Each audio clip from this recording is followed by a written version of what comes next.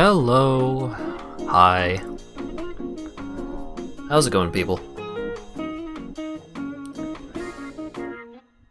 Actually starting at around 5 p.m. today. I think this is the first time that's happened in way too long, but my sleep schedule had just kinda gradually drifted further and further into the depths of the night. And, well, the last couple of days have been rough in terms of physical wellness and sleep and so on and so forth, but feeling alright today. I didn't get as much sleep as I wanted to, but I'm feeling alright.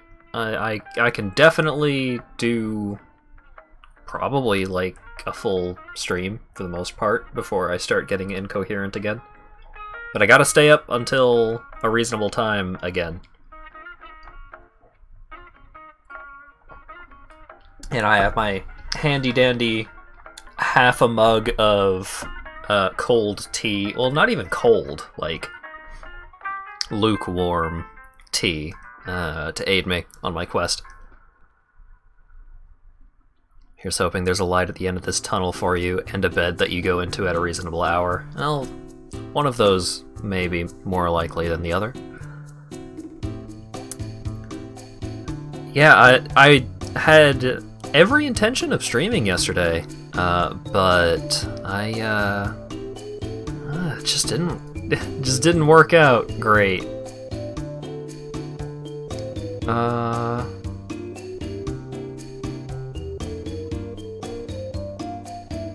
Wait, hang on.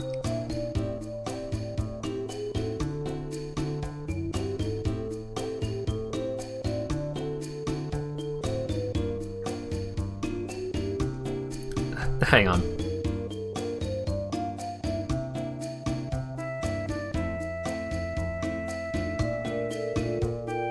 There we go. Anyways, yeah, stuff didn't happen yesterday, so hopefully the sacrifice of a perfectly good stream day was not in vain.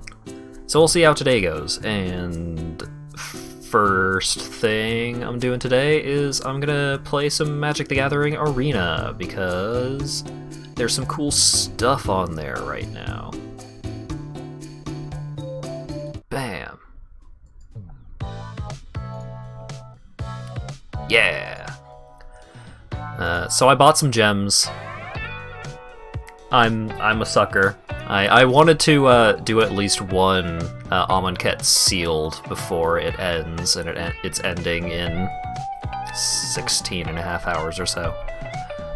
So, Amonkhet, in case you're not familiar with Magic the Gathering sets, Amonkhet was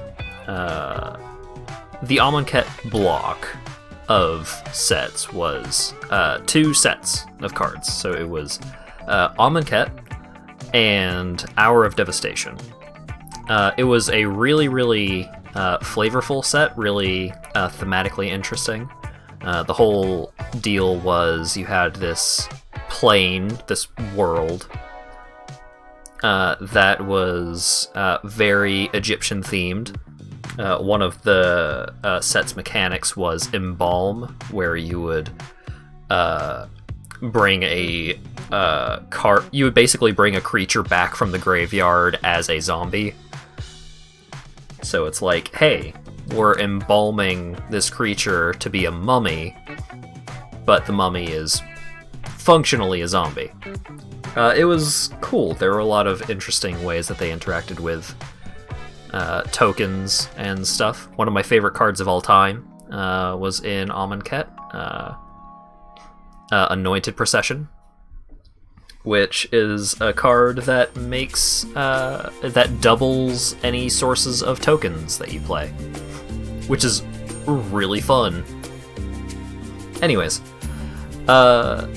this set had a lot of very powerful cards, and it also had a relatively relatively new thing. it kind of a follow-up to something that one of the previous sets did. It had these super duper rare premium cards. Basically, they were called invocations, and these invocations had a super duper fancy border. It was really cool looking, but the cards were super difficult to read. Like, here, let me bring up an example of an invocation.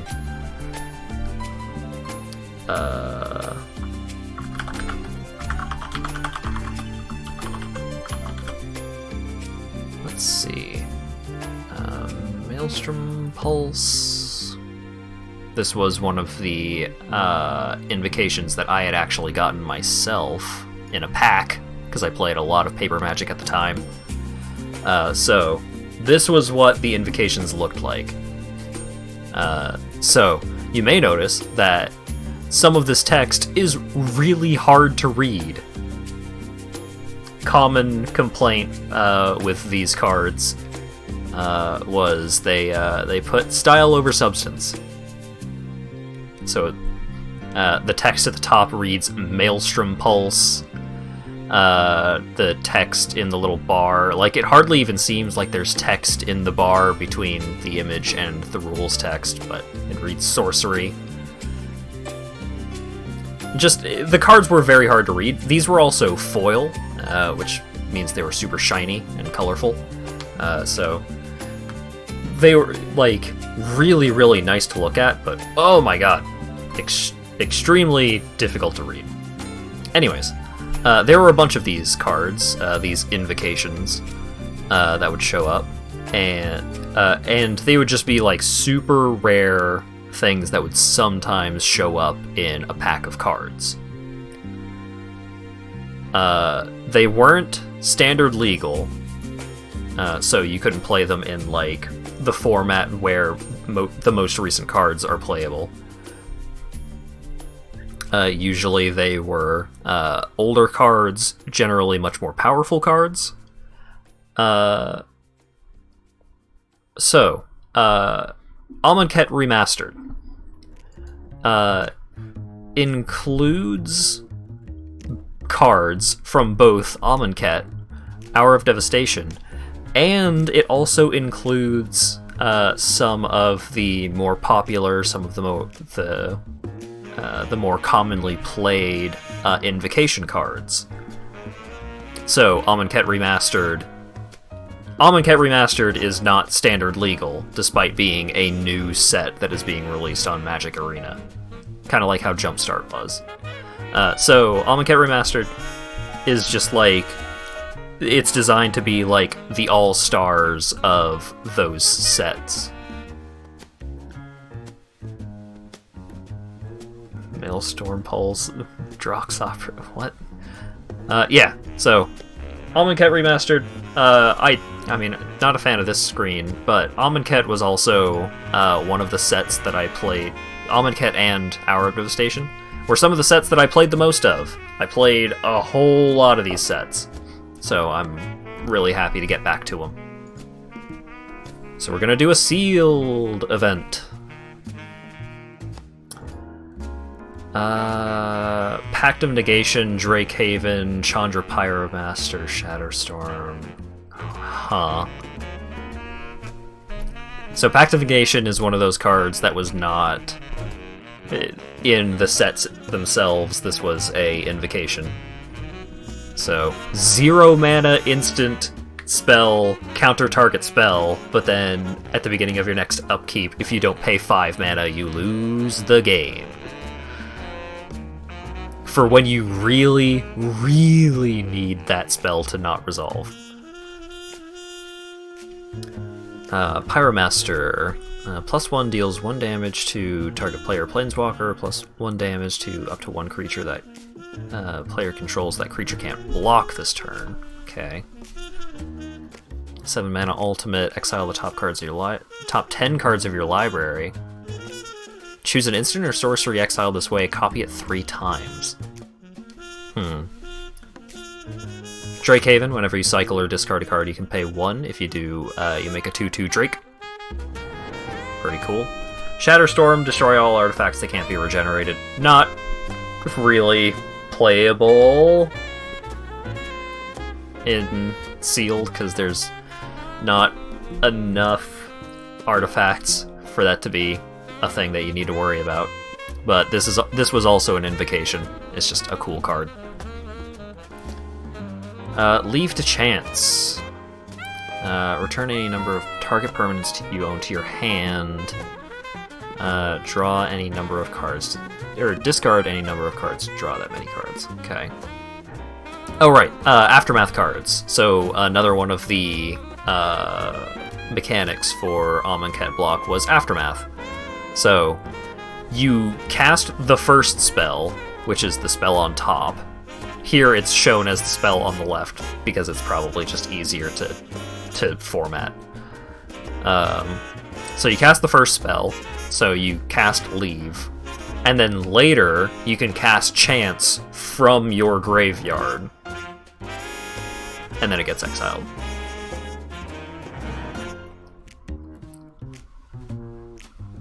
You miss Glorybringer despite being owned by it so much? Well, you can play Glorybringer in Historic! Or, better yet, in Gladiator. Anyways. Let's see what my pool looks like. Ooh, I got Sacred Cat. Hell yeah. So this is just a 1/1 lifelink cat for 1, but you can also embalm it, also for 1, which was a lot of fun. Desert's Hole is pretty good. It's a pacifism effect that if you have a desert, you gain 3 life when it comes in. Deserts were...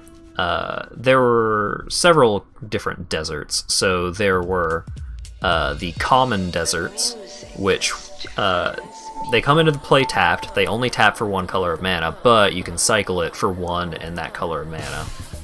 Then there are... I wonder if I have any of the other... there we go.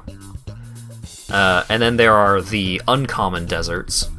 So these were from Amonkhet, regular Amonkhet, and then these were from Hour of Devastation.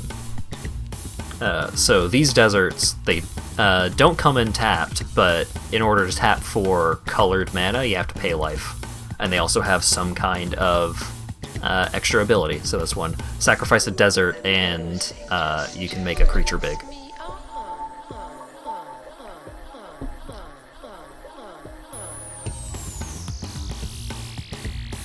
Yeah, Glorybringer was a super powerful, super good card that was also just really simple. It just did its thing.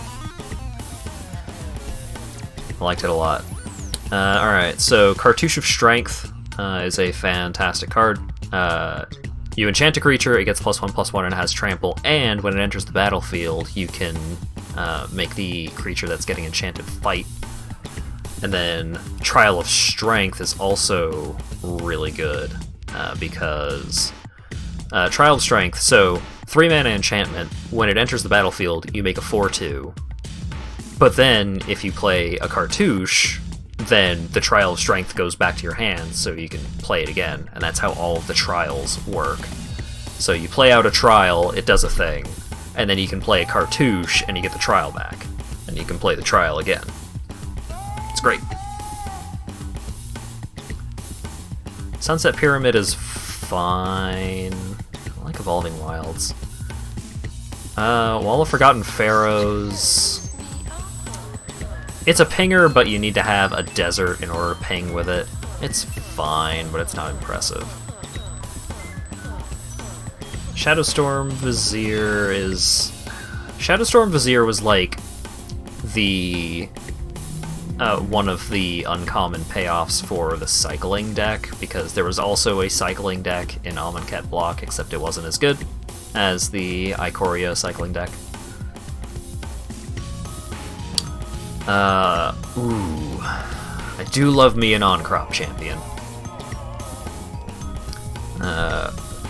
So when it attacks, you can exert it, which means it doesn't untap during your next untap step.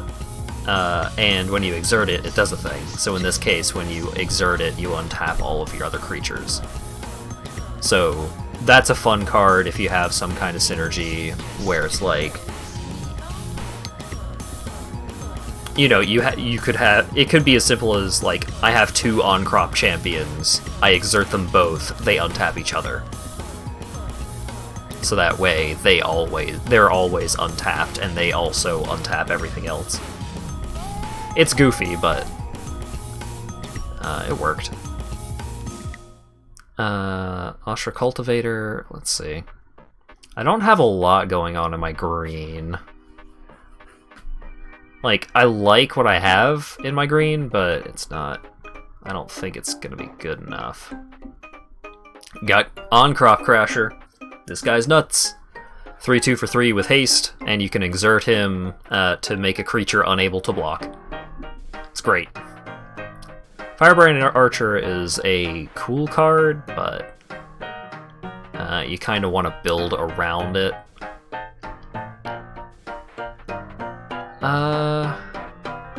Ooh, Dauntless Haven. I do love Dauntless Haven. See, I have a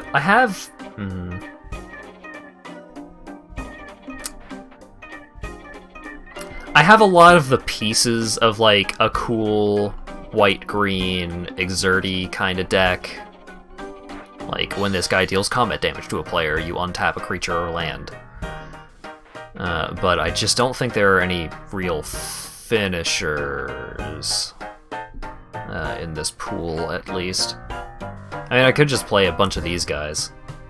3/4 for 3, but when it enters the battlefield, you put a -1/-1 counter on a creature you control. Whenever you cycle or discard a card, you may pay 1, put a counter on a creature. It's pretty good. Supernatural Strength is fine. Trespasser's Curse is an annoying card.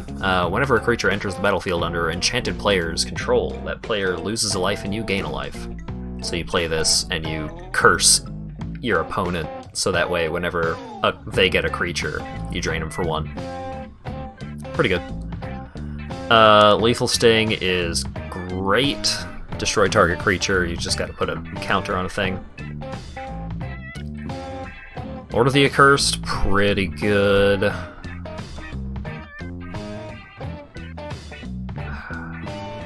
I haven't wanted to look at my blue, but I think I have to look at my blue. I don't think I'm actually going to play Pact of Negation because you lose the game is pretty rough.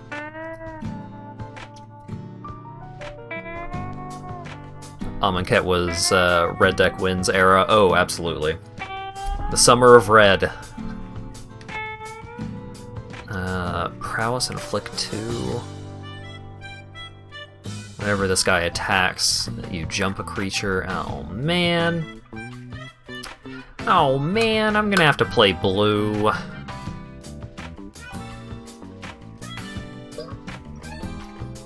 Just had ice cream. Nice. Cream.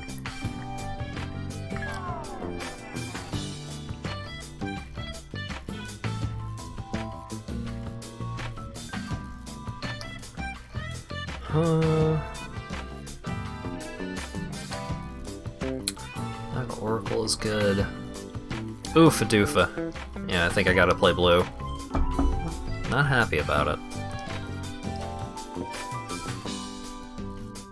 Well, maybe not. I've got Gilded Ceradon. I've got Chandra. Thorned Moloch.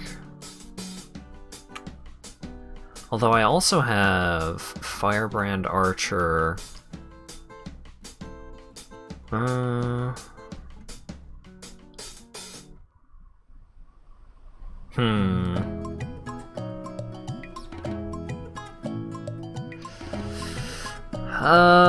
Okay. So, Battlefield Scavenger, Blur of Blades, Brute Strength, Firebrand Archer, Nimbleblade Kenra, Tormenting Voice, On-Crop Crasher, Open Fire, Thorned Moloch, Chandra Pyromaster, Magmaroth, Pursue Glory, maybe. Just because it has cycling. Golden Ceradon. I don't have... Golden Ceradon's probably not getting in. Aerial Guide is good. Winter Rebuke is pretty good. 3 Spellweaver Eternals? Ooh, Fadoofa. Essence Scatter, Censor, Cartouche of Knowledge. Might play Compelling Argument just for the cycling ability. I don't think I have enough... Well... I can loot whenever I exert Battlefield Scavenger. That's tempting. Play Drakehaven. Aven Initiate. Compelling Argument, Eternal of Harsh Truths I like.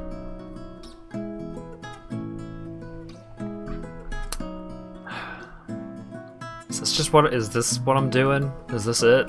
Oh man. Am I just blue-red prowess? Is it prowess? Really?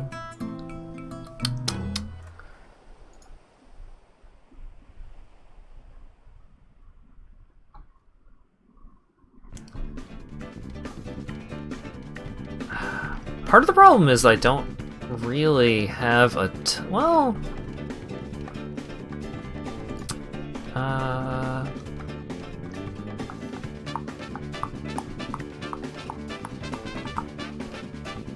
No, I do have a lot of non-creature spells, but I think I do have a decent balance of non-creature to creature. And Magmaroth is just... Magmaroth is pretty goofy. It's a 5/5 for 4, but at the beginning of your upkeep you put a -1/-1 counter on him. But then, if you cast a non-creature spell, you remove a -1/-1 counter.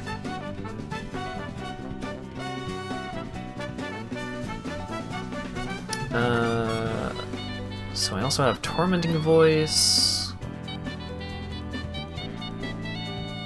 Censor has cycling. Desert of the Mindful has cycling. This Jackal has prowess. Thorn Moloch has prowess. Spellweaver Eternal has prowess. Yeah, I think this is just the deck.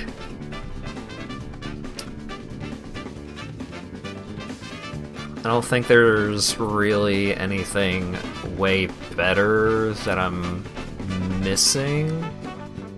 What's the black like? Cycling. Doomfall is great. Blighted Bat is okay. Yeah. Like, aside from Kenra Eternal, it's 2 Splendid Agonies. I mean, yeah, but...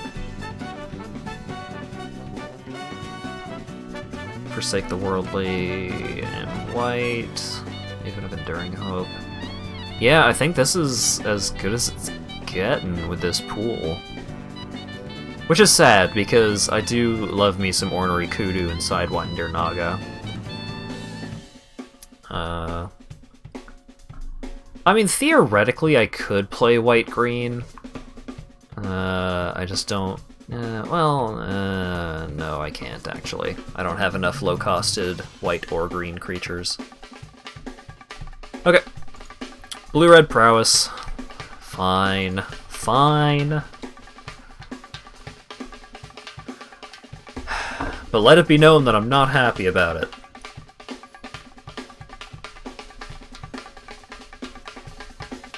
Green-White Exert was one of my favorite decks.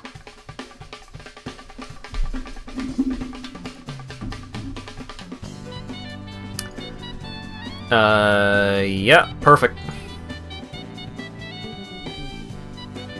Become one with the Izzet side. I mean, this is sealed. I kinda have to play what's being given to me.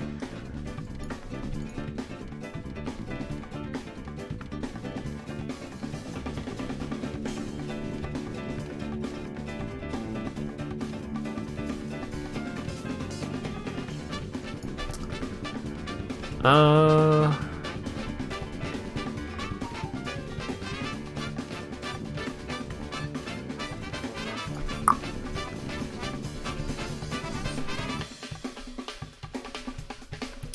Because what I think I'm going to do next turn is, next turn I play out Aerial Guide, and then the turn after that I play out Firebrand Archer and hold up Essence Scatter, because they're playing white-green. Oh, God, Anointer Priest.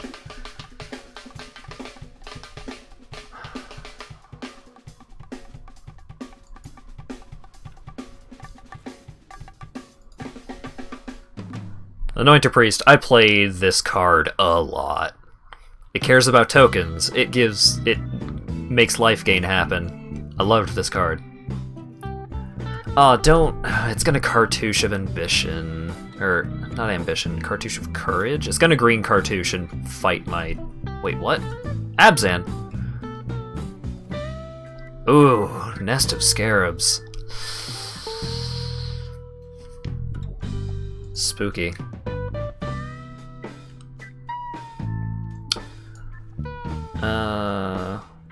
Okay. So, Firebrand Archer, attack with Aerial Guide, Spellweaver Eternal, get in for 4.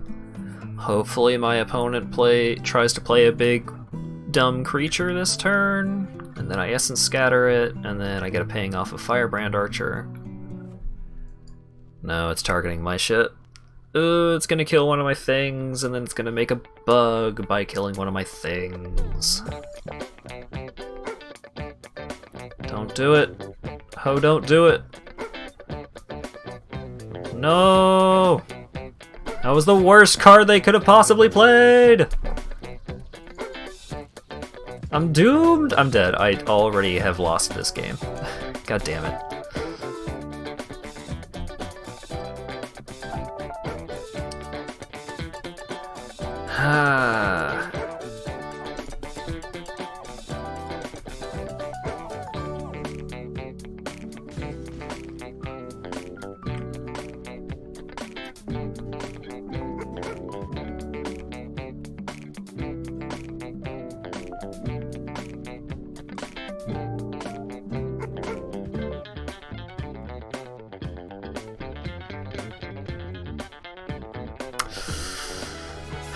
I'm ahead on the damage race, yeah, but Nest of Scarabs is such a beating.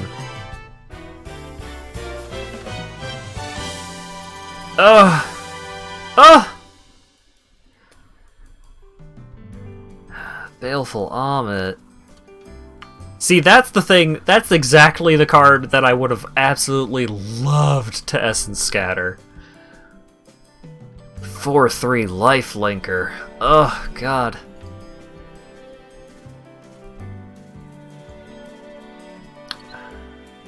Well, I've got this.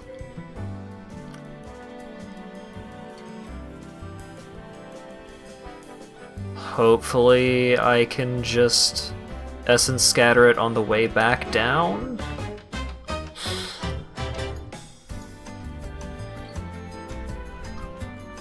We'll see.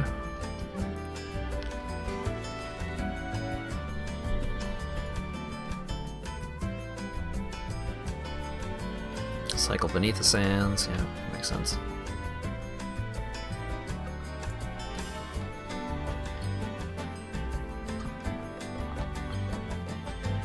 Come on, play Baleful Amonkhet or some big dumb creature or something. Play something I can counter with Essence Scatter, please. Ouch.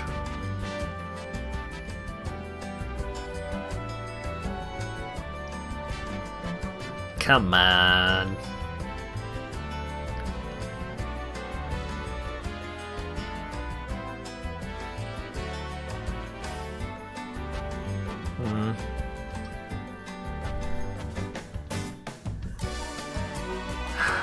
What's my opponent doing?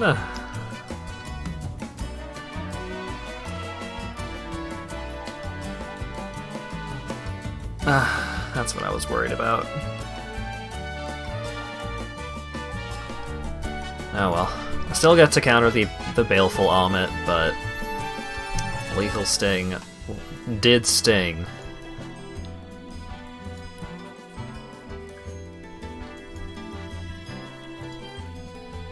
Alright, let's put this boy in the air. Just an attack, because he doesn't have any flyers.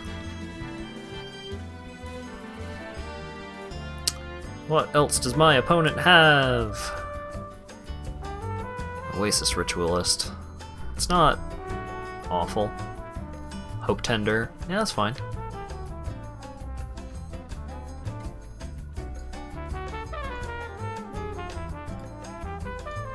I can't get in with the Moloch, but if my opponent doesn't have an answer to the Crasher...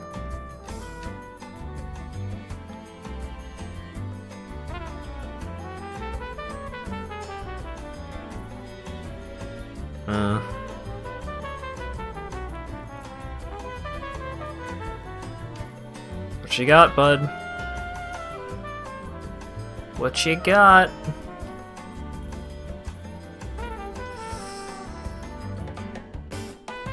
Please don't have something that'll let you win the game. That's not...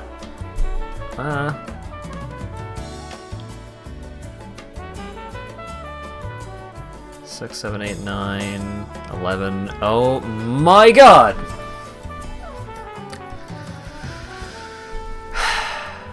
Yeah. Yeah. Yeah, that's okay. That's fine. I'm close. Yeah, I know.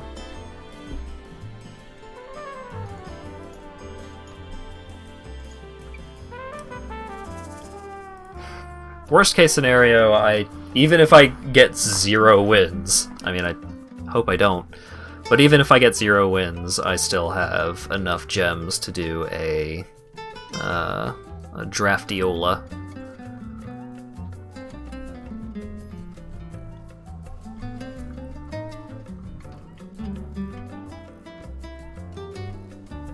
Part of the problem is that I just didn't get really any powerful rares or anything. Kinda just mono meh,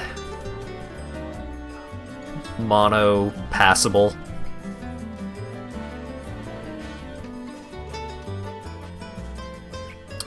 Amonkhet was a pretty bomby format. I mean, it wasn't that bomb heavy, but Amonkhet Remastered being an all-star kind of situation, there's a lot... the concentration of good rares is a lot higher. It's just that most of my rares were not stellar for... God damn it. The gods were both mythic and, you know, less common. I'm just frustrated that I'm just getting super dumpstered by these draws. A lot of the rares that I had gotten in this pool were build-arounds or, like, not relevant in the format, but relevant elsewhere.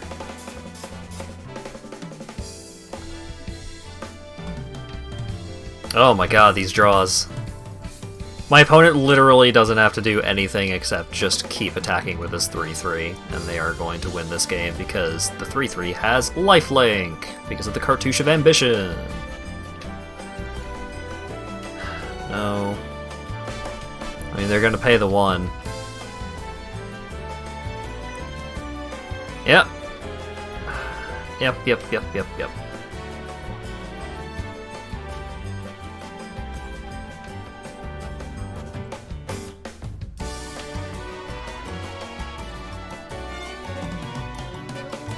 I mean, the hand was fine, but I've drawn literally nothing but lands. Yeah. No, you got it, bud. You got it.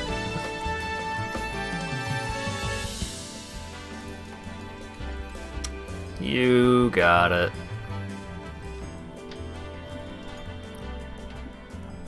Let's see if I can eke out one win. That'd be nice. Holo the Wise Wolf. It's a hell of a name. Oh god. I have to fucking mulligan? I don't have to mulligan. I can play several of the spells in my hand.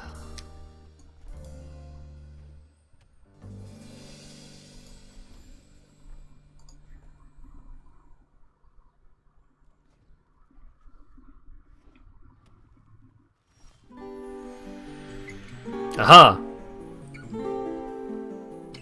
Are you winning, son? Absolutely not.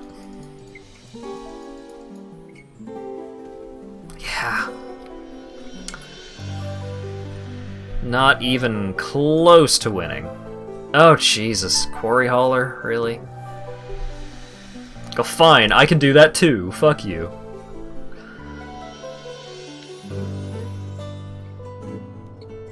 I mean, they're playing green-red and have 5 lands. I'm playing blue-red and missed a land drop last turn.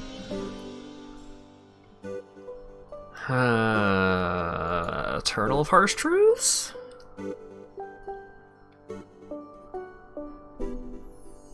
Is my opponent just gonna kill this too? Sweltering Suns.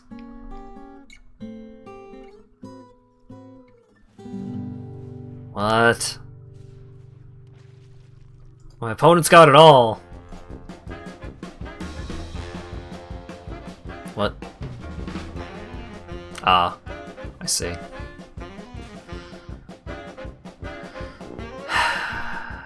Yeah. Yeah.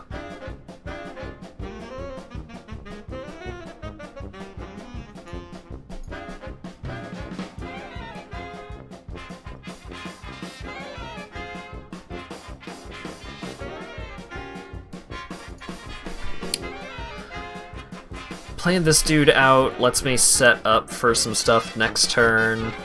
Although I'm probably just going to end up regretting not holding up Censor or something, because he's just going to play Greater Sandworm. Some bullshit. Yeah, I'm taking the 4, bud. You got it. Enough Crop Entangler. Well, that's actually fine, because I can... Blur of Blades. Pow. I am definitely just gonna hold up Essence Scatter here.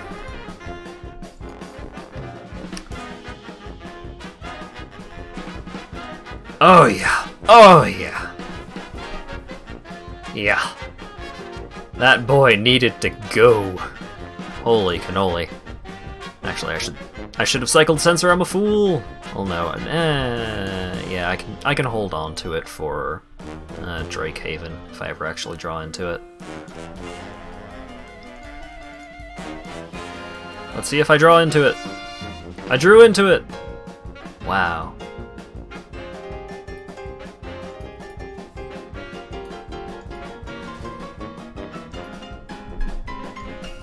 Well, next turn's gonna be interesting.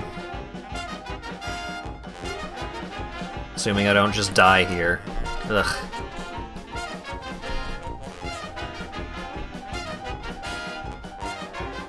Ugh! Stop.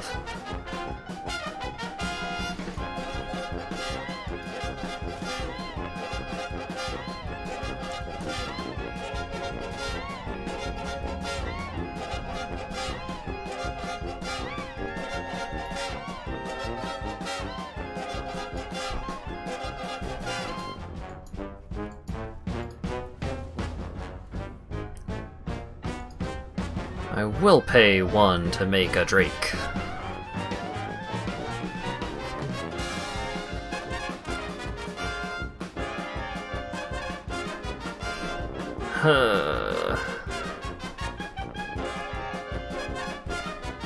What did my opponent draw? Because there's quite a number of cards that they could have drawn just now that just make them win the game. Oh, it's a land. Okay, cool. Oh god. Cartouche on the Drake. Yeah, okay. Block Pouncing Cheetah, go to 1.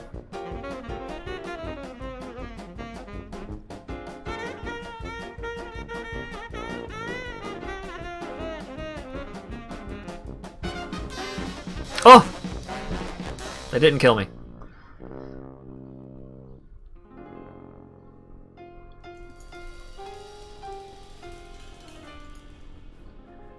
What you got, Chandra? A land! Let's see if they see the line. They saw the line. I lose. Alright, cool. Sick 03. I love Is It. I love playing Is It. It's my favorite color combination. It always goes really, really well when I play it. Hell yeah. I get 3 packs. And 200 gems for this event that costs 2,000 to enter.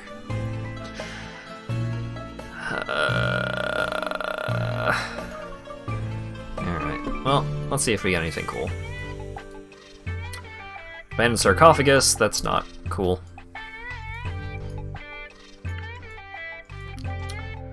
Glorybound Initiate, love this guy. I love him less without always watching or some other kind of way of giving all of my creatures vigilance.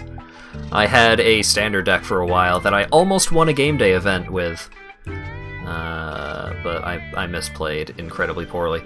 But the deck was Glorybound Initiate and Always Watching, which is an enchantment, a 3-mana enchantment that gives all of your creatures +1/+1 and vigilance. Non-token creatures, I think, specifically. But yeah, the big thing that deck loved to do was turn 2 play Glorybound Initiate, turn 3 play Always Watching, attack with Glorybound Initiate, and Exert. Exert makes it so it doesn't untap, but it doesn't tap it.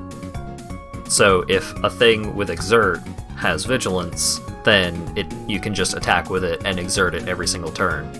So I would be attacking in with a 5/5 lifelinker vigilance on turn 2. Was a good deck. Liked it a lot. Hey, Baleful Omet. Gideon's Intervention. This was the card that made me lose the game day, because I was up against a deck that basically had no way to win against my deck, except for Approach of the Second Sun. But the way that they got to Approach of the Second Sun was with a bunch of stuff involving... what was the big dumb cycling enchantment? I don't know if it's actually in Amonkhet Remastered. Not collected, Amonkhet Remastered, blue enchantment. New Perspectives.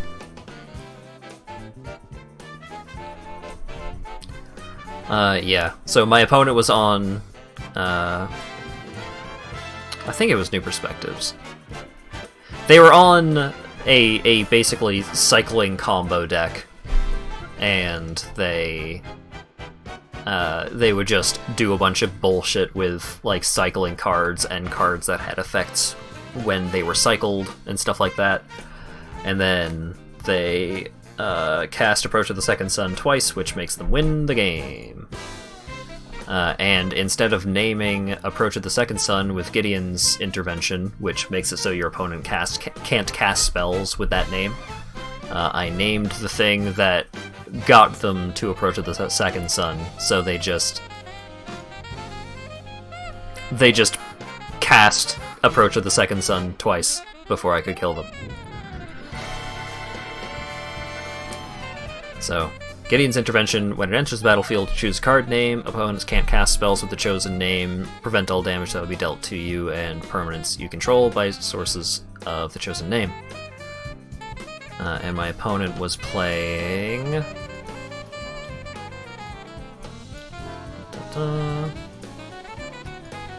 Approach of the Second Sun. If this spell was cast from your hand and you've cast another spell named Approach of the Second Sun this game, you win the game. Otherwise, put it into its owner's library 7th from the top and you gain 7 life. Approach of the Second Sun decks were just control decks. You would make it so your opponent could not play magic until you cast this spell twice, and then you just win the game.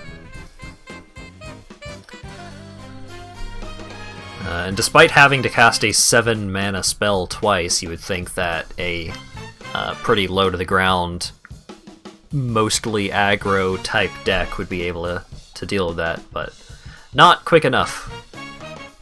And that's what happened to me. Alright, draft time.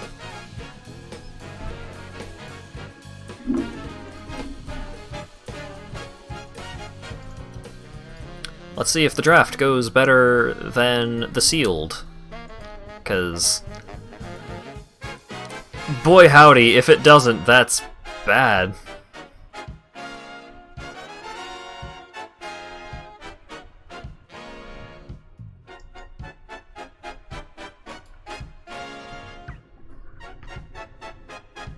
I would probably have to try to make this draft go as poorly as that sealed did.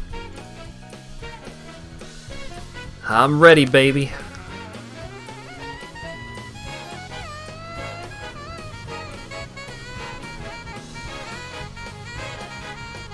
Is that a hype train? Oh. Mom and Pop Excavator! Oh boy. Hype train is coming in loud and fierce. Let's see. Onward to Victory. It's +X/+O until end of turn where X is its power, so double a thing's power and then give it double strike. Ramanop Excavator, you may play lands from your graveyard. It's okay. I kind of just like taking Open Fire here. The alternative is Fervent Paincaster. Just ping a lot. Just deal 1 damage to your opponent until they die. I'm gonna take Open Fire, though.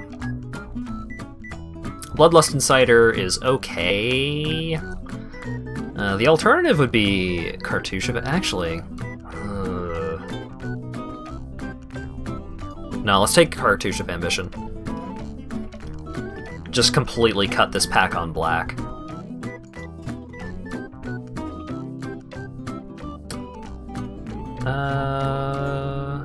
Zero Deferment. I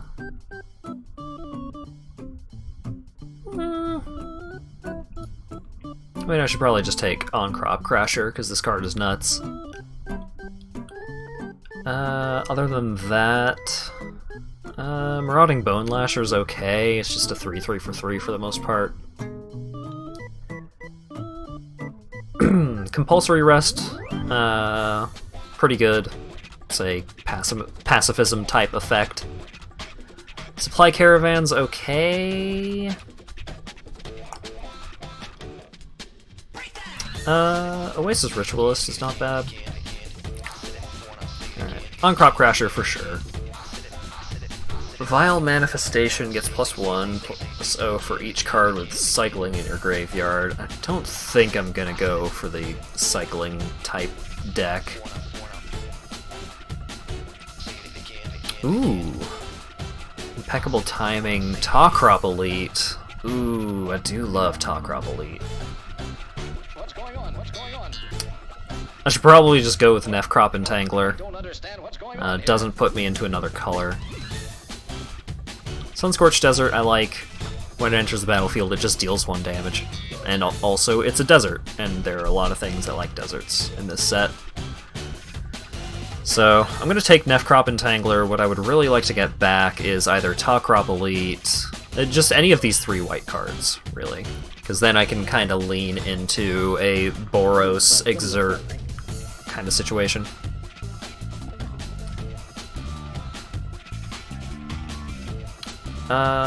Blighted Bat, Claim to Fame.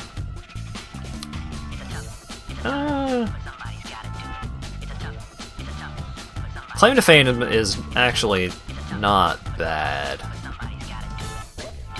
If I do want to try and stick into black-red.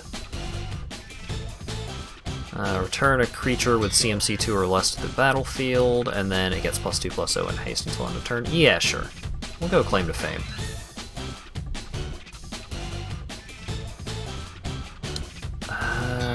Filterland? Give me a break, give me a break. I like Gilded Ceradon as a big, beefy red creature. I'll need to actually pick up a desert or two, but I like him. Oh, Gusty! Oh, Dauntless! Oh! Fuck black, man. Oh, these two cards are everything that I could ever want and more. I don't think, oh.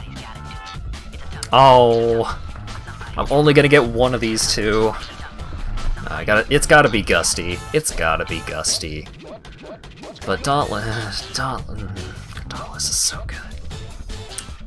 So, Gustwalker, when it attacks, you may exert it, and it gets +1/+1 and flying. Well, now Dauntless Avens are gonna be super high picks. Oh, yep, okay, got it. Found him. I found the Dauntless Aven. Whenever it attacks, untap a creature, so this way you can mitigate the issue of exert.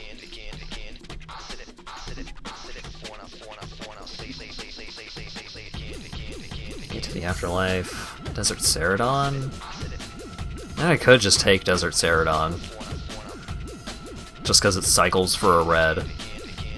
Gate to the Afterlife is funny, but it requires a specific rare in order to actually do anything worthwhile. Cartouche of Zeal is not bad, actually. Ooh, actually. Paincaster has some synergies with Exerting. Yeah. Desert. Yep.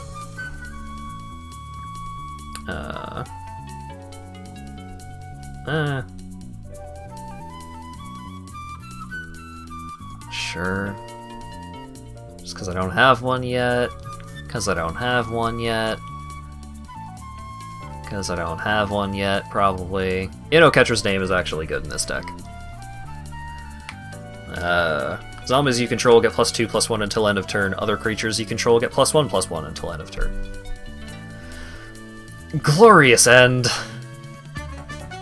I mean, I kind of want to take it just because it's a mythic, but also Oketra's Avenger is here, and Oketra's Avenger is actually a good card. You may exert it as it attacks. When you do, prevent all combat damage that would be dealt this turn. Or to it this turn. So, just keep it, like, with Dauntless Aven, just swing in with this 3/1 every turn. Glorious End is a dumb card. So, 3 mana instant.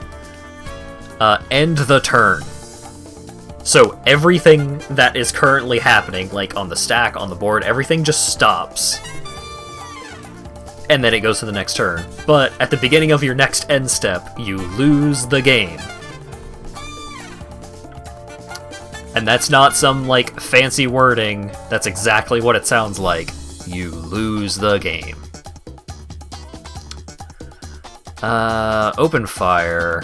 I really like Open Fire, but Ramanov Ruins, man. 4 mana, sacrifice a desert, and it deals 2 damage to each opponent.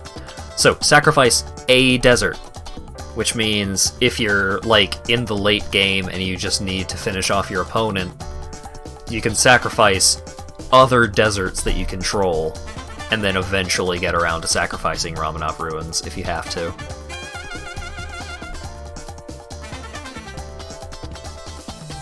Those Who Serve is lame. Jeru's Resolve is lame. I think I'm just going to take Cartouche of Zeal and hope that one of these 2 deserts comes back. Cartouche of Zeal, enchant a creature, it gets +1/+1 and haste. It's fine.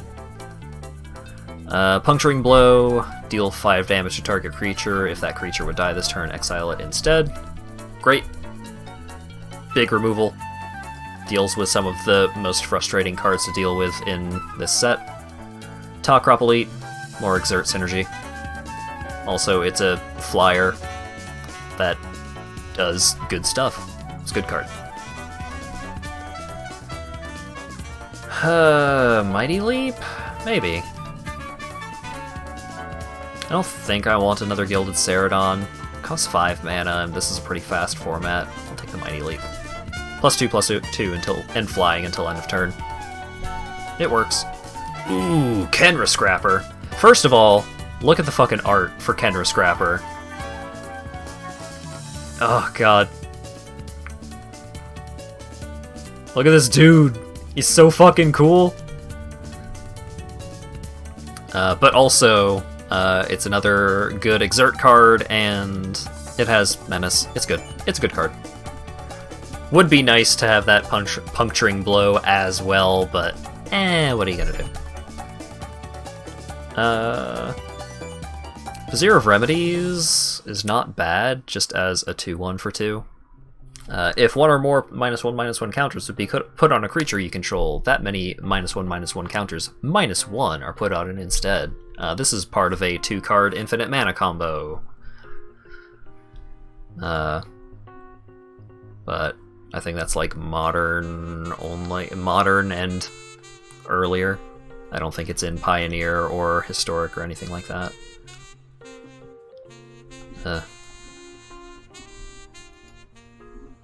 This is a rare. That's a rare. I'll just take it just because it's a rare.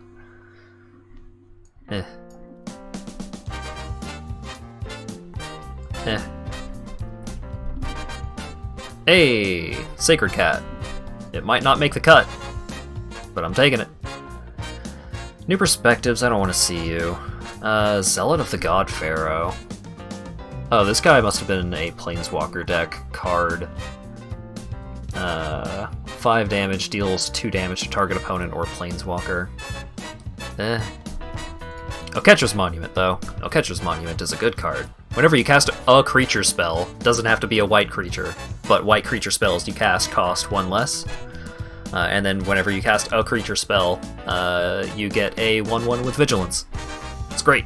There were entire decks built around this card in Standard. It's good. It was good, it is good. It's a good card. Gusty B? I don't know why I call him Gusty B, just Gusty. Gustwalker. He's great. Binding Mummy. Binding Mummy is pretty good. Unfortunate that he does not tap a thing down when he comes in. But whenever another zombie enters the battlefield under your control, you may tap target artifact or creature. Fantastic if you have Embalm synergies, because you bring things back as zombies, but it's Gustwalker all the way. It's Gustwalker all the way. Just give me 30 Gustwalker. Give me 23 Gustwalkers and 17 lands, and I'll show you a winning draft deck.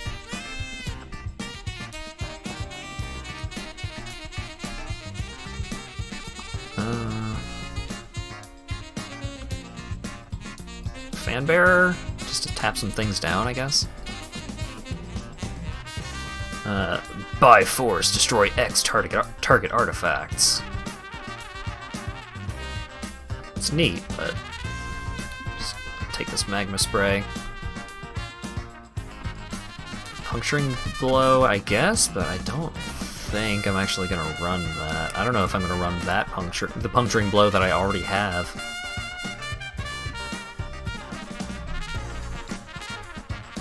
Yeah, maybe. I actually do need a few more playables. I really should have picked up the Dauntless Haven instead of the Gustwalker earlier, but Gustwalker's so good. He just gets in so much damage.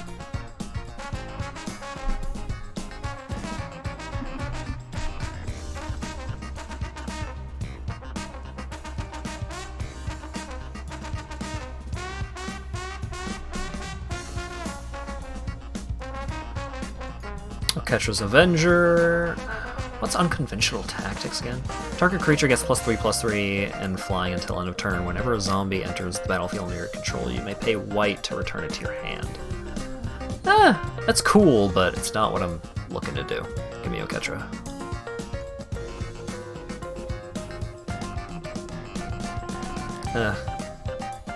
Another Gilded Ceradon, I guess. I don't think I'm actually gonna play Onward to Victory, is the thing. Yeah, I guess I could. It's a decent top deck. Protection of the Heckma. If a source an opponent controls would deal damage to you, prevent one of that damage. It's not great.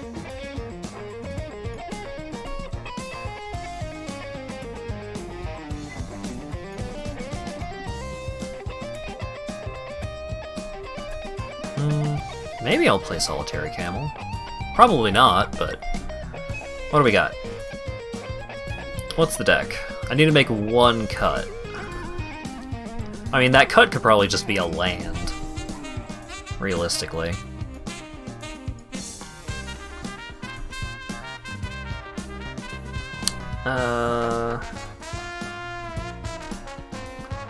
Attacking creatures get +2/+0 until end of turn.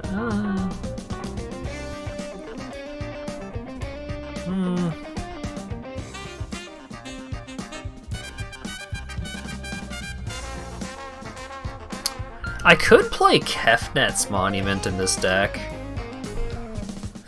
Whenever you cast a creature spell, target creature an opponent controls doesn't untap during its controller's next untap step. Although, I figure they're probably going to be wise to what I'm doing in terms of just being super aggro. So they're probably not going to be tapping their own creatures too terribly often.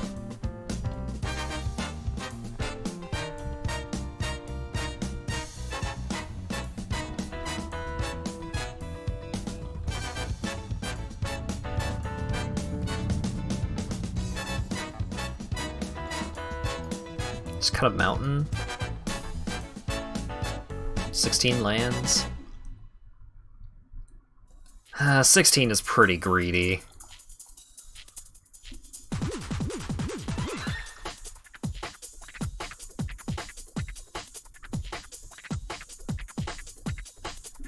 Let's play a game with the 16 lands. If it doesn't work out, I'll go back to 17 and cut something else.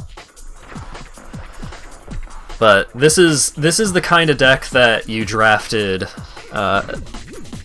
if you had somewhere else to be in between rounds. This kind of deck you generally played extremely fast. This is not a super fast hand, but it's a decent hand. Play a creature with 2 or less toughness. Yeah! That's what you like to see. Get out of here. Vizier of Remedies! Just as a 2/1 for 2. Bloodlust Insider. Yeah, sure. Feral Prowler. Oh no.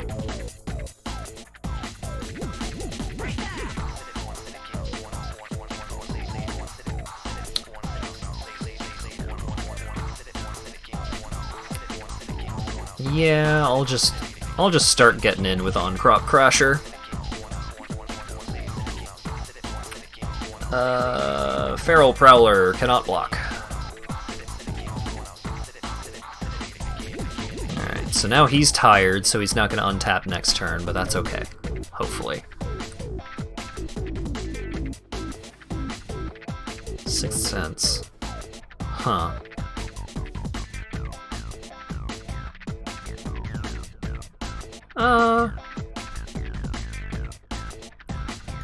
No, I don't really want my opponent drawing cards.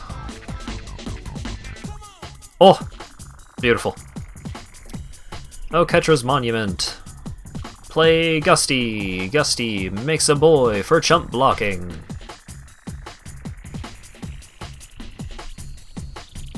Fight Great Maw. Huh. Okay.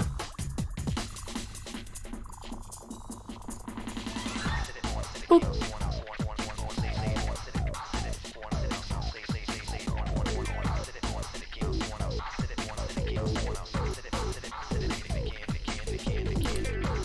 Make more chump blockers!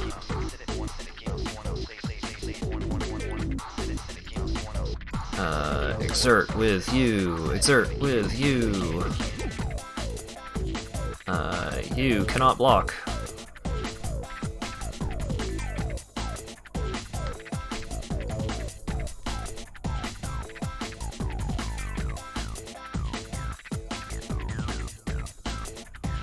Yeah, block Feral Prowler. That makes sense.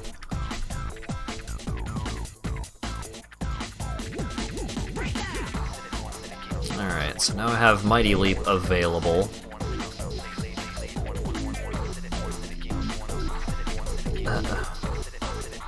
Okay. Deal 5 damage to target red creature, red planeswalker. Really?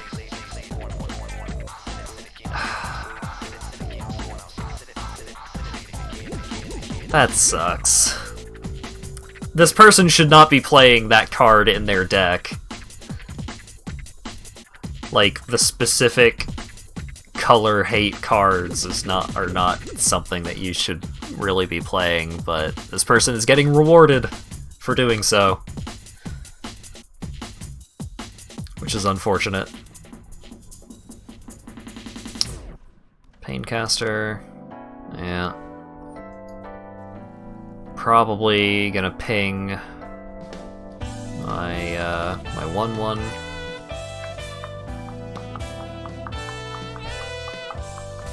Actually, yeah.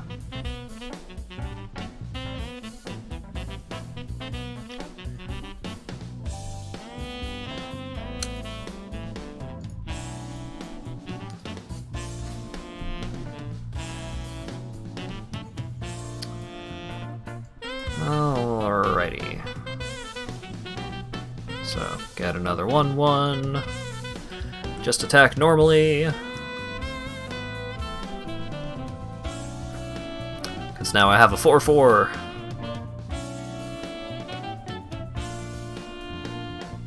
Resilient Kenra? Oh god.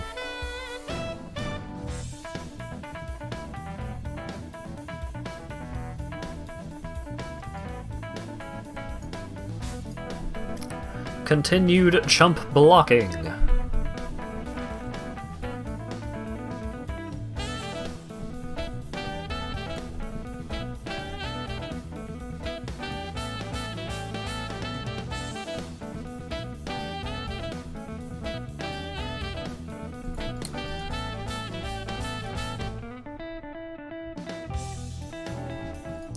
Yeah, we'll go ahead and exert these two.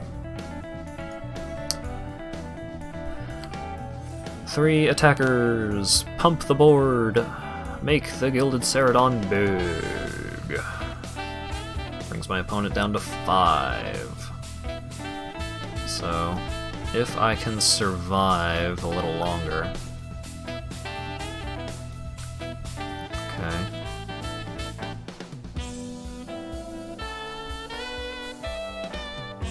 Okay. Okay. Okay.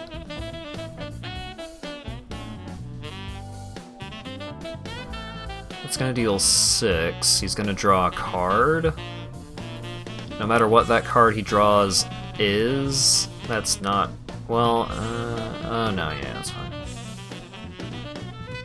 Theoretically, that could have gone poorly, but it's fine. I did it! I won the game! So my draws were not stellar for actually getting in a truckload of damage super quick, but still got there.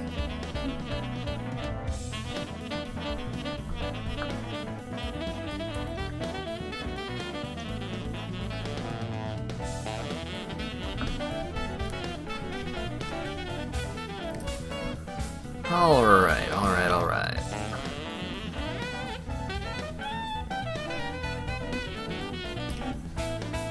I wonder what I'm gonna be playing against next game.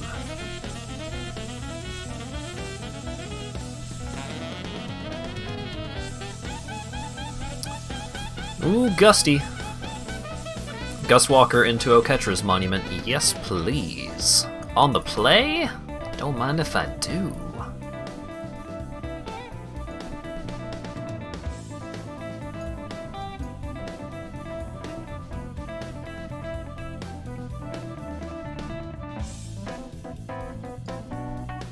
Alright, Mulligan Scry, what you got?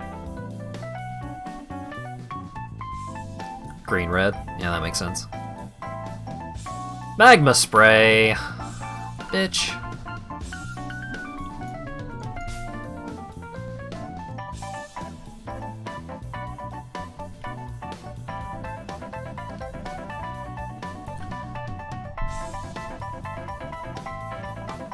What? A braid? My opponent's got it all. Well, this is going poorly.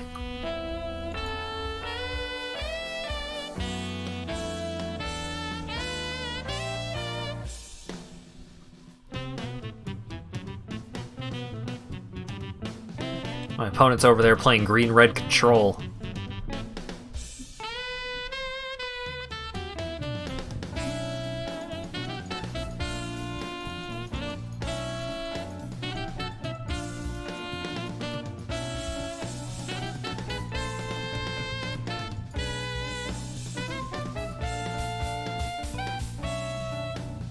Oh my god.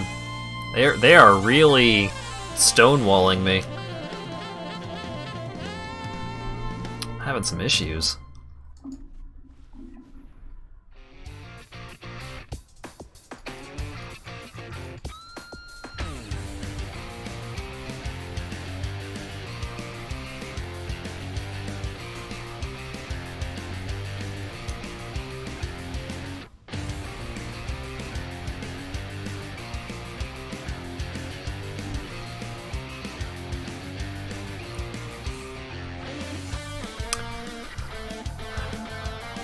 Well, they're at 6 mana.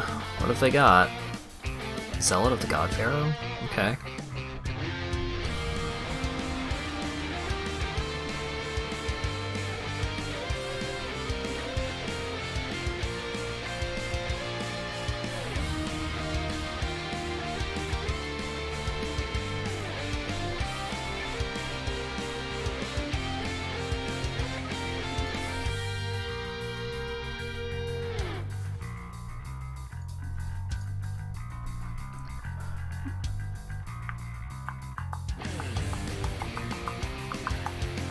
Really? Oh. Sure.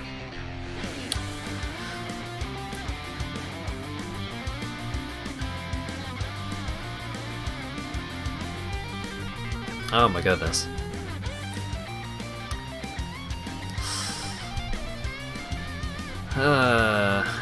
Yeah.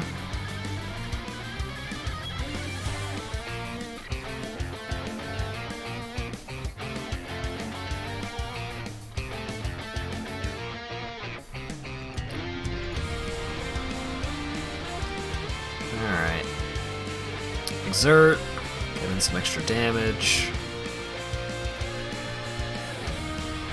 Hold up my mana, so I can tap down Magmaroth if he tries to attack in with it. Oh god. I don't want to see Sifter Worm when I'm playing Boros aggro. This has gone so poorly.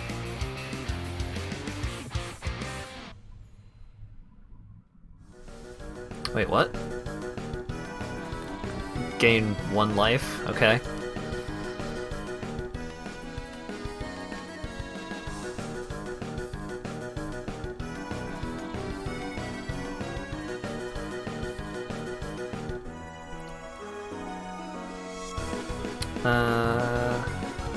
Yeah.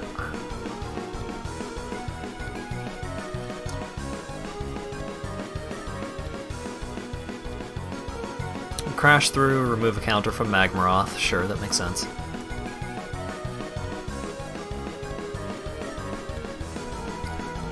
Tap down Sifter Worm. Opponent gets in for 4.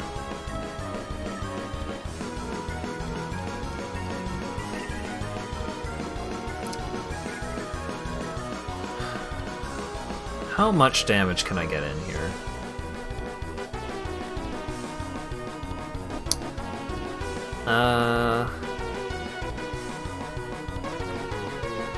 +2, +2. So that's +6, 12. Can't quite get there. Well,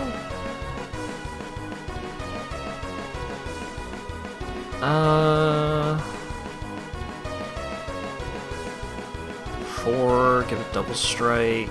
6, 12. No, that same result.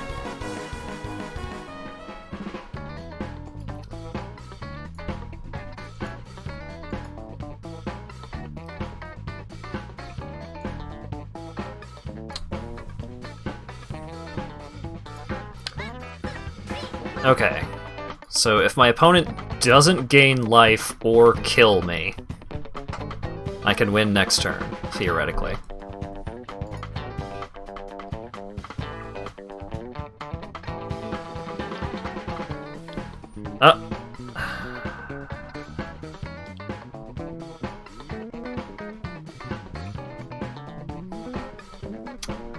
Pretty sure I'm dead here.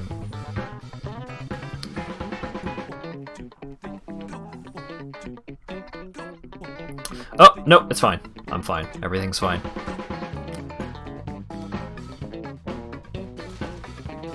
Okay, so if he attacks with Magmaroth and Gilded Ceradon... Yes.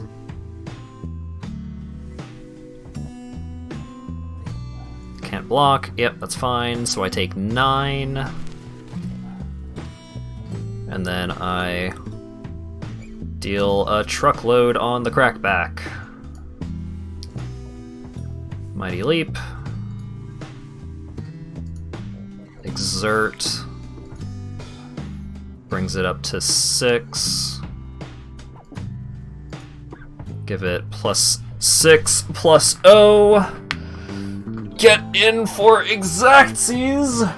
Oh my goodness. I cannot believe that my opponent killed the Fan Bearer instead of my Scrapper. My Scrapper was the only possible way I could win. Because, like, okay. Hat wins somehow. So, I understand why he would think, oh, I need to get rid of the Fan Bearer, because the Fan Bearer was tapping down one of his attackers every turn. But he had so many big, beefy attackers that he was going to kill me pretty quick, whether I tap down his 7/7 every single turn for the rest of time or not. Because it's like, oh, I tap down your Sifter Worm every single turn. Okay, well, you've still got your Magmaroth, you've still got Gilded Ceradon, and then you also had the Thorned Moloch. Like, there was no way that I was going to, like, just lame it out until a miracle happened. I would have had to do something exactly like I did, where I just, like, double pump spell on the Scrapper to kill on the Crackback.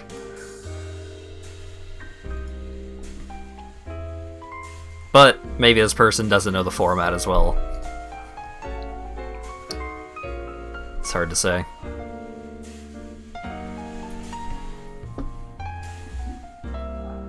Okay, the dog is freaking out a whole lot downstairs, so I'm gonna have to go check out what's going on with that. I'll be back in a few minutes.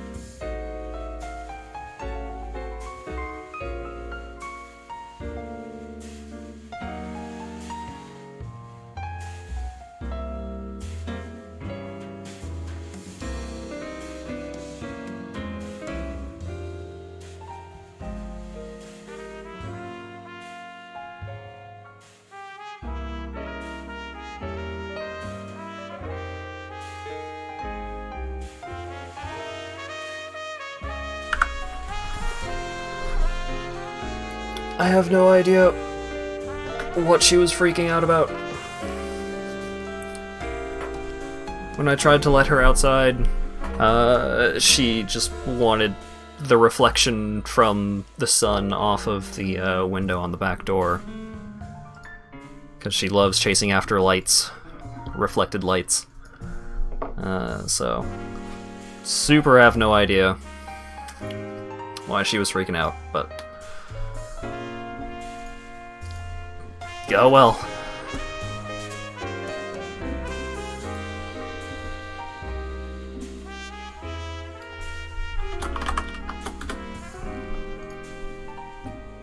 Okay. Let's see if I can keep my win streak going. Boros aggro, man. It was always the deck in Amonkhet block. You just kill people with this deck, man.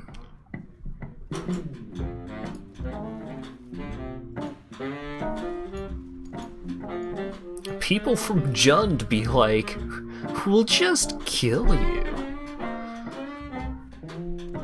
What's up, Ashok?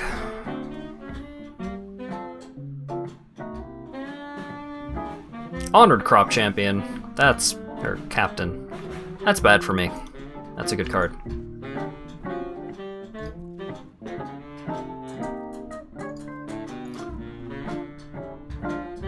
Whenever it attacks, it pumps the rest of their board by 1 power. I'm just gonna go ahead and tap that.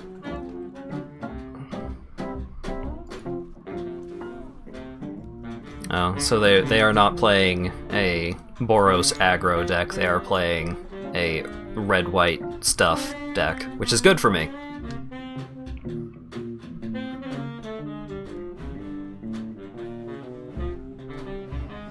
Although they do still have good cards, unfortunately.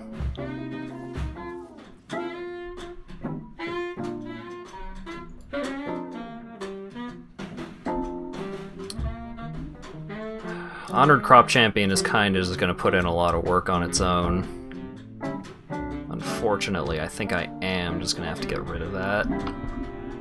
Which feels bad, because I finally got the Dauntless Aven out, but...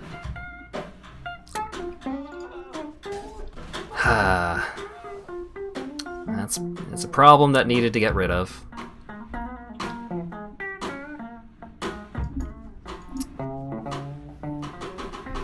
Play out my own Ta Crop Elite. Also, I love the board for Amonkhet. It just looks really cool. Because over here is the city. Before the wall got knocked down.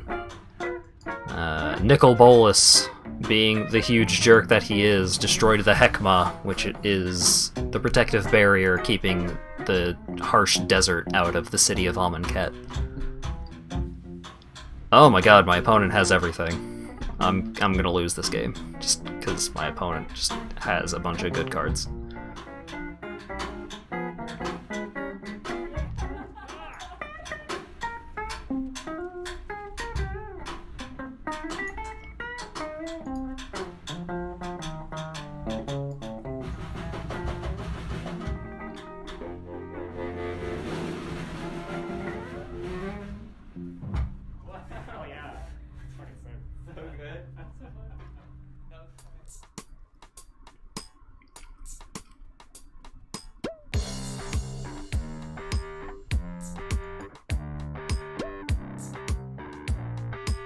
Oofa doofa.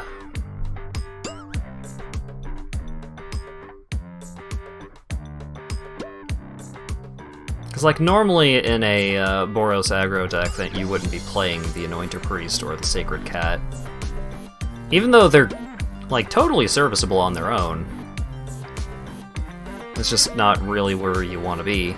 But in addition to the Anointer Priest, the Anointer Priest and the Sacred Cat, they also just had everything else they could possibly need for this deck. Yikes. Ah, and Glorybound Initiate? Are you fucking kidding me? Come on now.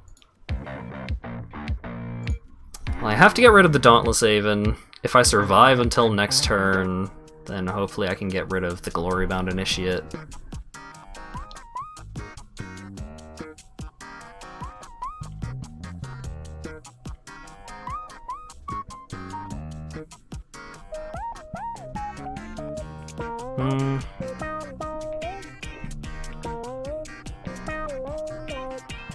I have 6 mana.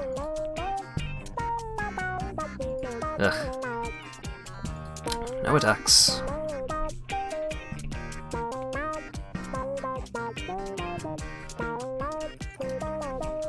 Gotta tap down Glory-Bound Initiate.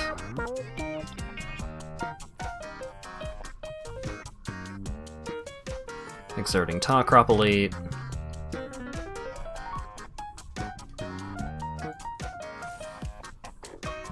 So I'm gonna have to use Onward on my own Tawkropolete. Block the Tawkropolete, take 4, go to 3, which does put me in open fire range. Oh god.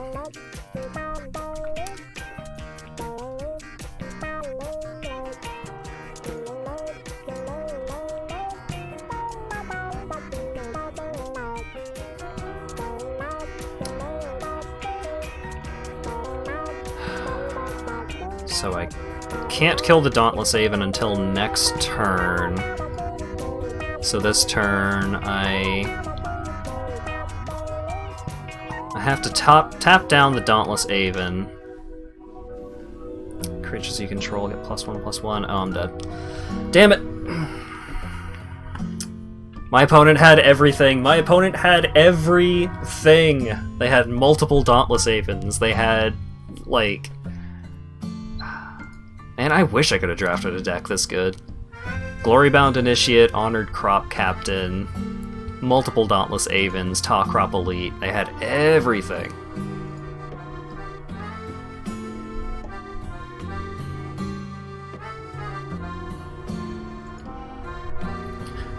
Hope you get better luck soon. I mean, I've got multiple wins, which is way better than how my sealed went, so it could be worse.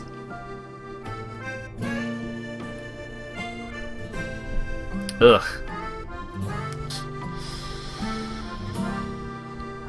If this were a Plains, this would be a perfect hand. Opponent's going first. I could probably keep this on the draw. This deck really doesn't want to be on the draw, though. Oh, God. Why'd I mulligan?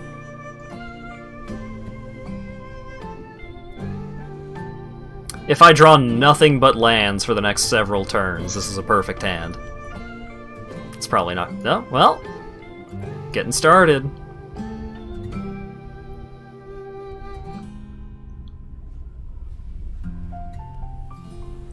Oh my goodness.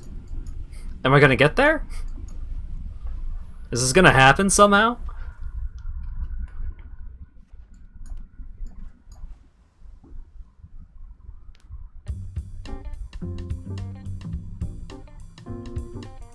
My opponent's playing Bant. Oh, compulsory rest. Annoying.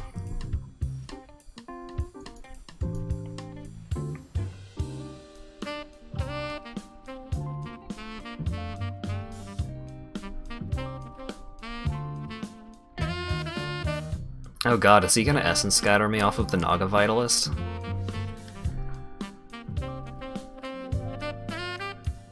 Okay.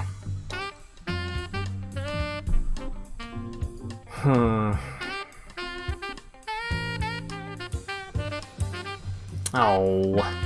God damn it.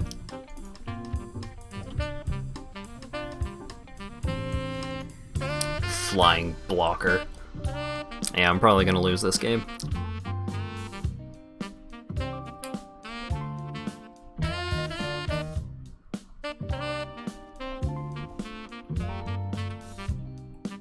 Shimmerscale Drake is really hard for this deck to get around.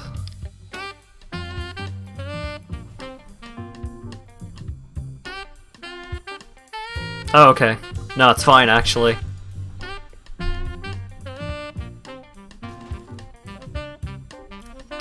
they really just... okay. I thought for sure they were doing that for a reason, but no, it seems like they just wanted to get in for 3 damage. Oh wait, no, they have something. They're gonna mess with me here.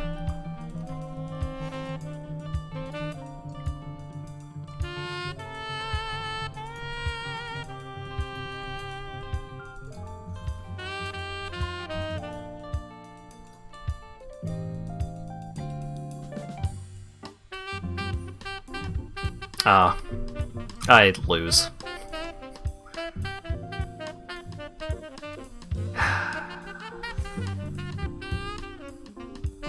Yep, I lose. There's no coming back from that. Not in an aggro deck where I only have 1 color of mana. Is that it? Oh wait, no, I have 1 more loss.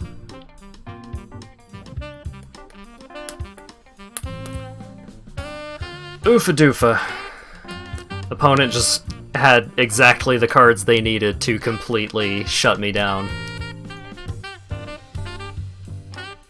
Bad beats.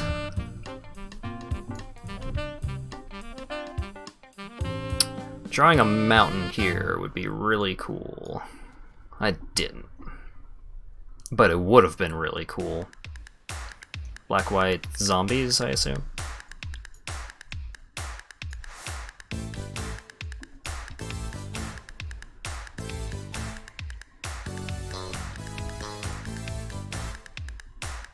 Maybe I should have played Oketra's Monument first, but I think this is probably okay.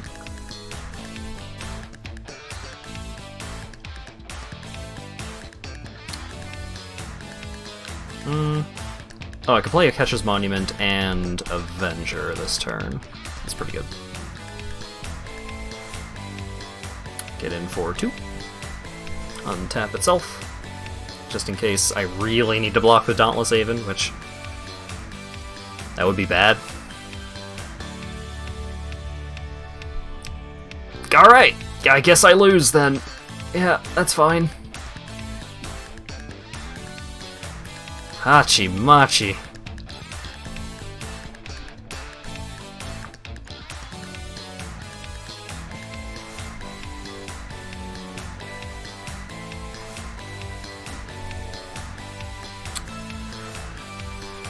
I say that, but it's not that far gone.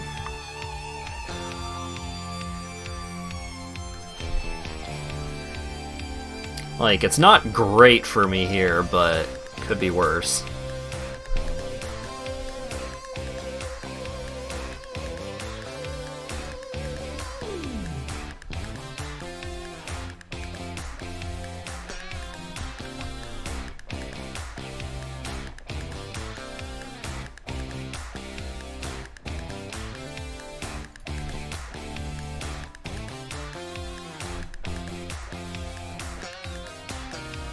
Oh my god! Stop!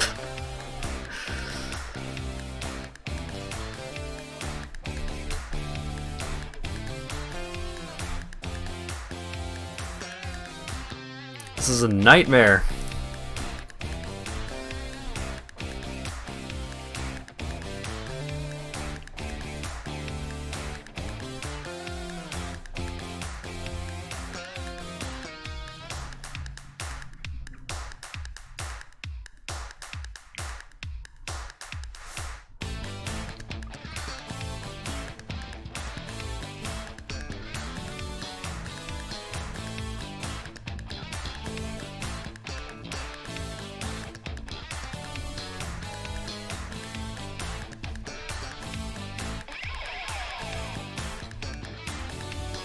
Oh boy.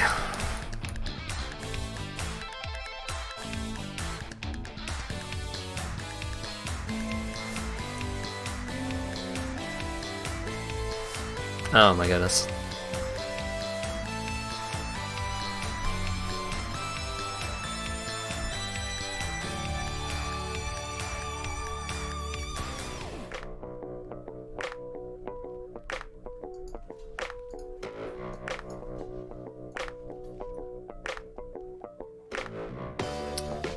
Take 6.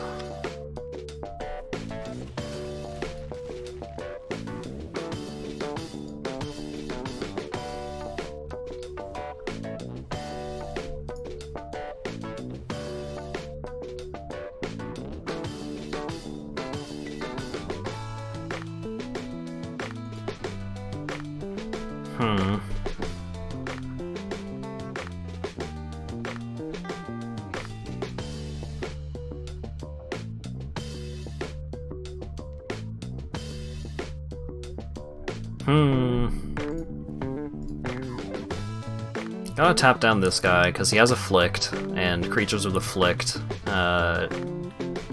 make the opponent lose life if that creature gets blocked.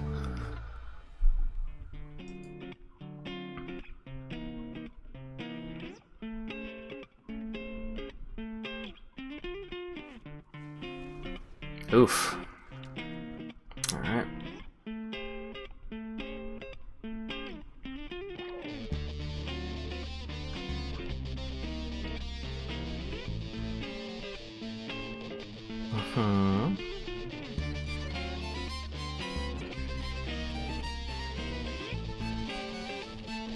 Yep.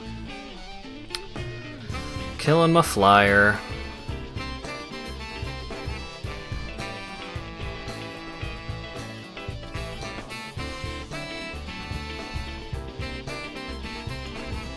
Tap down that flyer.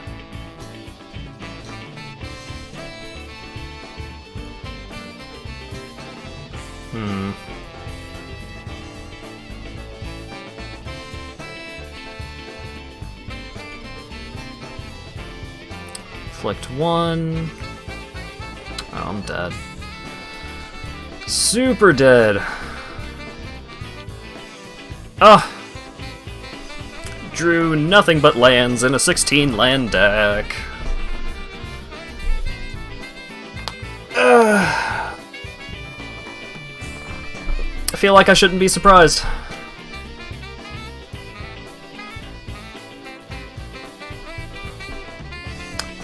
Yeah, 2 out of 7 wins with a deck that theoretically should have been very, very good. But I was just constantly up against opponents that were entirely dedicated to kicking me directly in the dick. Just like full-on football punt immediately where it hurts the most. But these things happen.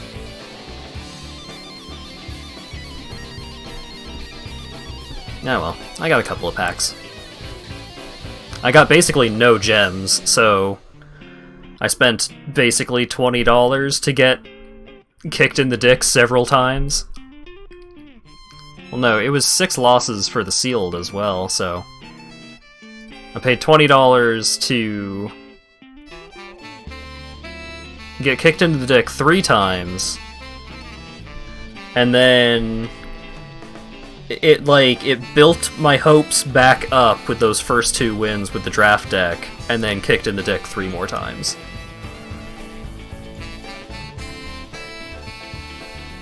Ah, magic.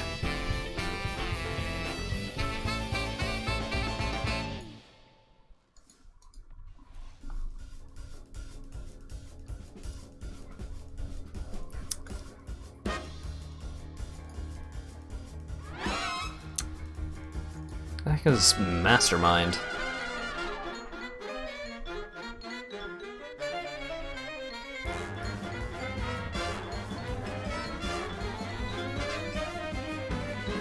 Huh.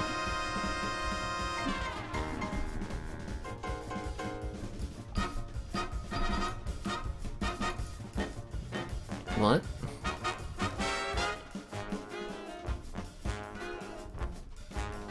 Oh. Oh! I see. That's why the game almost crashed.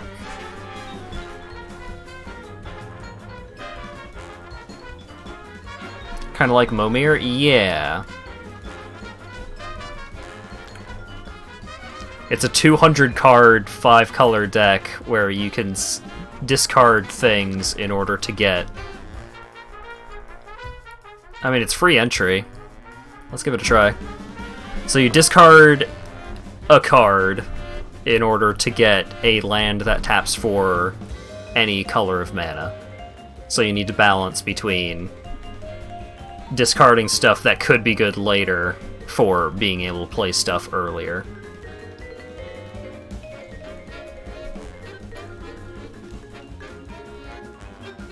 Just need Battle of Wits. Oh god.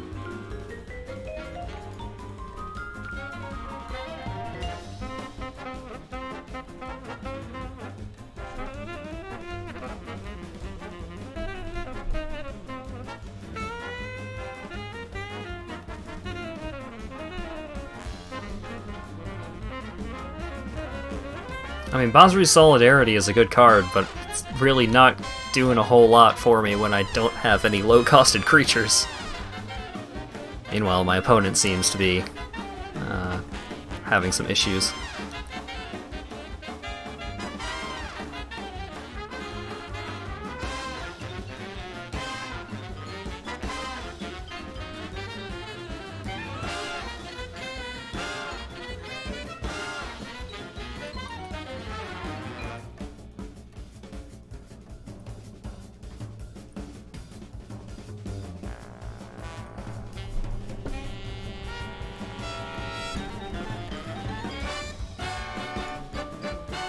So I'll just play this.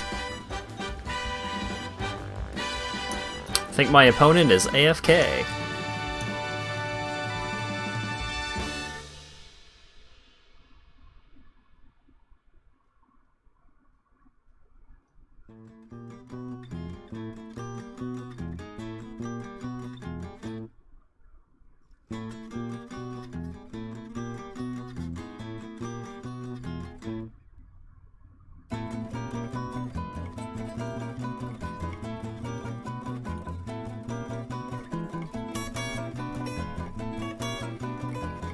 Win by default? I mean, I guess. I wanted to play, but sure.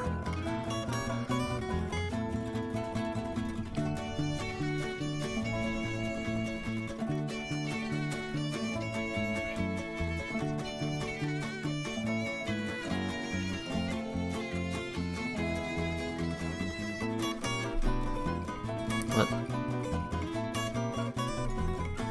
Get out of here.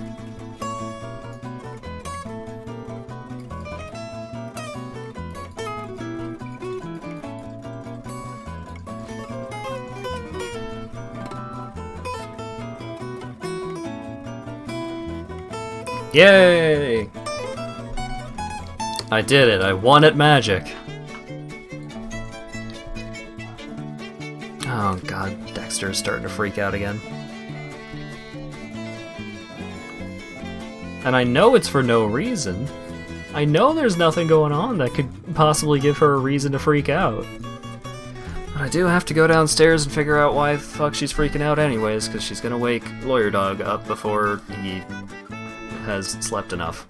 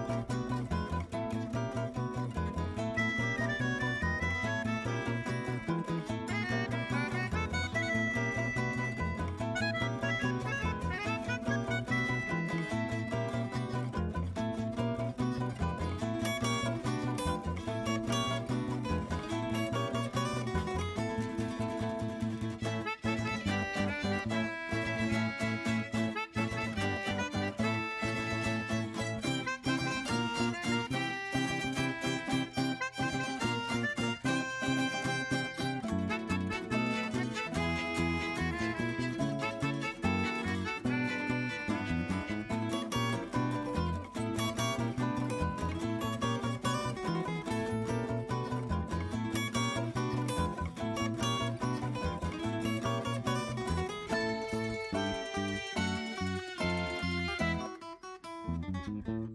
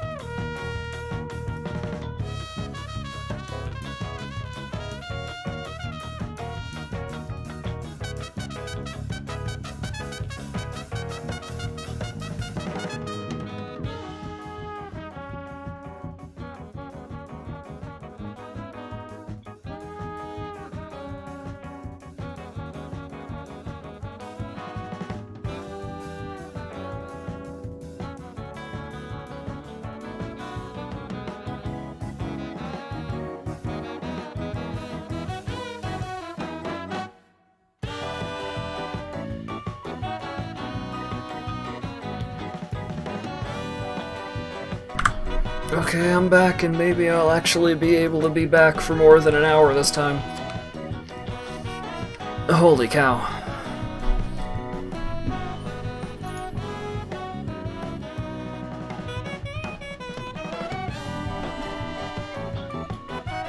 Boop.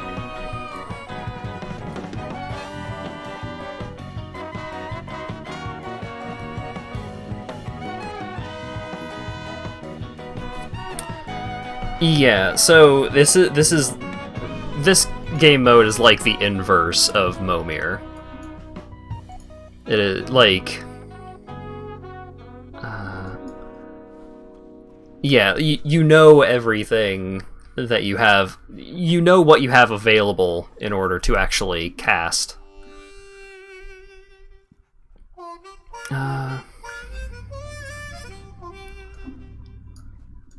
Let's get rid of Clackers.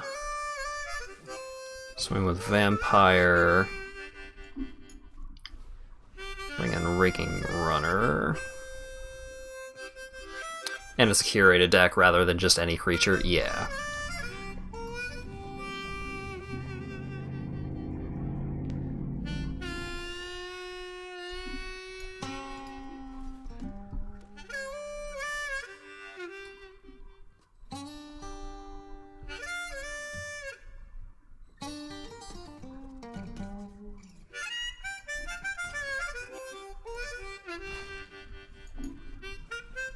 Ba-ba-ba.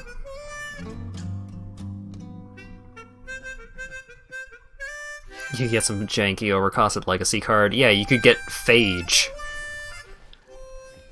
And Phage is a fun card because with Phage, if you play Phage from anywhere, if Phage enters the battlefield under your control in any way other than being cast from your hand, you lose the game.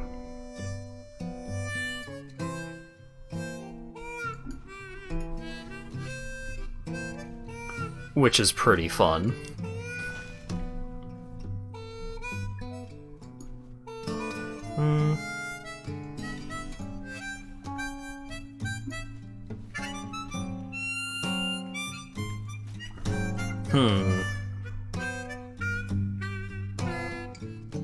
Loading Ready Run used to play a game with the Momir set called The Flottery, where you would... How much mana did Phage cost? Like 7 mana? So you would just get to 7 mana and then cast stuff for 7 mana every turn. Until either you win the game with the creatures that you get, or you accidentally get Phage and lose.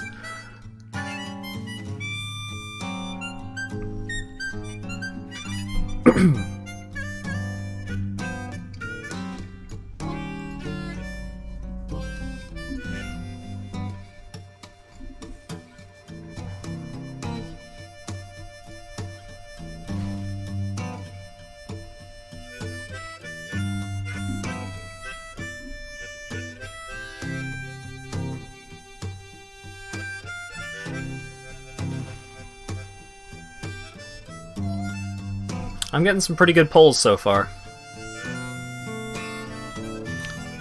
She does have Super Mega Death Touch. Yeah.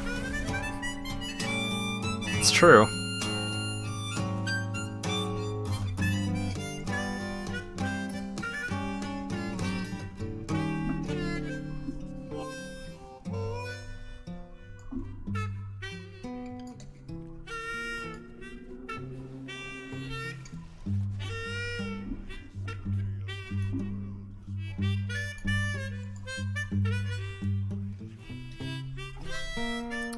Well, now I have Ob Nixilis, so whenever my opponent draws a card, they take damage.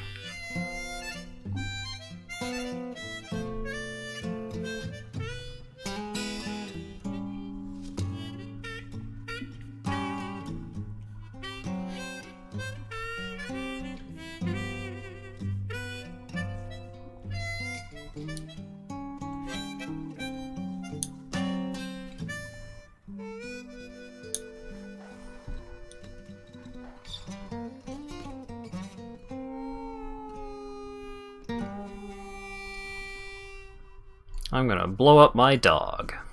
So that way I can draw 2 cards. Aw, yeah.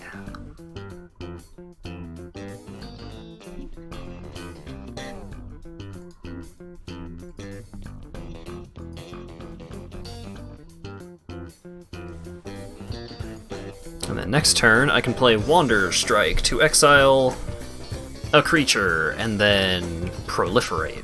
So I would get to put an extra counter on Wildwood Scourge and Ob Nixilis, assuming that Ob Nixilis actually lives through this turn. River Hoopoo.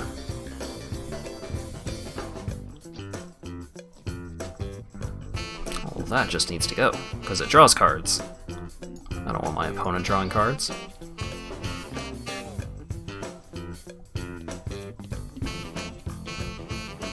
Good game. Alright.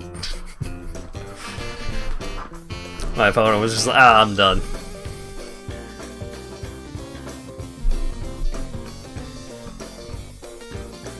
I am bored now. Maybe they just drew a bunch of bad cards or something. I don't know. Hey, another Gem Razor. That's pretty good.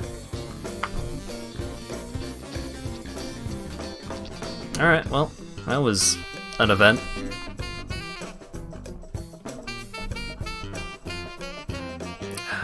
I sure would like to play more Amonkhet, but Premier Draft costs 10,000, and I only have 8,200 gold.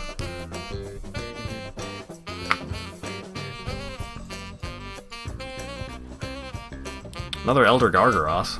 It's also fun, sure. Alright, well, it's been about 2 hours of Magic, so I figure now would be as good a time as any to switch games. So let me do that. And I'm actually going to remember to change the game title before I start the game.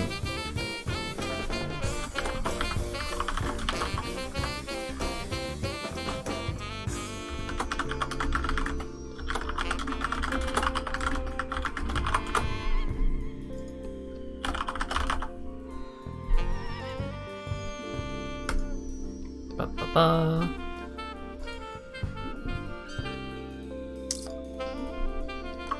Gundog, Guncat, Gundog, Gunbird. All kinds of gun. But it is going to be Gunfire, yes.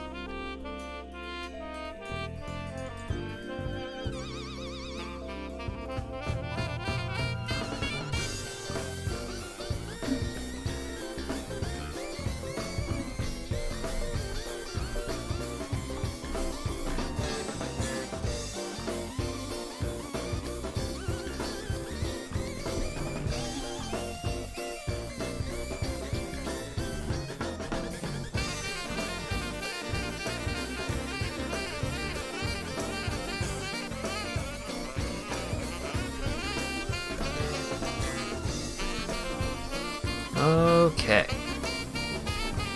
Where did it? Oh, there it is.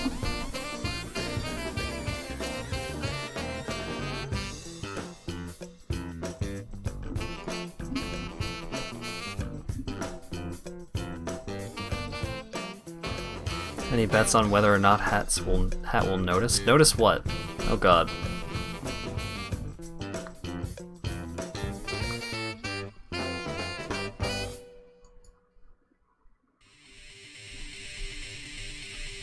That's a terrifying thing you just said, Dan.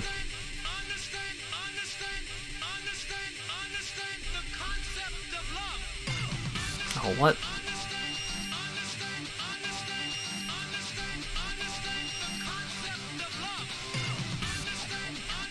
If you told me that would ruin the point, I guess. Damn it, am I gonna have to make another new game source?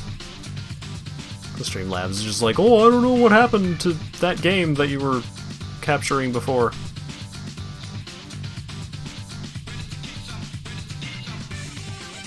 Oh, wait.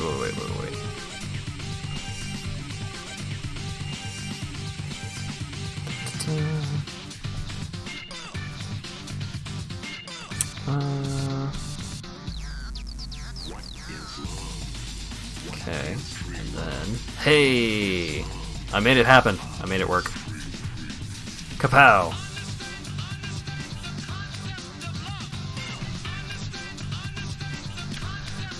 Hey, how do you guys feel about guns and shooting and stuff? Because I like guns and shooting and stuff. In video game context.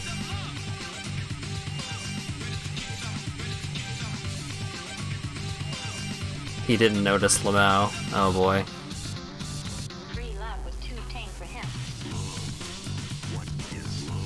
That... Oh man.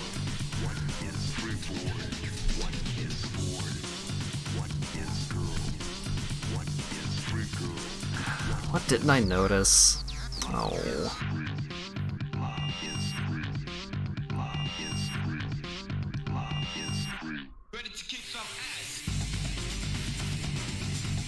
First thought you thought this was the Persona 5 cafe. This guy is not quite Sojiro. See if you notice later. Alright. So, I have unlocked Bird.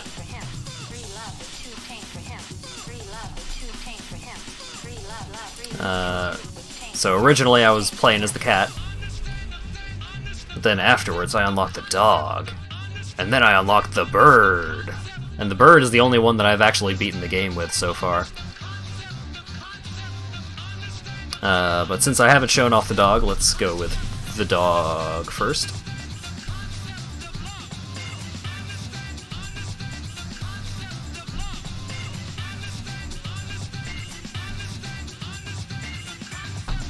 We're doing dog and then bird. Dog has dreads. Sure does. Dog is cool. That means he's the best. Bold. Bold statement. Alright, I also need to remember to turn off the in-game music if I'm gonna have my Spotify going. Bam.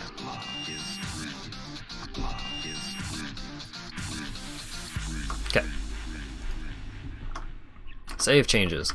So, another thing that I unlocked, other than... Well, I unlocked a lot of stuff, but this is one of the cool things that I unlocked. Now I can open this chest at the start of each run, and it gives you access to one of 3 guns. They don't have much going on in terms of like super fancy effects or anything, but it gives you an actual like normal, it gives you a real gun other than just your starter gun.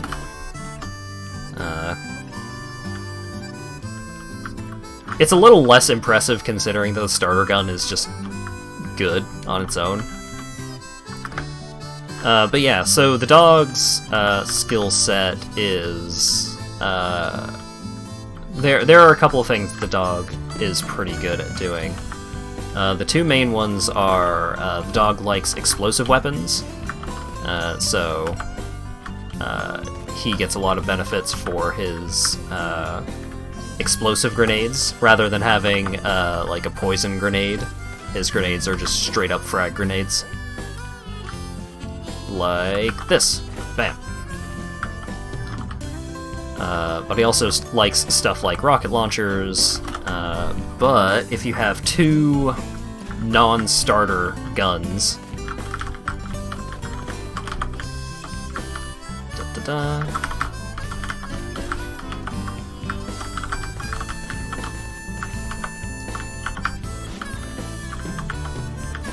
See if I can get another gun from this encounter. I didn't.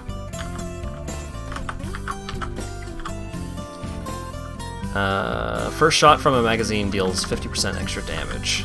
That's really, really good. Alright, let's see if I can find another gun somewhere around here.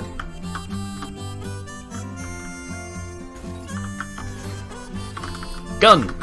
Cool. So if you have 2 non-starter guns, You can hit E and go dual wield mode.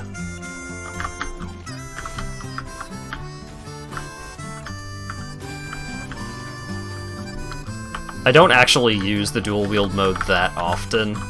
It's a little disorienting for me. But one of his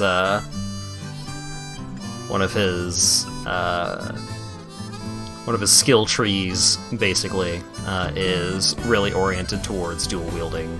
Well, okay.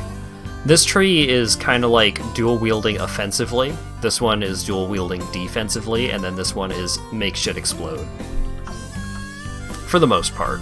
Like, this one is not a dual wield skill. This one is just extremely good. When max HP decreased by 25%, immune to normal damage for 2 seconds. So this is a game that's being made in Hong Kong. It has some issues with the translation, but basically what this is saying is if you take 25%,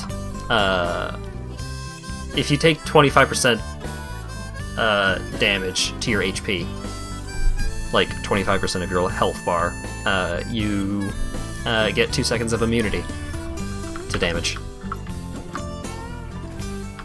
For some reason, trying to parse the questionable translation made me forget how English works.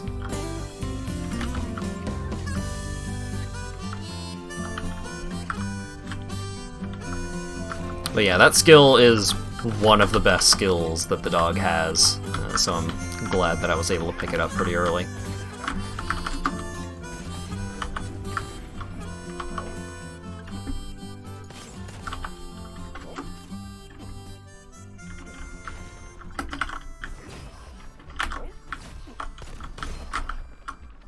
Oh, also the characters have, like, voice acting now. Not, like, outright dialogue lines, but you can hear them, like, making exerted noises when I'm jumping around and stuff.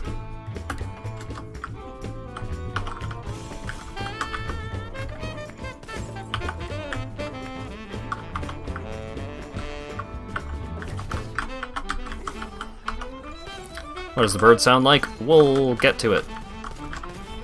All three of the characters are dudes, I think?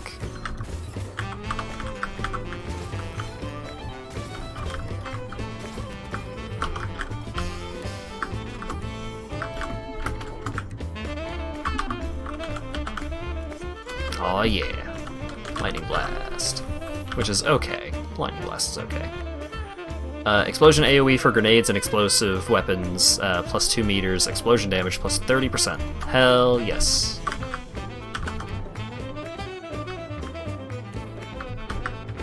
Give me the splodies.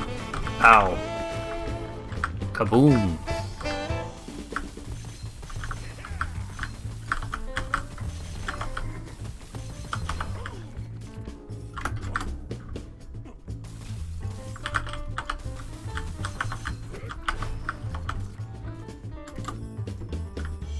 So once you get his grenades going, the dog's grenades can obliterate dudes.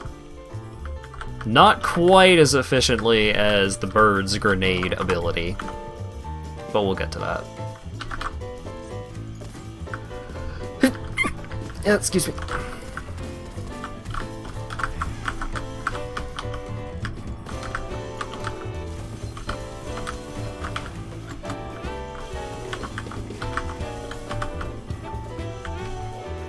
Hiccup? No, that was a sneeze.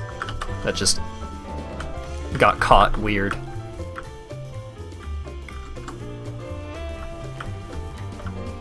There are still some remnants of my illness that come up every now and then, but I'm generally feeling...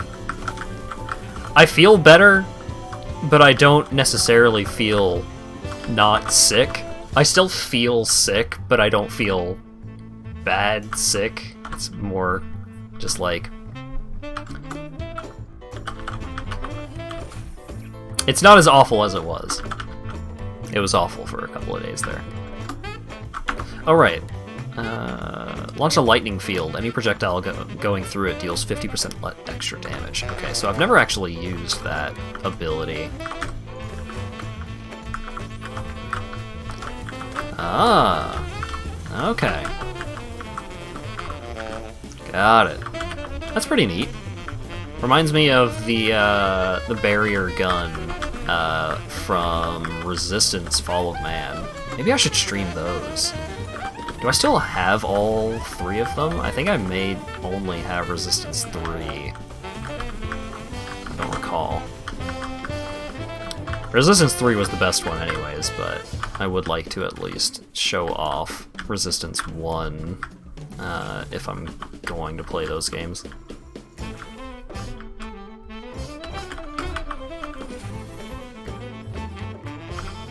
Whoa, lightning. Like lightning in real life or lightning in video game? Oh yeah, so increased grenade capacity, but also 30% chance of not using up a grenade when you throw a grenade. Game? Okay, cool. All remaining cooldowns -1 second on hit. Can only happen every 2 seconds. Give the scroll, get money. No.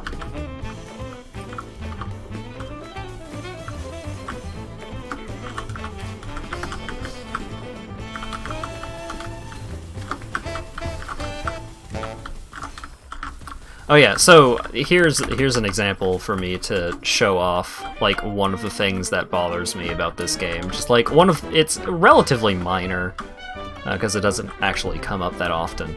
But all right, tiny beetle enemy walking along the ground. Jump over beetle. And you could see like how clearly I kind of like I'm getting blocked by this beetle despite clearly having enough height to jump over it. There's been a couple of times where I've died due to getting completely swarmed by beetles and like trying to jump over them instead of just like immediately pointing down and just blasting them. Plus 3% movement speed for every 10% shield armor you have. Oh yeah. Ooh, that's one of the best. That's one of the best scrolls. Because it just makes you go fast when you're not in combat at basically all times. It's great. The beetle jumps too? Yeah, but the beetle isn't always jumping, but its hitbox extends pretty far vertically even if it's not jumping. Oh wait, hang on.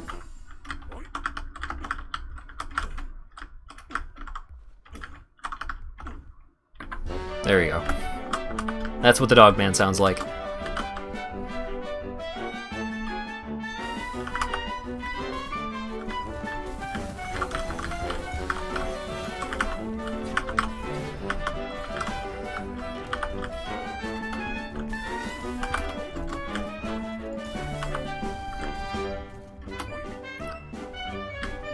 Oh yeah, another cool thing that I learned about this game.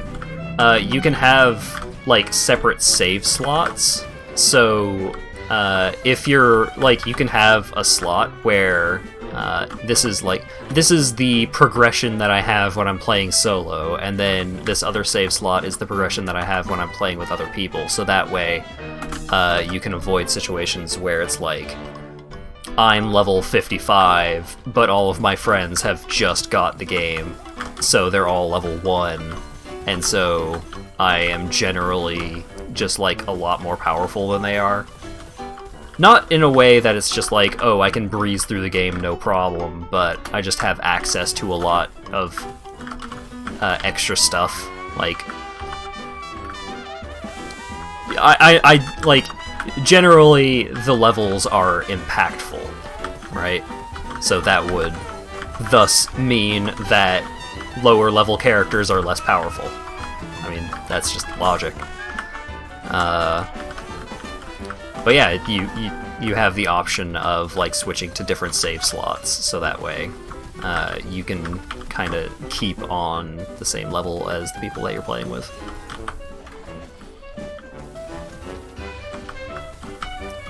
You like some games that let stronger players help newer players without being obtrusive. I mean, that's...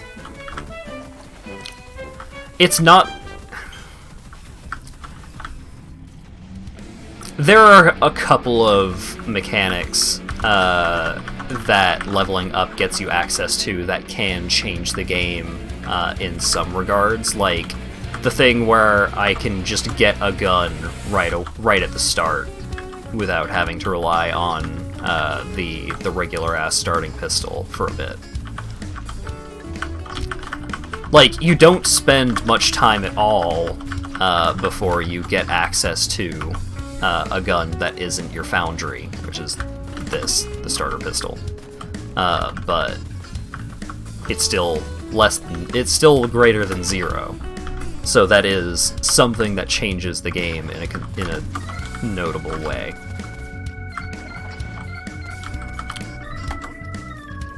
It's not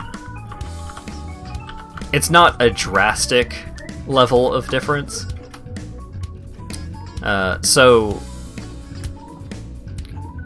eventually, it does seem like once you start getting like a lot of these skills filled out. Hang on.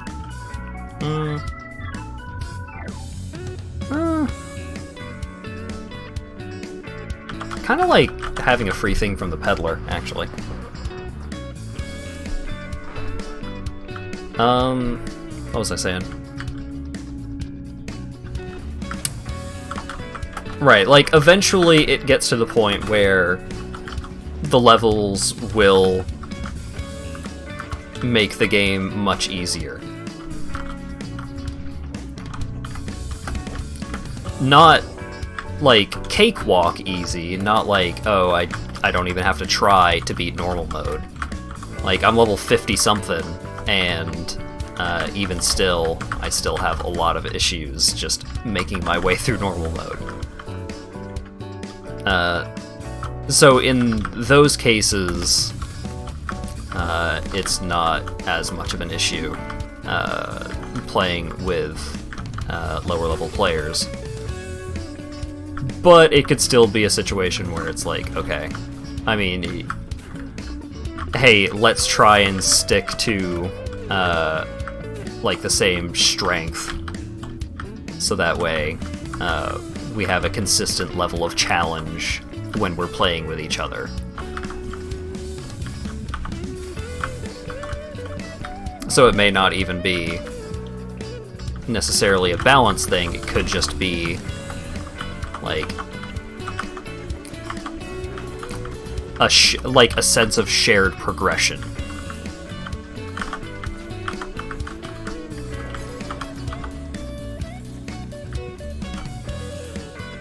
I'm not big on the laser weapons. They're okay, but they have less impact than a lot of the other guns. I'm gonna switch back to the Gatling gun. I'm a big fan of the Gatling gun.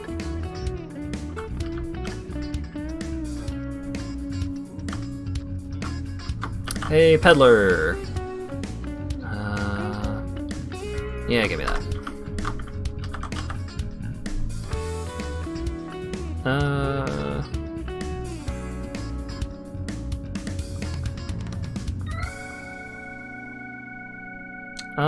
Sure, I'll upgrade my Gatling gun.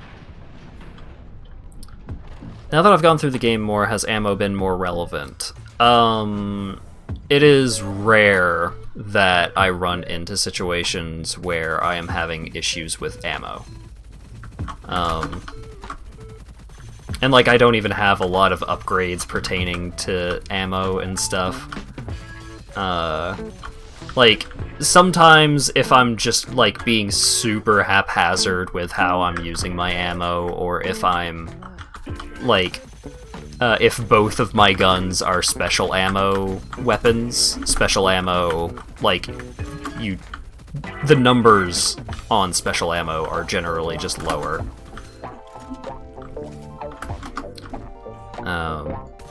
So sometimes I've run into situations where I've run out of special ammo. But in general, ammo is not a big deal.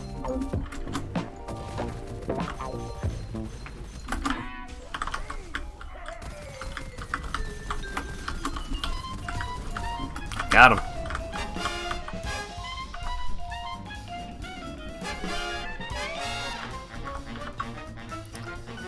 Yeah, I guess I'll just get Close Call 3. Just become immune to all damage for 4 seconds if I take 10% of my HP in damage. Pretty good. It does mean I'm pretty reliant on my on finding good weapons, because so many of my passive points have been put into defensive options, so my explosives aren't popping off like they normally would by this point, but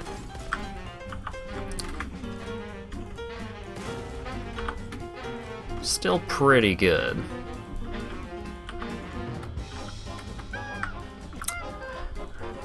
Yeah, that Dan's reaction is not not at all surprising.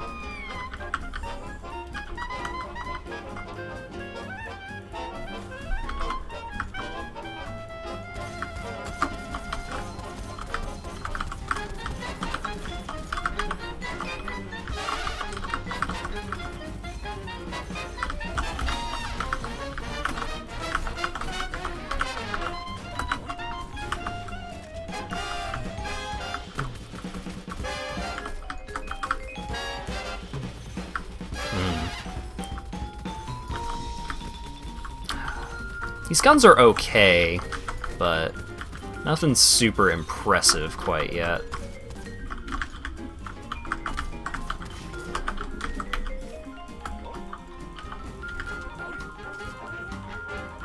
Stop letting the arsonist get close to you. Go. Fine, jeez, if you're gonna be that way.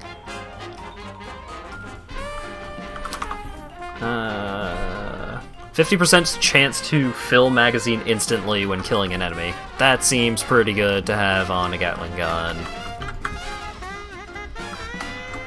Hat loves dying too much. I love dying and being dead.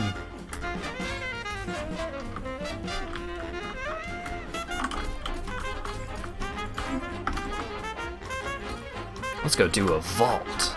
Let's do a bonus zone. Bonus soda.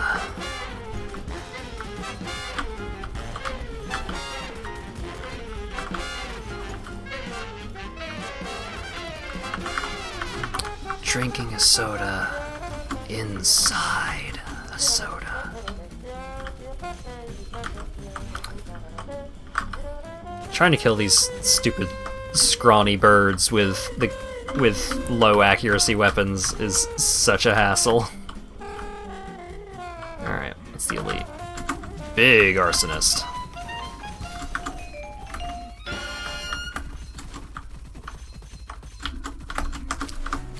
Oh boy.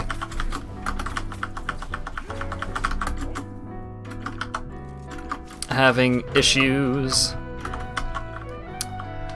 I forgot that guy's range is absolutely fucking absurd. Just like... Okay. Look at how far away he is, and yet he's still hitting me.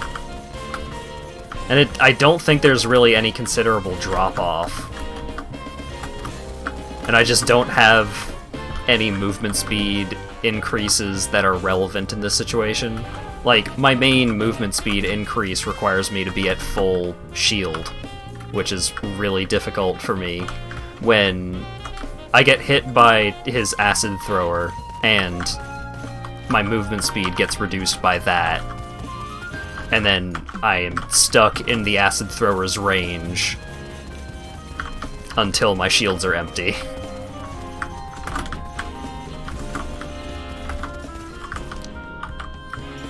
Ugh.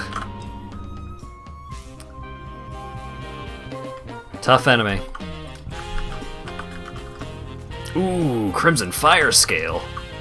Don't mind if I do. This thing is one of my favorite guns in the game. Please contemplate its weak point. Both of my guns were like some of the least accurate guns in the game.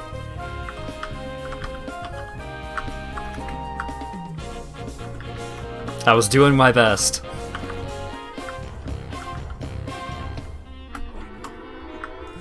lot of hype trains coming through today.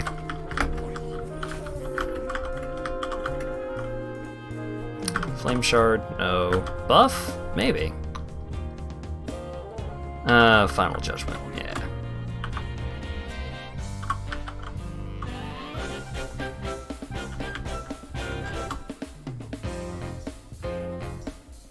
Pretty sure that gun is part of the Dragoon vehicle. Oh, from Kirby's Air Ride? Yeah, it kind of does look like one of the parts from it. So, I like this gun a lot. Like, at face value, it is like a pretty competent, or just like a pretty versatile mid-range assault rifle. But also, if you rack up a bunch of critical hits, you can do this. Where you just lob a whole cluster of explosives at your opponent.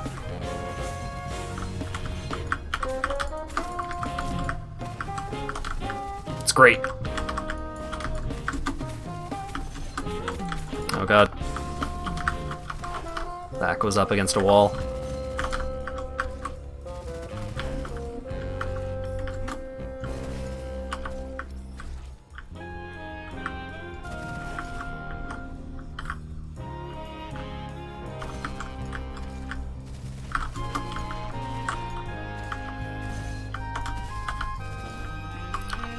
Normally I don't care quite as, like...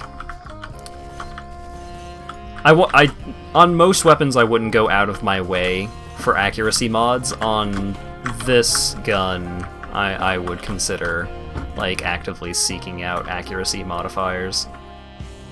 Because extra accuracy and stability on this thing, like, racking up a ton of crits gets super duper easy, and then you can just be lobbing grenades constantly.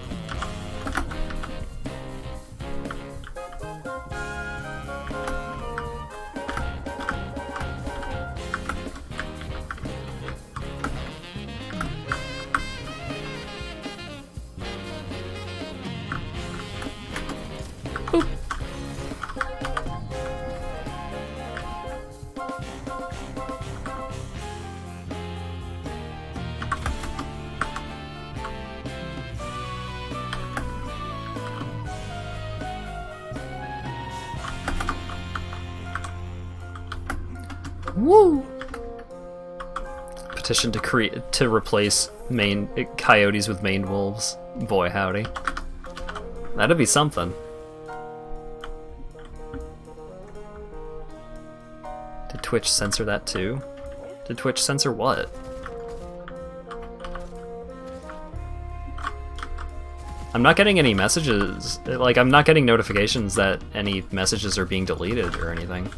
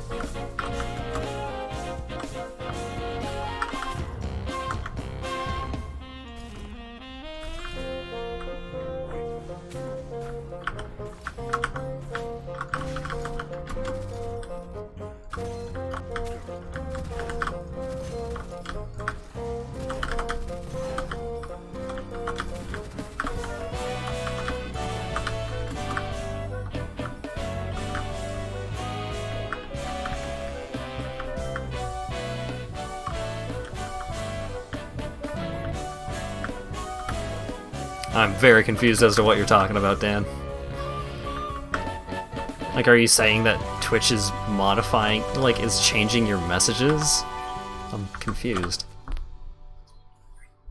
Dash skill will have 3 charges. Don't mind if I do.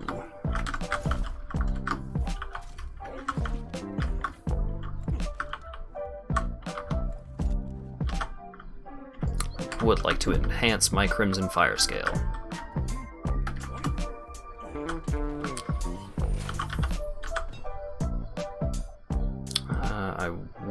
would like Grenade Master too.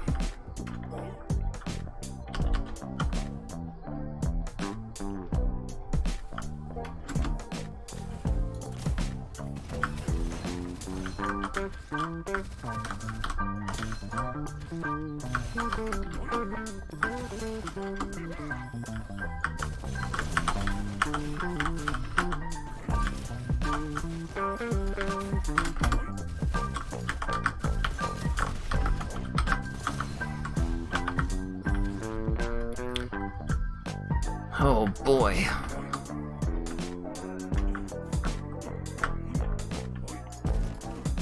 It's gotten to the point where we start encountering the foxy dudes. That can go stealth camo.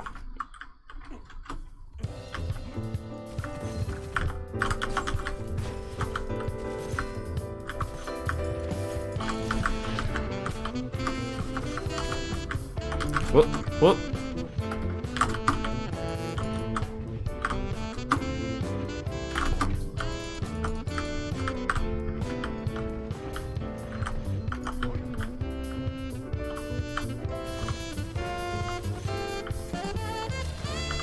There we go. That fight was a little more intense than it really should have been. But I think I was just like constantly a little bit off from getting crits on it.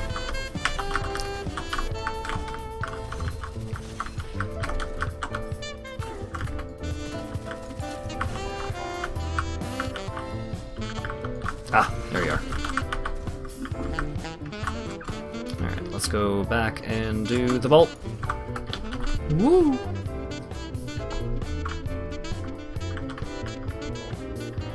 Oh, this is the platforming one. Nice.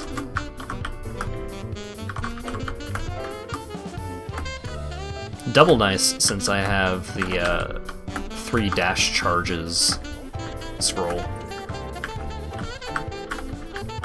I've gotten a lot of practice going through this one. Yeah! Check out that speedrun tech, baby! Triple comeback is probably what I need at this point. I need some extra survivability, because I've been playing suboptimally. Oh, and lifesaver? Cool. When HP is reduced to 0, HP is fixed at 1 for 5 seconds. Killing an enemy during this duration will recover 50% max HP and 50% max shield and armor. This occult scroll is destroyed after triggering once.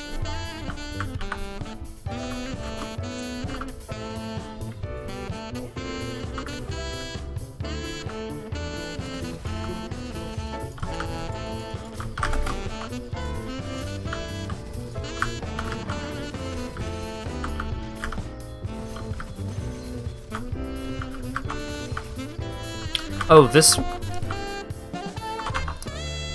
Oh, wait. Oh, magazine capacity minus 50%. That's why I'm having to reload this thing constantly. Increased rate of fire after killing an enemy. Increased rate of fire, yeah. This, the rolls on this here gun are not particularly synergistic.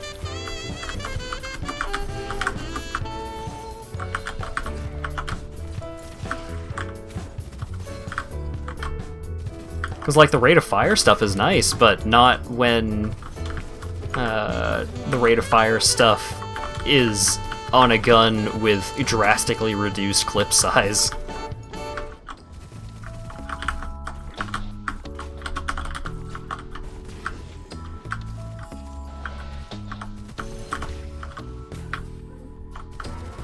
Oh god, one of these big fuckos.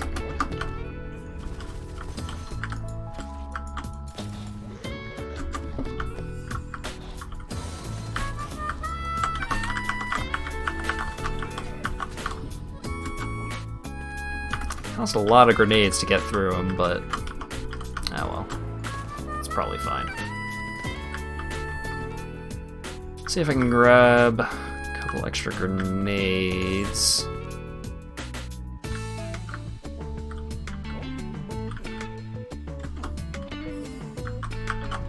Grenade out.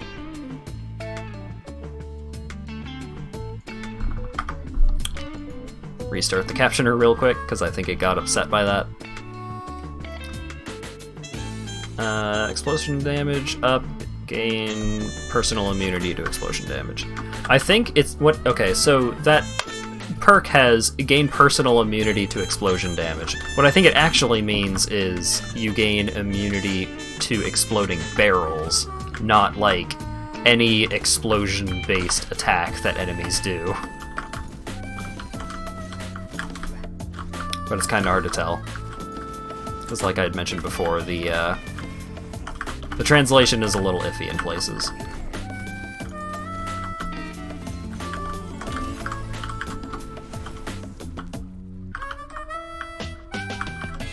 But rarely to an extent where it is like you have no idea what it's trying to get across. It's often like, usually if there's an issue with it, it's just like, what exactly does it mean by this? Reflect corrosion damage to the enemy who hits you. That seems good.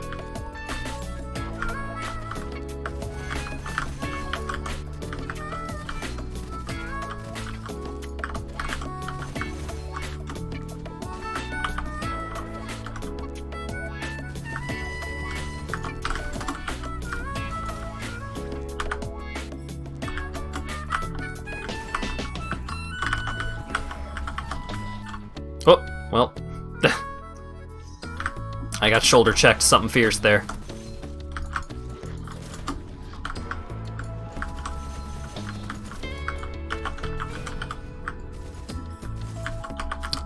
So I have another 2 bonus revives. Or no, I have 1 more bonus revive. Because I used the one that keeps you at 1 life. And then gives you a boost if you can kill a thing. And then I used 1 of my 2 bonus lives.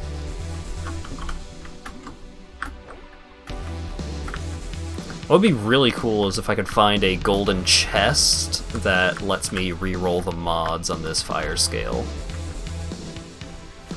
Because I love having a fire scale, but the modifiers on it are not great.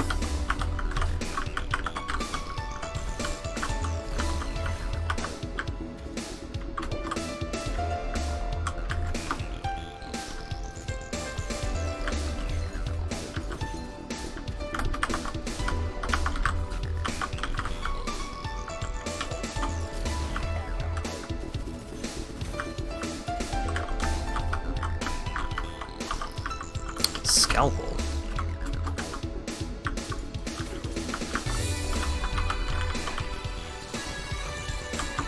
Oh, I see. So the Scalpel is a gun that I unlocked during my last run, I think.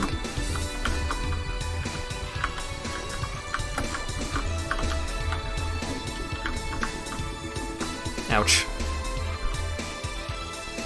The Lizardman Blood Bowl team is strong even in other games. Yeah, a little bit.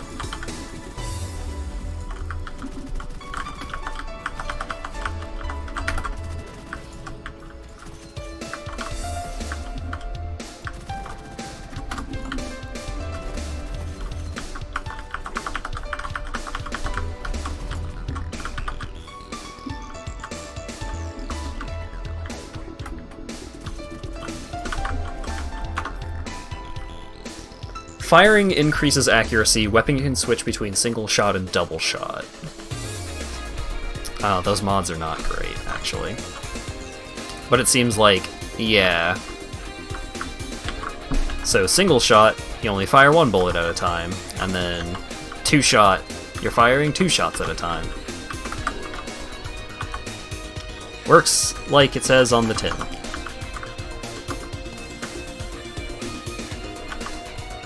But it had bad rolls, so I don't think it was actually...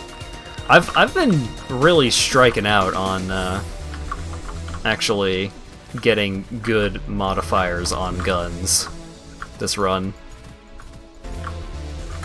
I've kind of been getting carried by just getting really good effects on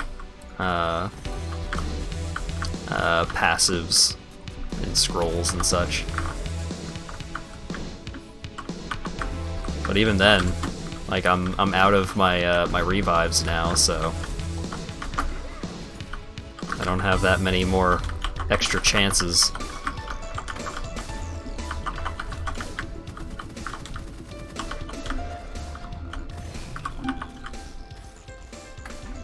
RNG is simultaneously blessing and cursing this dog run.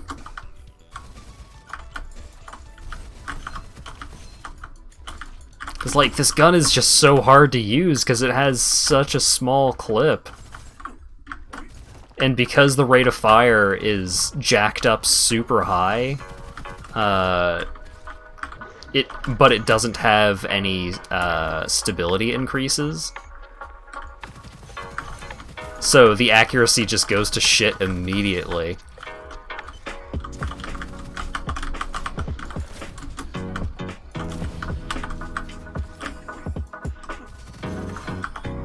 So if I could re-roll the mods on this gun, it'd probably turn into an absolute monster.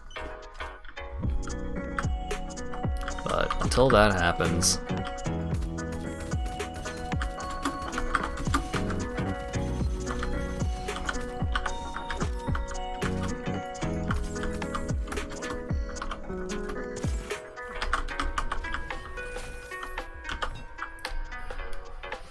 explosion enhancement. Yeah. Give me more splodies.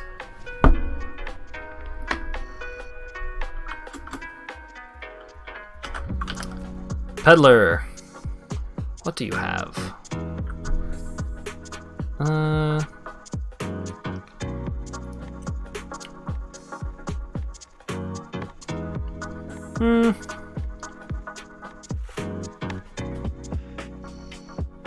Increased magazine capacity, increased damage against enemies and burning effect.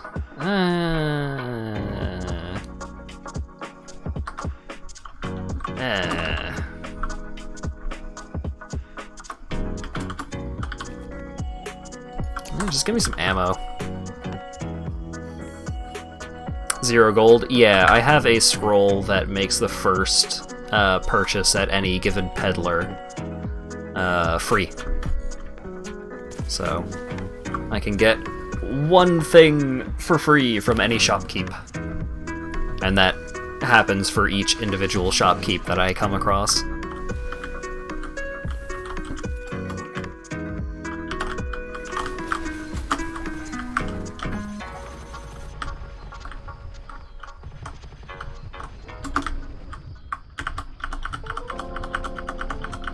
Ugh, these grenades are not doing enough. Oh god. Well, I'm dead. Rip in peace, dog. Your guns were bad. Which is unfortunate, because most other things that I was getting on that run were pretty good.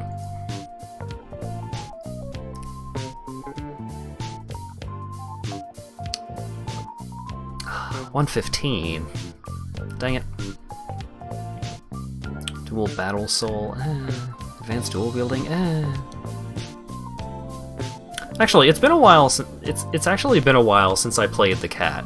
So I'm gonna do a run with the cat.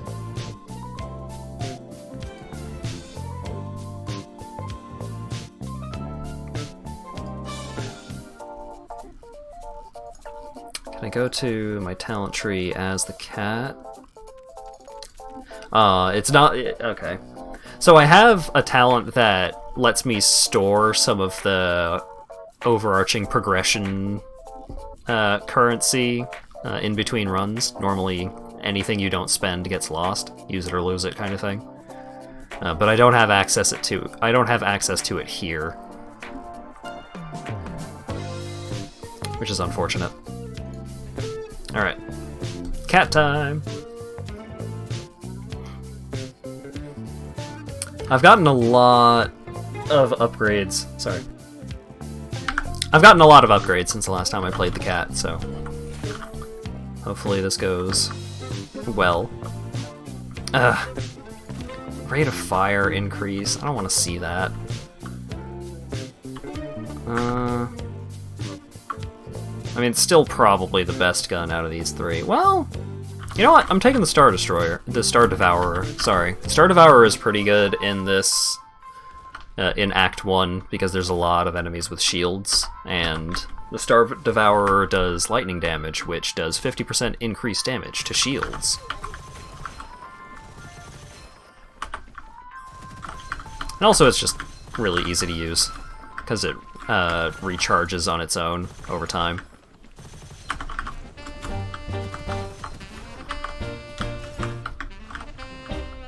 The laser gloves, they give you a light touch. You hush, mister.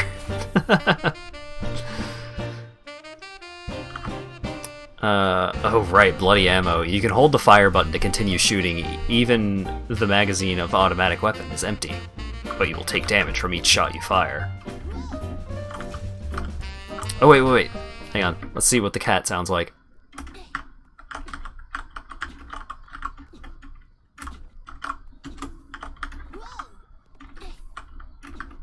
He sounds like a dork. Whoa! He sounds like a Sonic the Hedgehog character.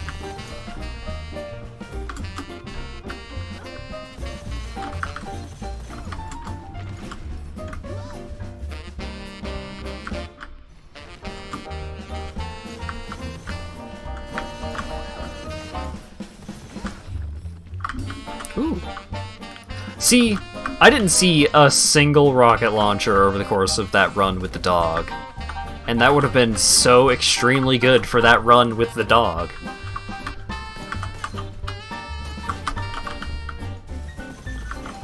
Because I actually had a pretty decent amount of explosion damage increases.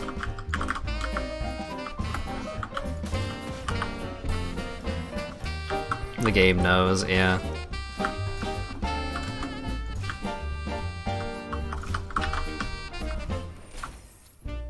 Bluff. Deal increased damage when I'm at full life. Seems pretty good.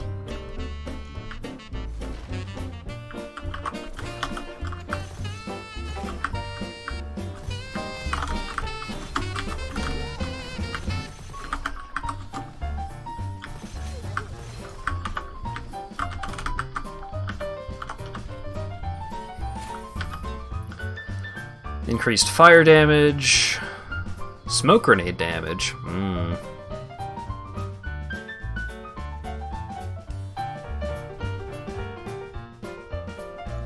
Yeah, let's go. Let's try going for smoke grenade shenanigans.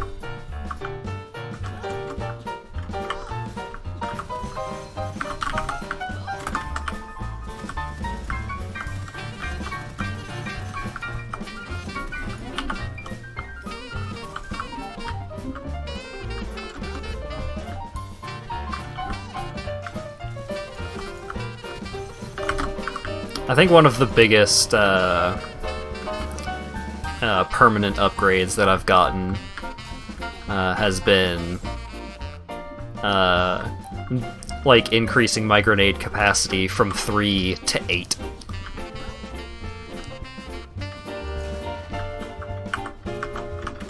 Being able to use 8 grenades over the course of an encounter is pretty good.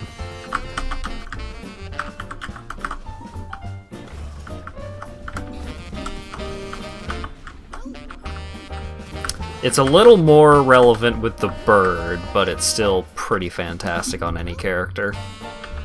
Because the grenades are just good.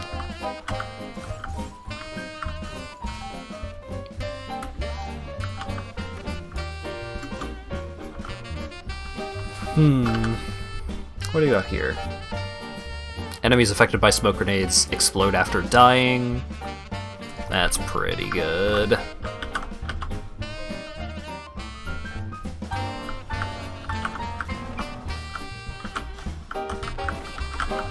Yep. They sure exploded after dying.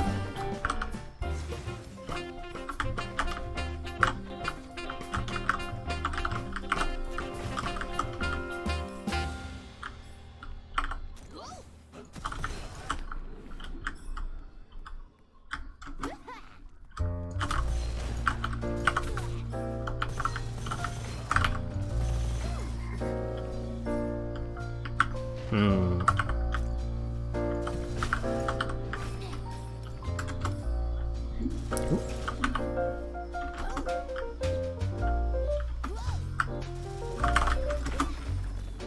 Way past cool. Captioner, you didn't even get it close. Oh shit.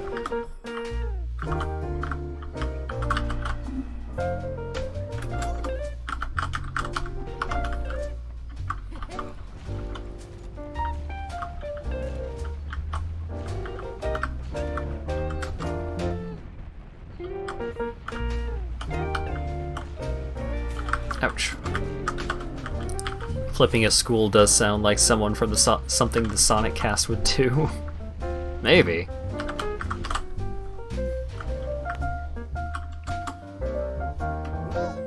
Am I going the right way? No.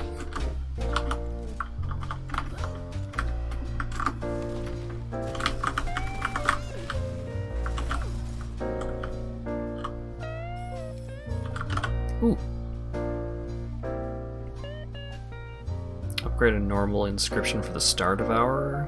Nah, I'm just gonna get some extra cash.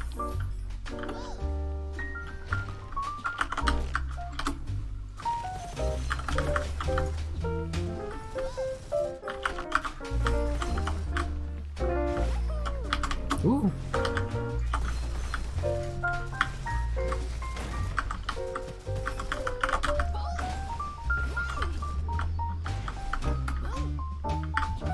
Well, that was a lot of explosions. What a good day. Oh, another one of these, huh? Alright. Who am I to complain?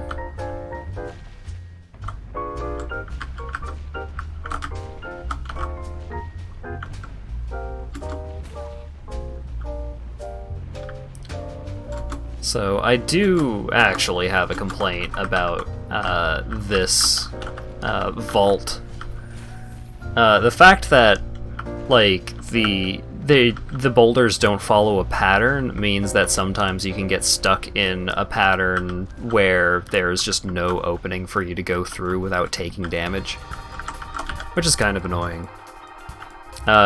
There is another... in the desert area, there's a vault that also includes those boulders, but they actually follow set patterns, which makes them a lot more easy to, like, a lot more reasonable to navigate. They're not necessarily easier because the patterns are still relatively tight, but the random one is not great.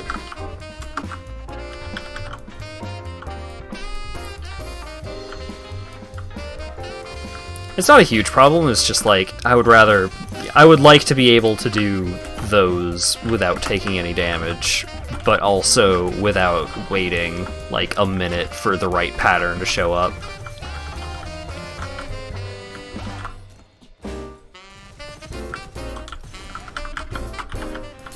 Challenge event. Enemy explodes after being defeated. Well, I mean, I've kind of been making that happen anyways. When using a secondary skill, there's a 50% chance to double the consumption and 50% chance to deal double damage. Sure.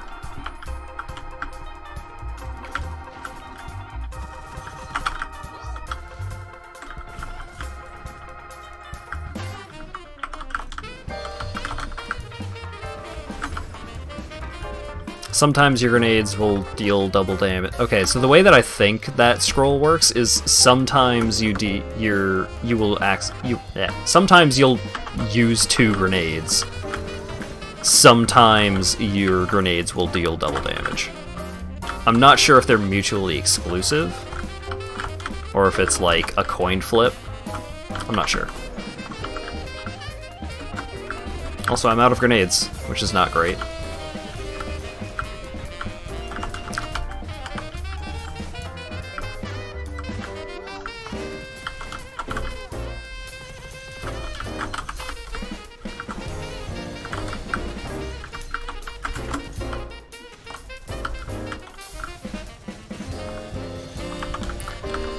Also, after the time that I've spent with all 3 characters, I think if you actually utilize the dual wield mechanic well, the dog is probably overall the most powerful character. But overall, I think the cat is the weakest character.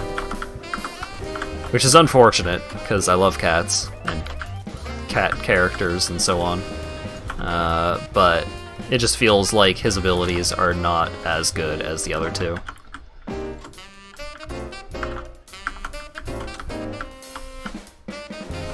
It's not as though he's bad, but just like playing with him now,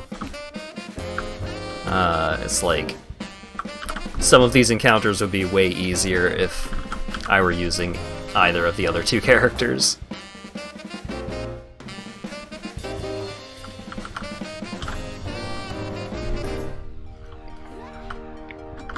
What do you got, bud? Sure. Improved clip. Whenever ammo is picked up, it's added to the magazine instead of the reserves. It increases your movement speed by 25% until your next reload. That synergizes really well with the Star Devourer, because the Star Devourer does not reload. Ammo is just, like, regenerated into the clip over time. I don't think you could even reload even if you wanted to. So, if I pick up ammo,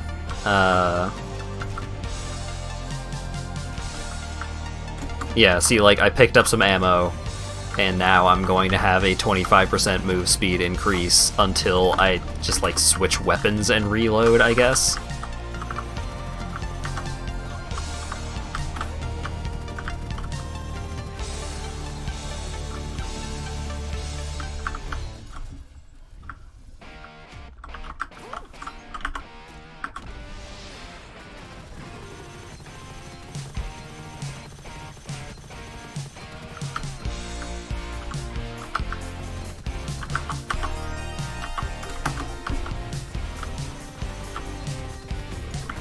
Oh, wow.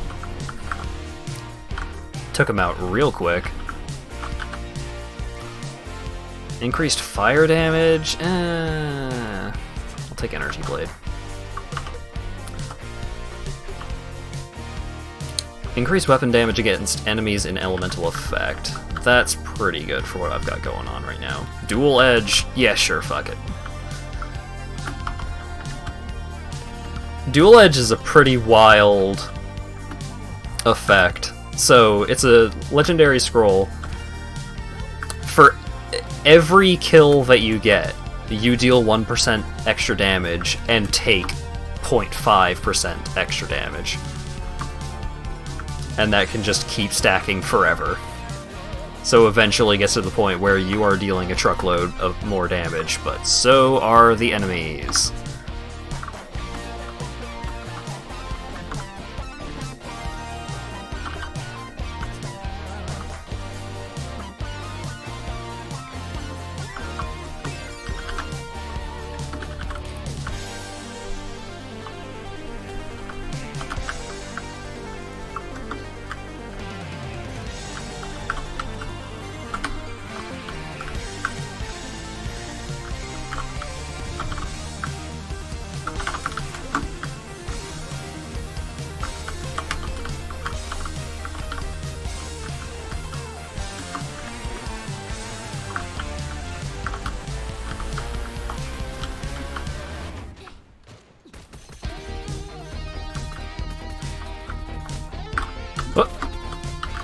Get out of here.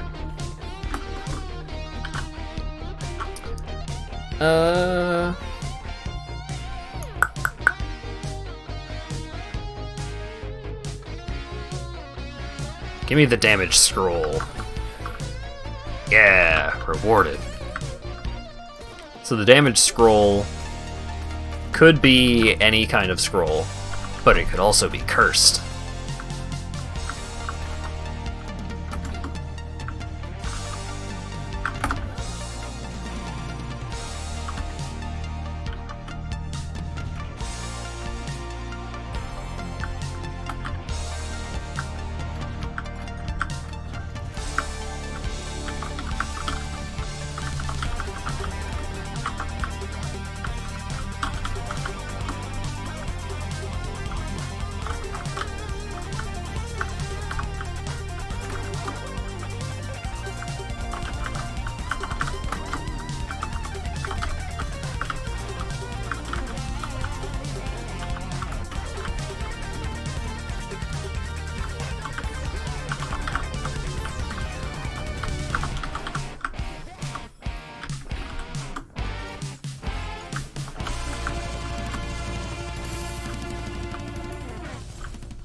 Alrighty.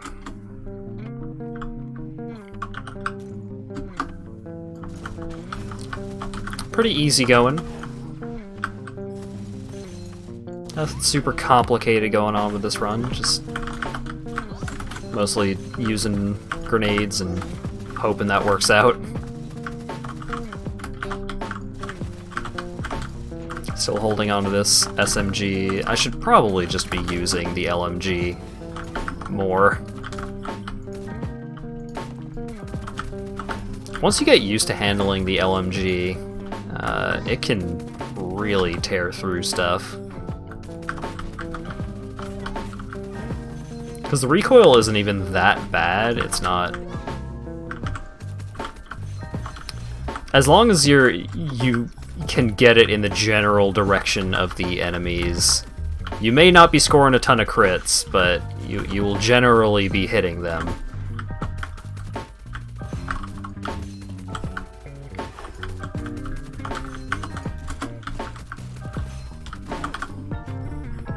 Which adds up, because the LMG also does a lot of damage.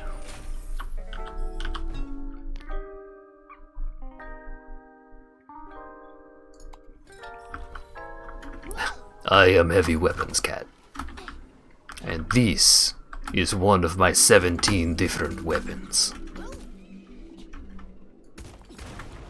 Actually, I think there's like 100 guns now.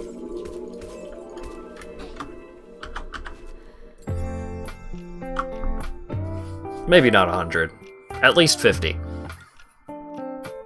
Maybe. I'm getting to the point where I'm pretty tired, so I apologize.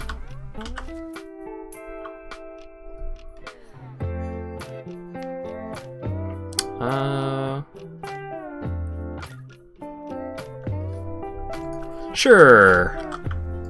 Let's get the knife going. Ah, goodness.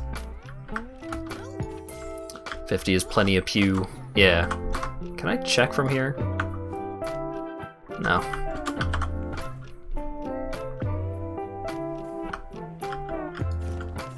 Yeah, there's a good variety to the weapons.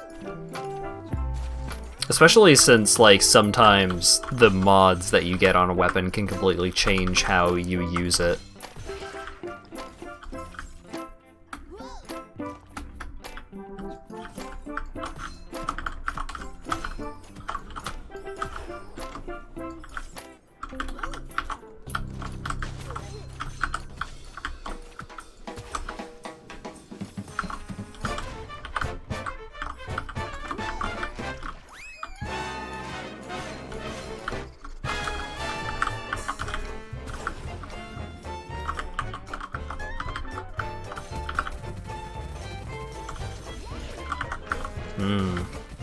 I want to see what the mods are on that Argus over there, but there's dudes shooting me with lightning shotguns.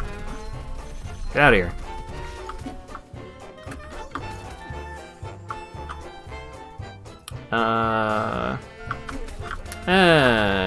It seems okay, but probably not better than my current big hippo.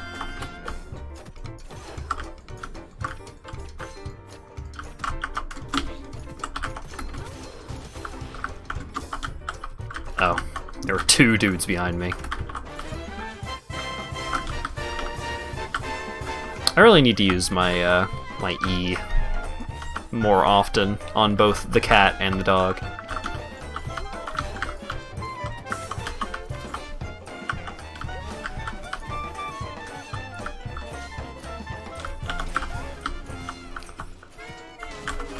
Most of the time I just use the grenades, which are still really good, but the other activated ability is also good, because it freezes enemies in place for a bit.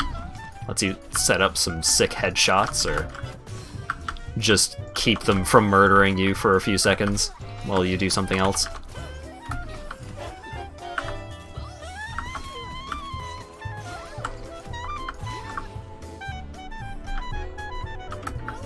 Poison the enemy and lock them down as they take damage.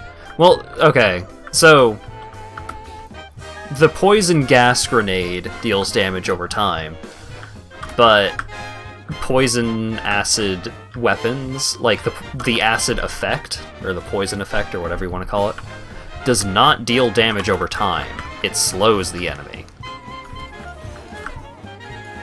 Fire is the thing that deals damage over time. So, like, while they're green like that, this guy is not taking damage from being green, despite it not being easy. It's just making him slow. Like, lightning just increases the damage that that enemy takes by 50%.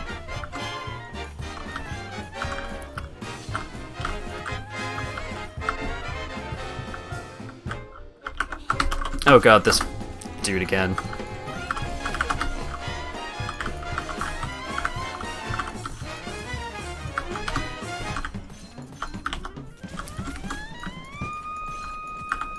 At least the acid grenades are really tearing through him.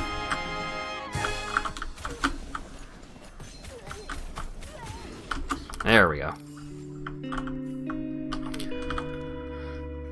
Golden Bow deals lightning damage instead. Increased damage against burning enemies and shocked enemies.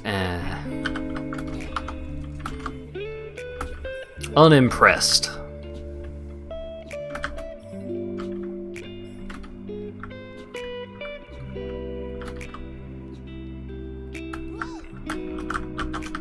Apparently you can, like, combine two different elements to make specialty effects.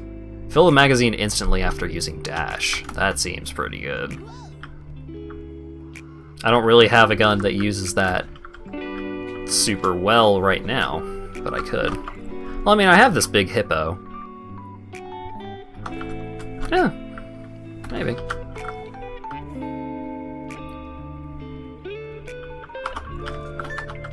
Oh, I should have gotten this chest before I went into that foundry. Whoops.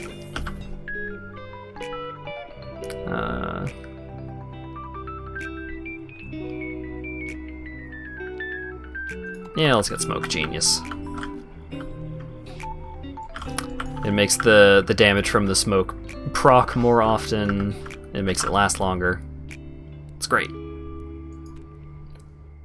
Elemental Power. Elemental damage plus 25% when triggering elemental effect. Elemental effect will be passed to a random nearby enemy. Yeah, that seems good.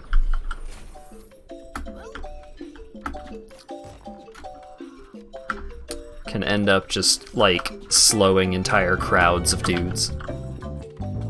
Seems good.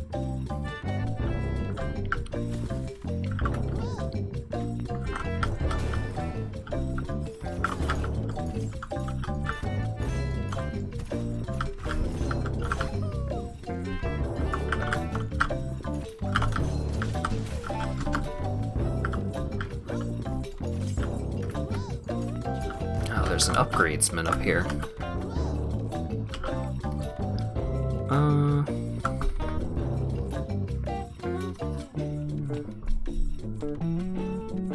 I should probably just upgrade the big hippo. I should just be using the big hippo more often in general, but man, I love the acid dagger.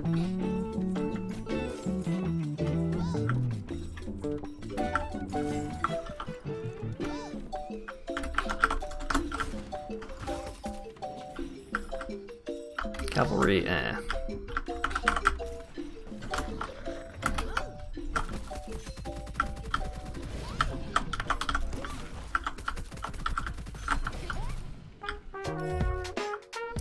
So this Gatling gun does a bunch of extra damage to enemies that are in the poison, and I'm pretty sure I also have some other effects that make it so I increase the damage dealt to enemies that are in the poison, or getting poisoned, or being affected by some kind of elemental shenanigans.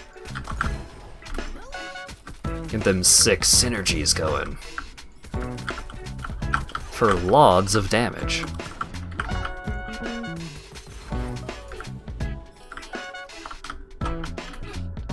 Oh, I got a real loud hype train coming up. I can hear him just laying on the horn from a mile away.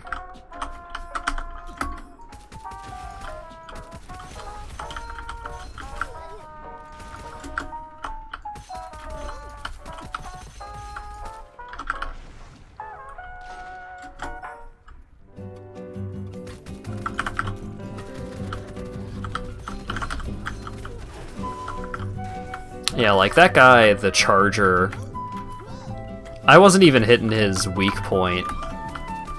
I was just dealing so much damage to him anyways. Ouch. And then he dealt so much damage to me. Youch. Thought you were going to go into a Kuzco's poison bit. I was thinking about it. I'm feeling confident enough with my cool poison synergies that I'm gonna keep rolling with this. Because after this, I'm probably gonna switch to the bird.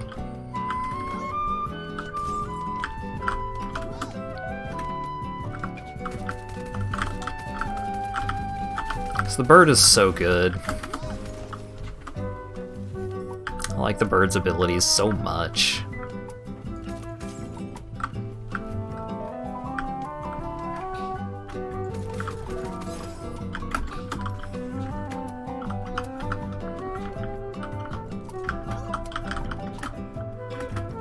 The day the cats turned into birds. Oh no.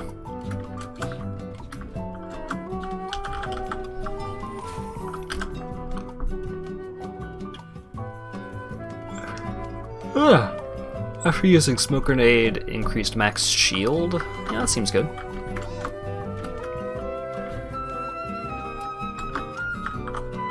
Oh yeah, one of these goofuses.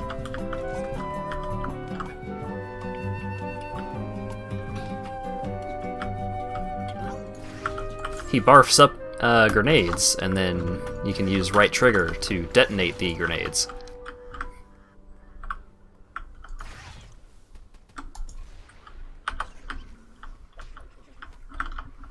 And you kind of just slap him to reload him.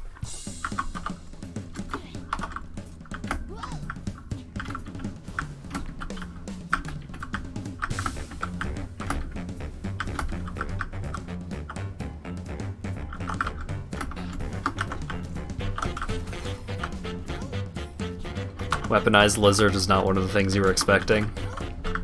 That is not the only weaponized lizard.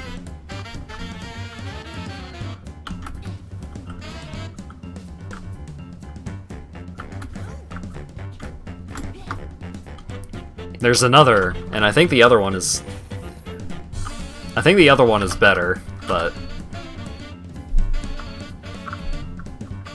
they're different.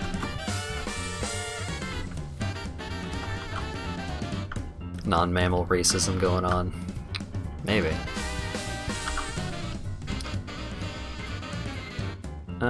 Sure. I'll take casual gunmanship.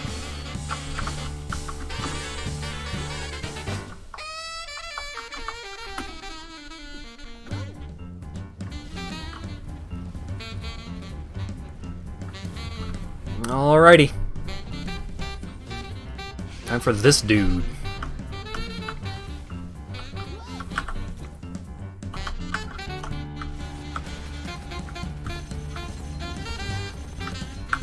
Oh yeah. When I get the crits going, if he's in the poison pool, it really tears into him.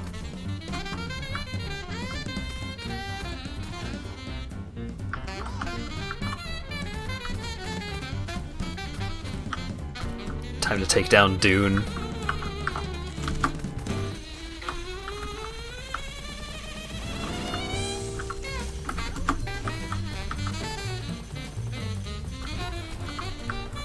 Not even close. Not even close to being close. That's not even far. Stupid donkey joke.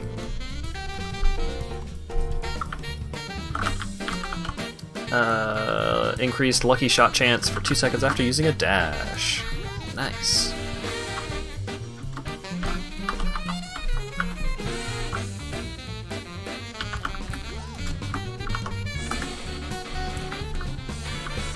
Alright, on to the next act. Which is the last act. There's unfortunately only 3 acts right now, but still.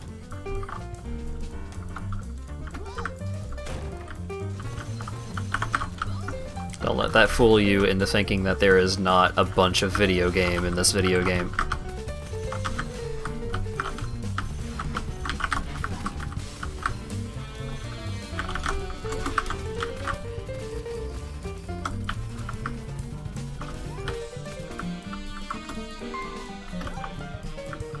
And also, it's still in pretty early access, so...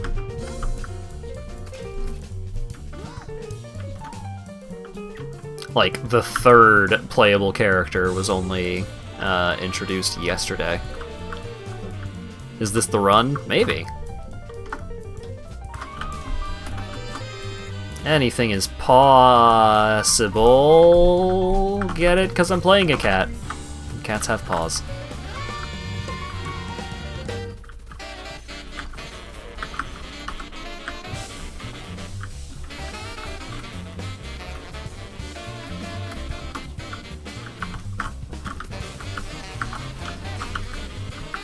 Oh, well, those guys exploded quite quickly.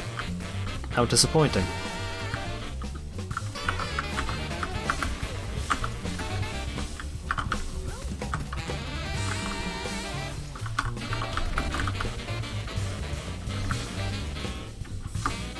This...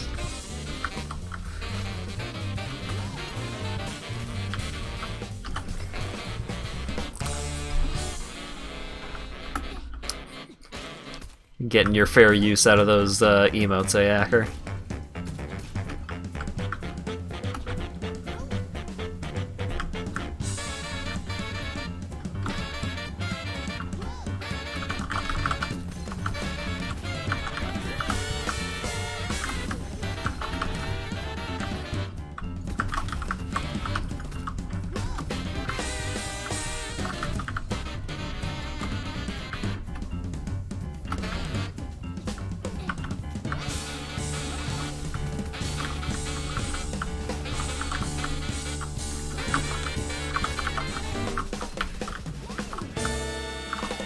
Also, Kappa.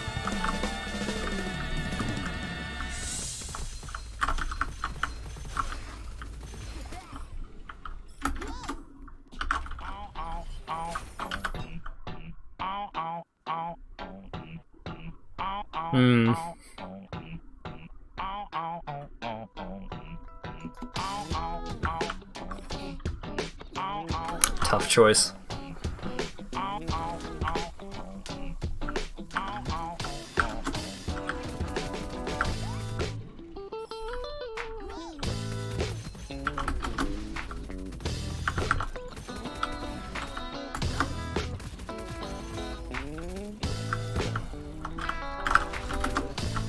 Oh, I got exploded by the Lantern Spirit. Yeah, 136 damage. I was taking so much extra damage because of that one scroll that I had. I had like, I probably was getting upwards of 200 stacks on the increased damage, which is only 20% increased damage, but 20% adds up.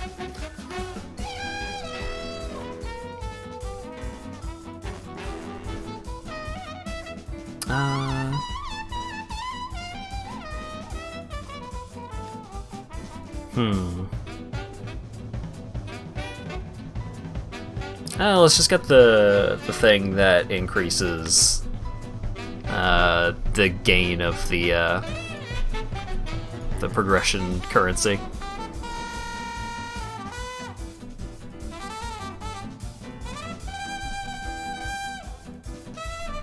Only one elite? Yeah. It was the acid thrower man. Those elites only, like, those elites are basically special events that only show up in the vaults. Alright, time for bird!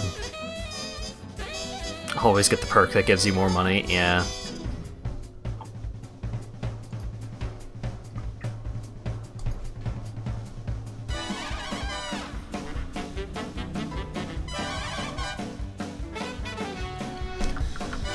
Alright. Concealed ammo. This SMG does pretty high base damage, but also you can right-click to just throw it at your enemy, which uses up all of the ammo. Like, it causes an explosion and deals damage based on how much ammo you had left in the clip.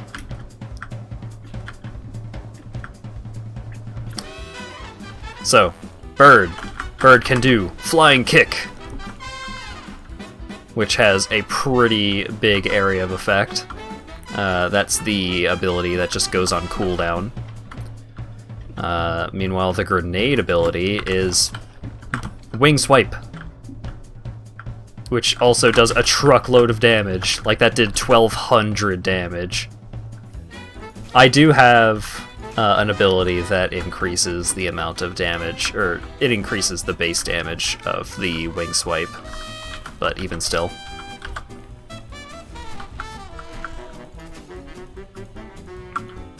Boop.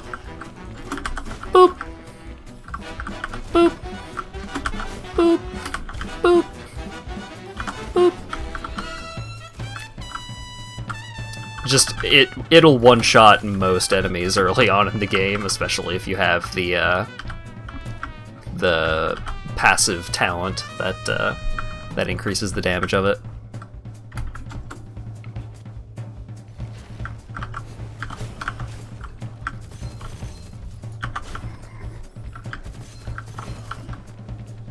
And as long as you are vigilant about breaking vases and barrels and boxes and such, then you can maintain your feathers, which are your charges for your melee attack, pretty efficiently. Regain 10% armor for each enemy hit with Cleave, which is the Wing Swipe.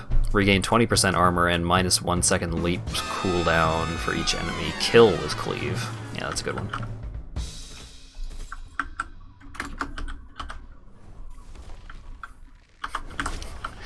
Don't need to strategize, you just wing it. God damn it.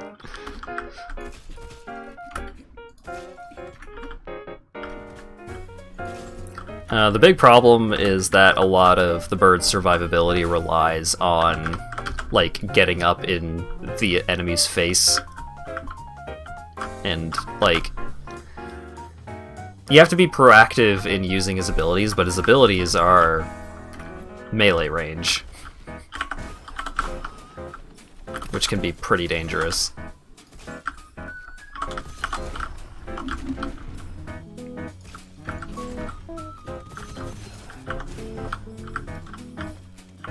But it can go through walls sometimes, which is fun.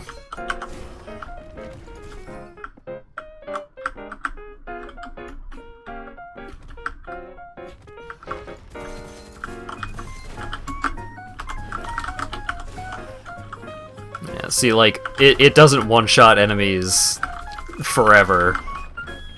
I'm only on floor 2. And it's already gotten to the point where enemies have too much health for the base ability to one-shot everything. Regen hit is just so good. I would like to get more cleave damage, but the ability that I just got makes it so if I hit an enemy with my leap attack, and that includes, like, the AoE. You don't have to directly hit an enemy with it. I restore 40% of my armor. And then if I miss an enemy, like, if I just do the leap and I don't hit anything, I still restore 20% of my armor. And that's another thing about the bird. The bird does not have a recharging shield. So the bird starts out with more of his secondary line of defense, but he has to get ways of restoring it rather than it just doing the Halo thing of coming back after you don't get hit for a bit.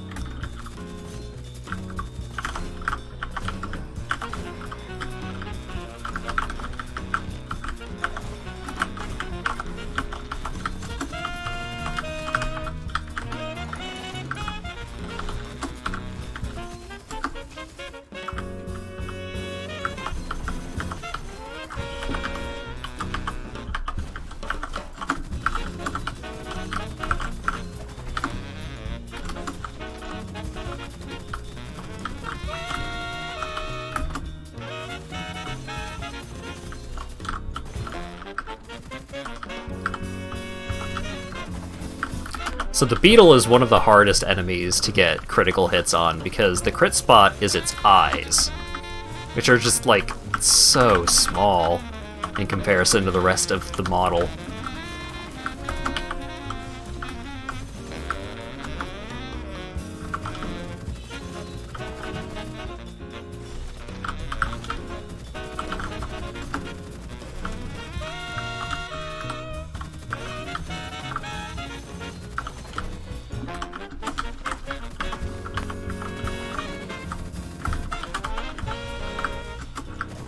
So yeah, you can build the bird around the leap attack. You can build the bird around the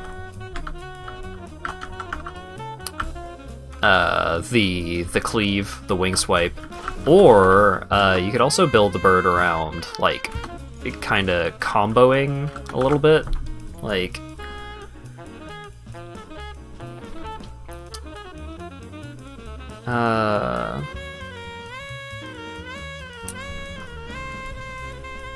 So this is another one of those things where it's like, the phrasing makes it kind of weird.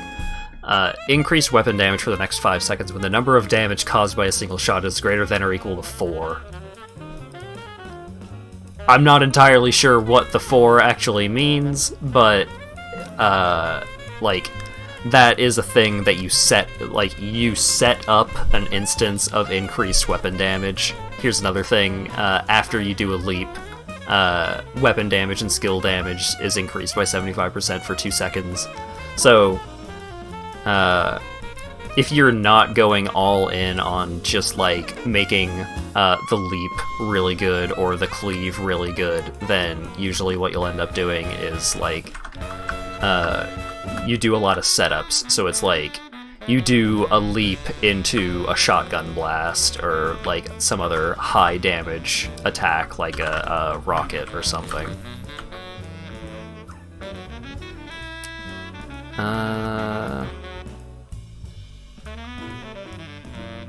Speedy Pursuit is pretty good.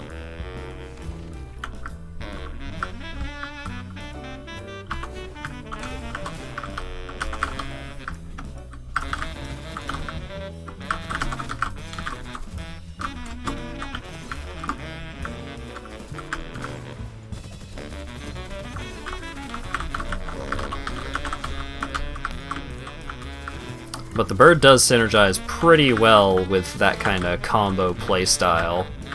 Like, often you'll end up doing a leap into a cleave anyways, so it, like, making that kind of build flows really naturally. It's not like you have to completely change the way that you play. You just have to be a little more conscious about in what order you do things. Sure.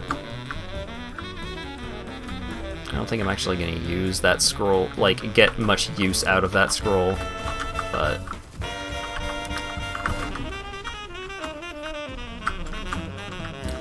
I generally like getting scrolls if I have the option. There are only a couple of scrolls that I will actually avoid.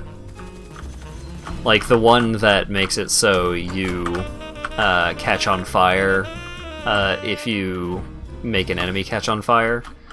It gives you lifesteal with your fire damage, but it's just, I've never found it to be worth it.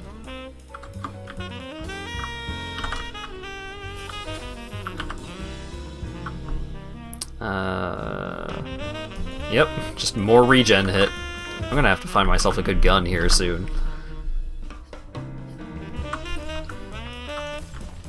Because all of my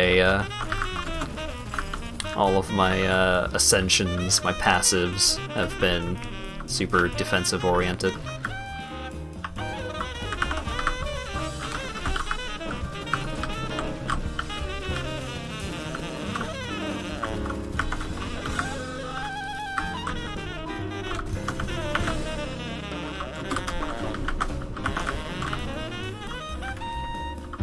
Another really good thing about the melee is that it goes through shields and stuff like that. Shields and walls, and it goes through a lot of stuff, so it lets you kind of just get in. Just like get all up in a dude's face.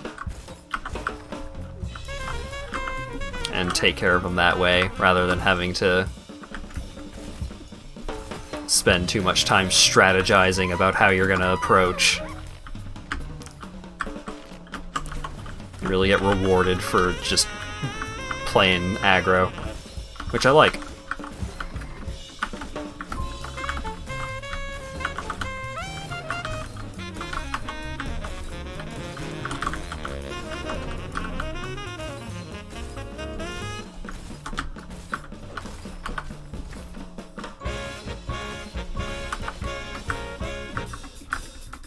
Oh boy, portal's been opened. Give me the damage scroll. Old belt is reduced ammo capacity. That's fine.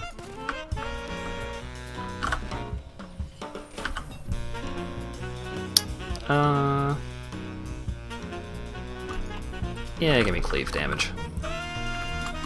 My cleave isn't gonna get super nuts like it did in the run where I actually beat the game, because the run where I actually beat the game, I think there's a ascension which gives you it makes your cleave whenever you kill an enemy with your cleave, it adds 5 damage to the cleave, and it was the first ascension that I had gotten. So just over the course of the game, I would constantly be using the cleave to finish enemies off and going out of my way to set up situations where I would be using the cleave to finish things off.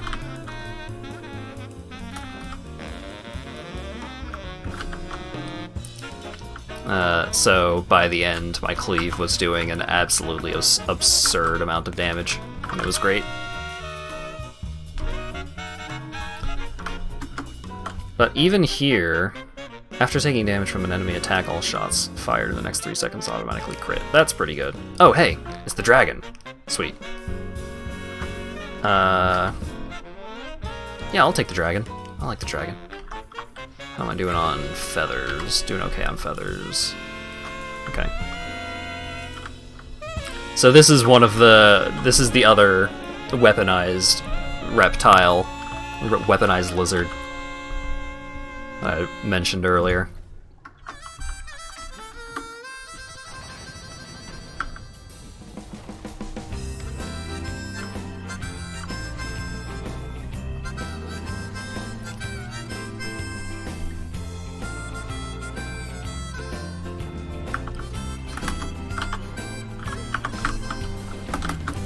It's a flamethrower!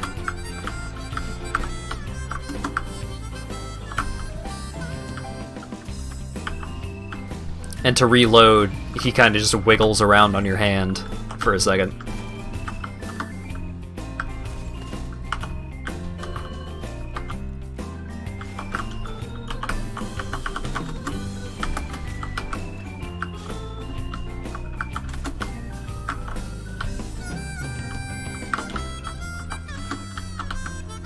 But it can output some pretty feisty damage.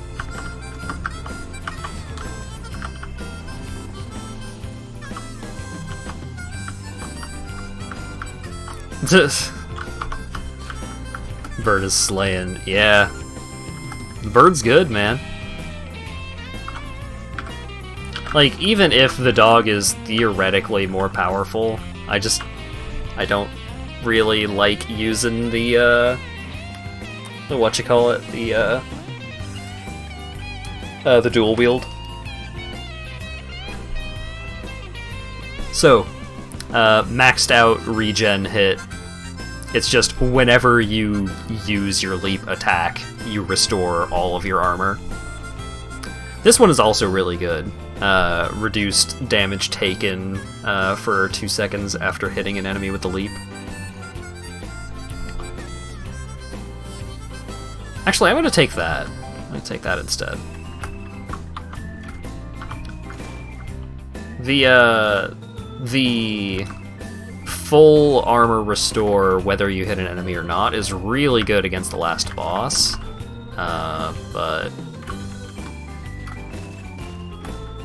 I think the reduced damage after hitting an enemy with the leap has a higher upside for actually getting to the last boss. Using Mushu from Mulan? Yeah, kinda.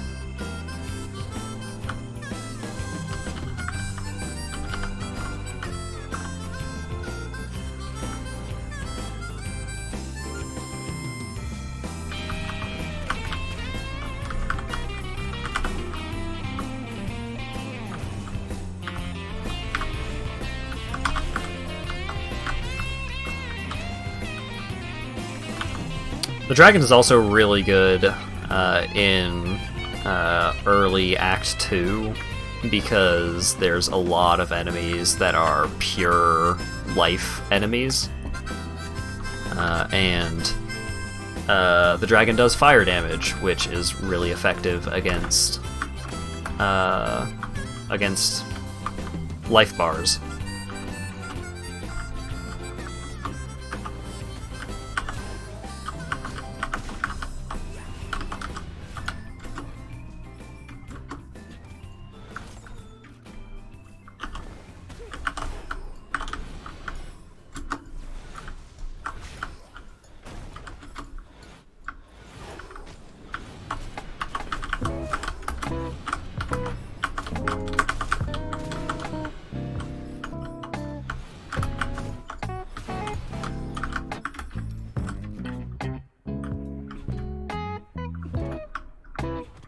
I'm gonna go back and get something out of that golden chest now that I've gotten a little extra money.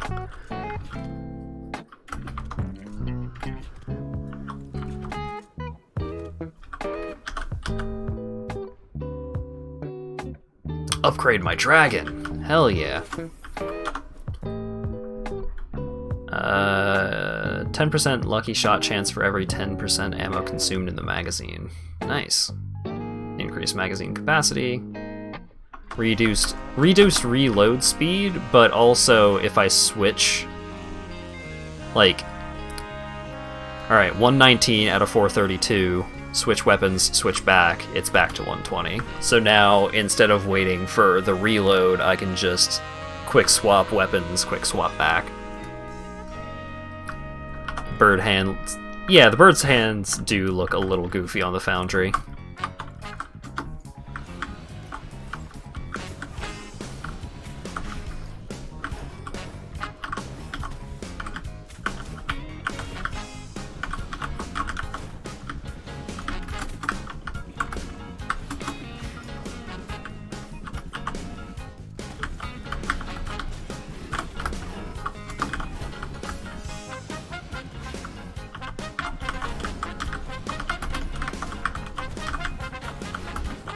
Yeah. See, this is why I like playing the bird a lot, because you're just in it. Like you're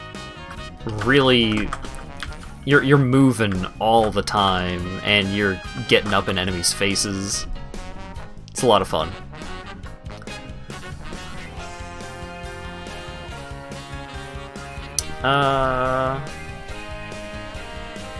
Sure. So, minus 100% damage taken after hitting an enemy with a leap. Does that mean you take no damage? Yes.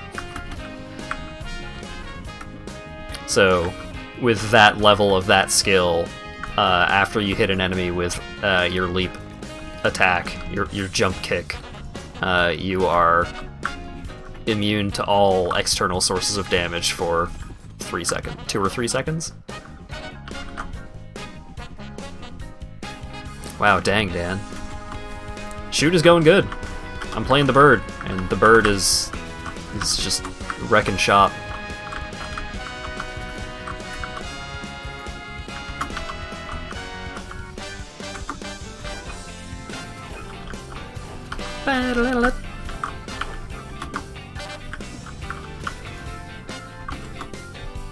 Alright, what's the elite that gets spawned here? Oh, the elite lizard.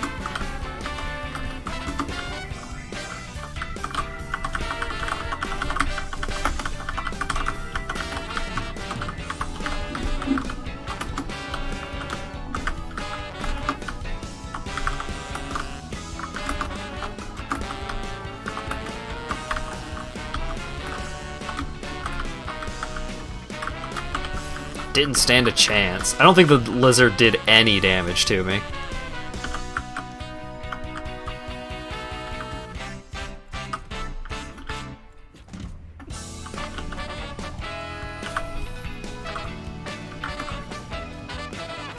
Increase move speed after using a dash. Hell yeah.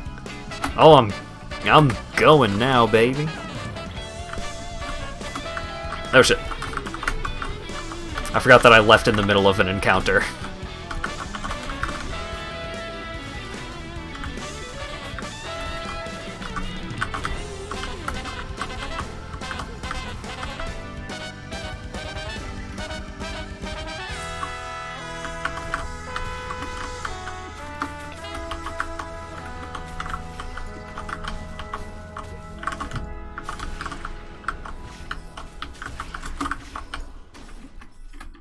Whoop.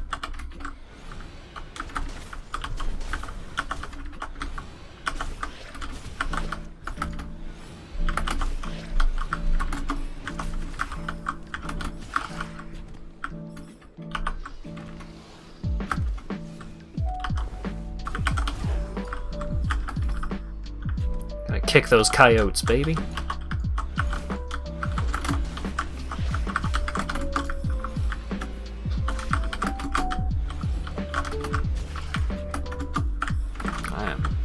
Moving now, baby.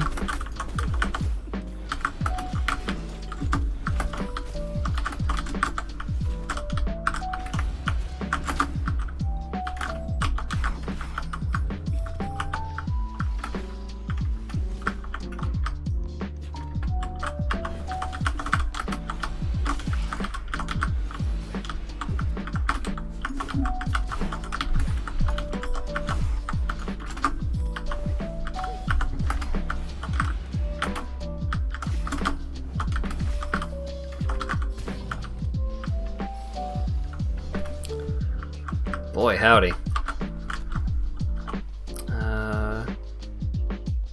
Sure. I got the big cannon. Ooh, maybe.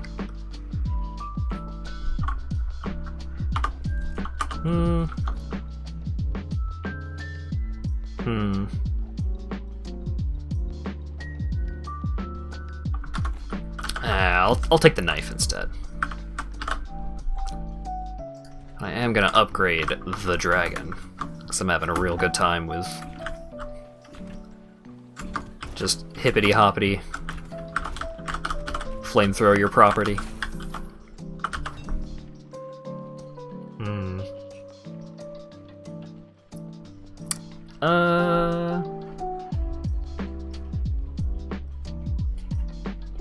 Yeah, just fear swings.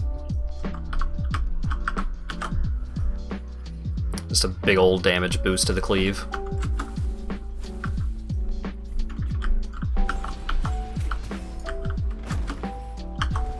Zoom.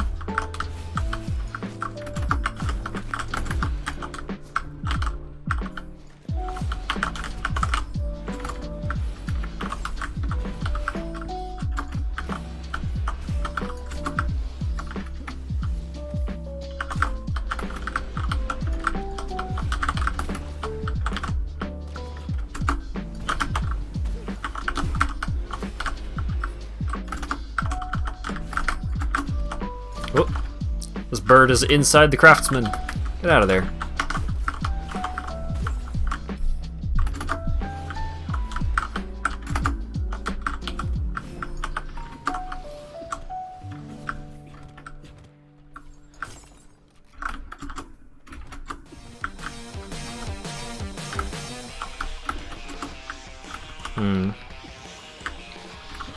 Aha! I thought I missed something. Yeah.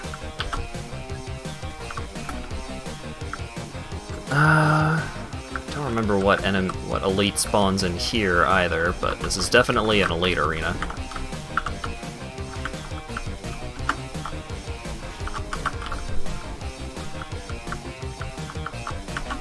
Ah, fire lizard again.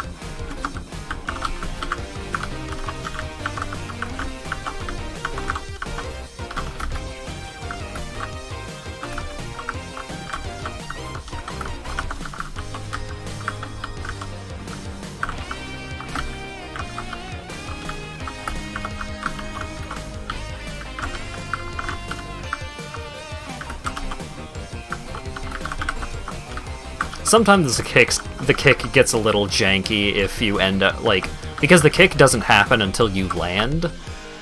So sometimes you'll end up in a situation where it's taking longer to land than you expected when you started the kick.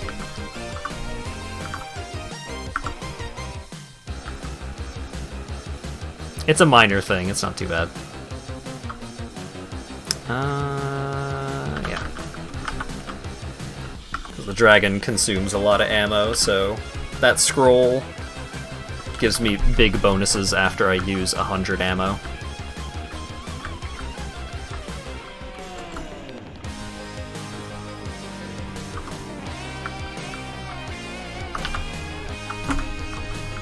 Whoops. Did not mean to kick.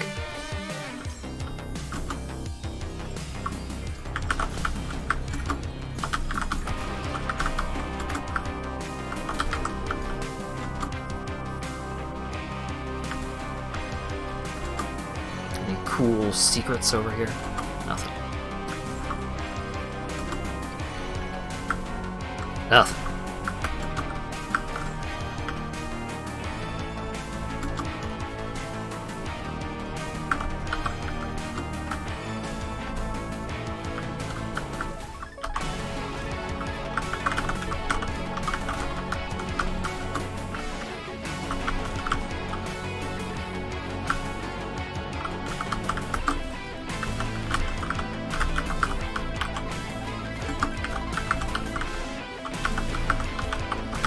Oh boy.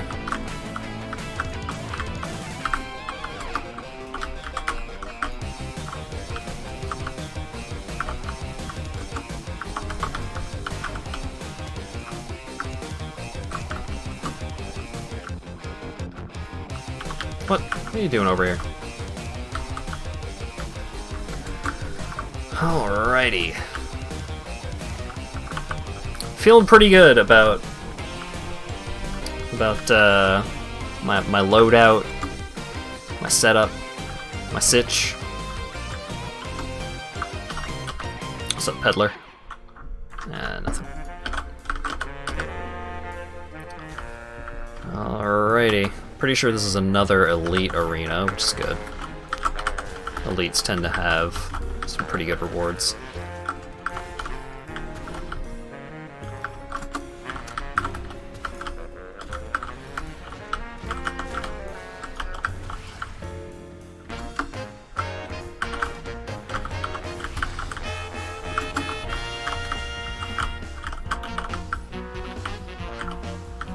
Oh god, it's this guy. Oh, it seems like I can kind of just circle strafe him, because I'm so fast.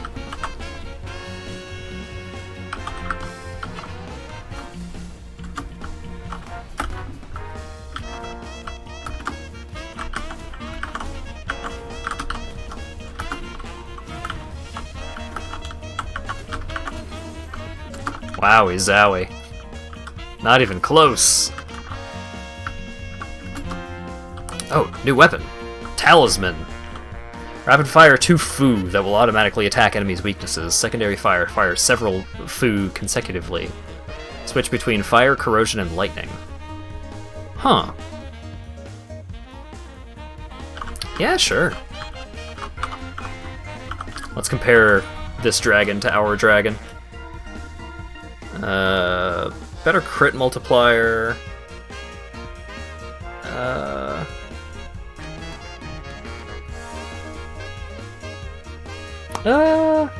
I think our current dragon is better.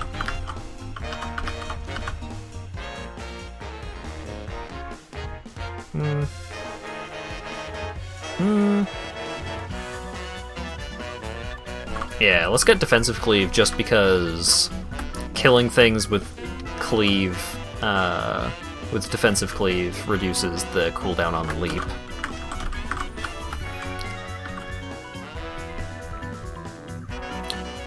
Gain immunity to all cursed scrolls.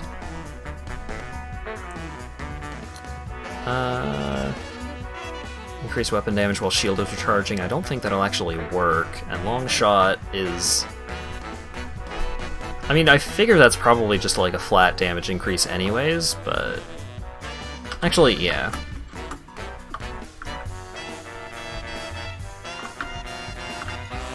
Huh. Cool. That's cool looking. Ah, okay.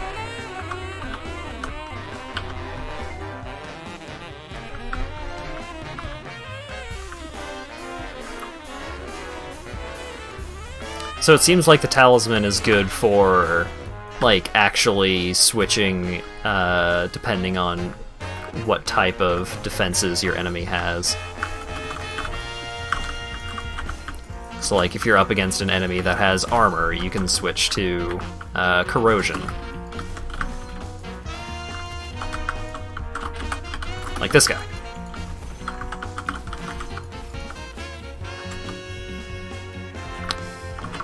I feel like I would want to, if I were to use that that weapon type more, I would want to change the key binding for fire type swap, because swapping between the elements, like having to hit B in the middle of a firefight, is a little awkward.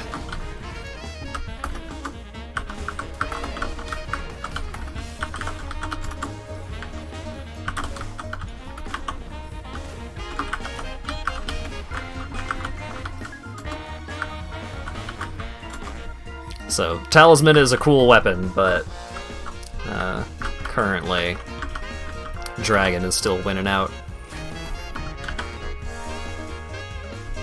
I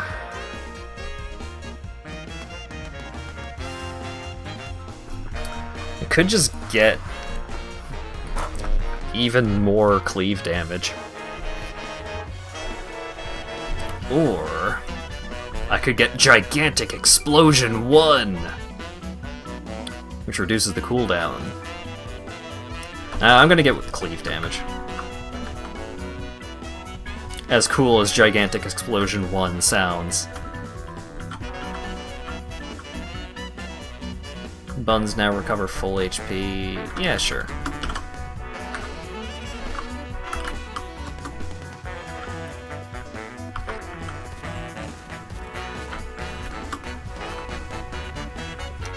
Alright, let's see if I can actually kill this thing with my cool lizard. Oh, this is an armor type enemy. I could do this.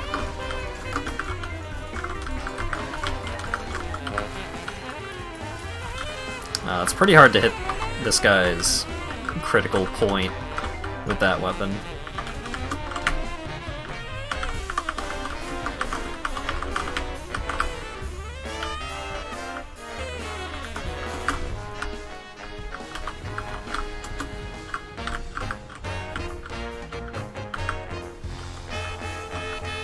It's tough to hit this guy's weak point in general, because it's like a specific spot on his mouth, which can be kinda hard to actually get a good angle on.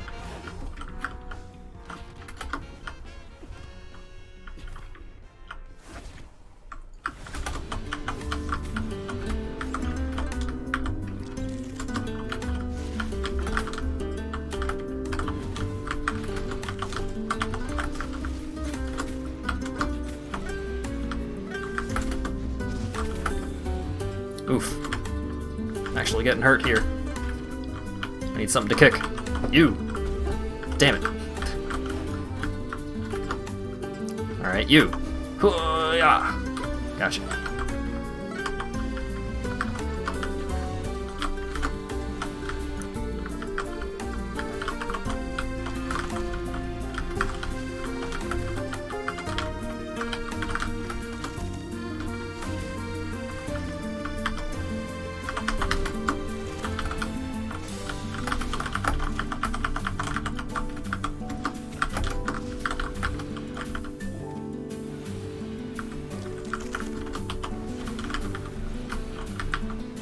Yeah, the flamethrower is pretty tough to get damage in on the on this thing with. but because of the full recovery kicks, I'm getting there anyway.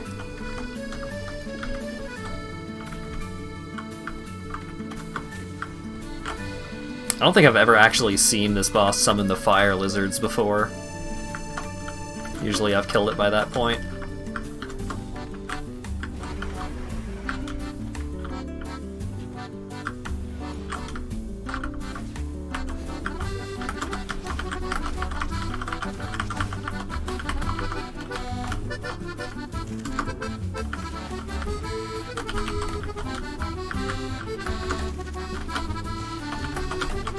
Oh, jeez.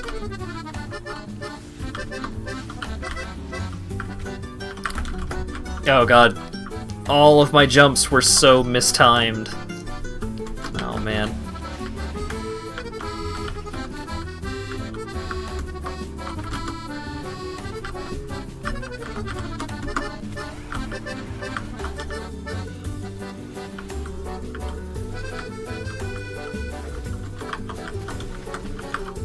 What?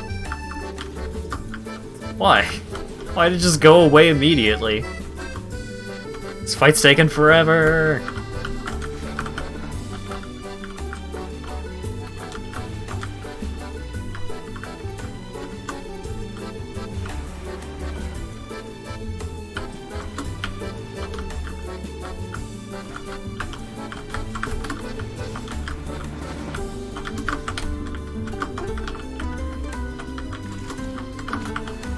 There we go.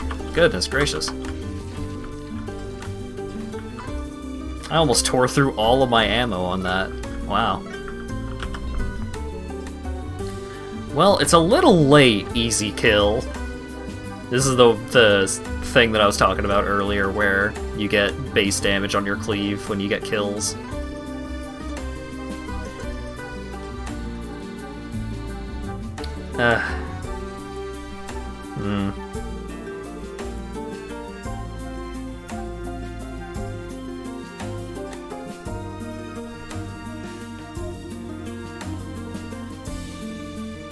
I think fully equipped may actually be what I want here.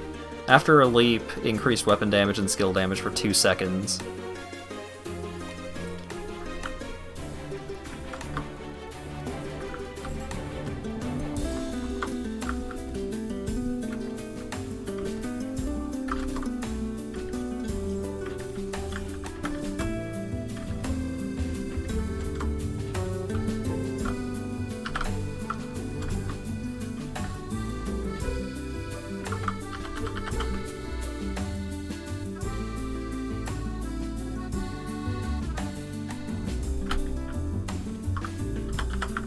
Also, catching up on chat, the captioner sure did say a thing on my behalf, apparently.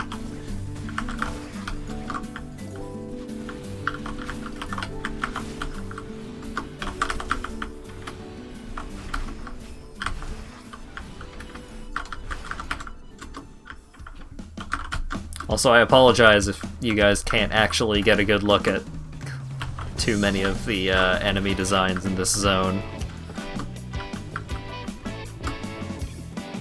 There's probably just going to be a lot of fire most of the time. Although I should be on the lookout for a better weapon to fight the final boss with.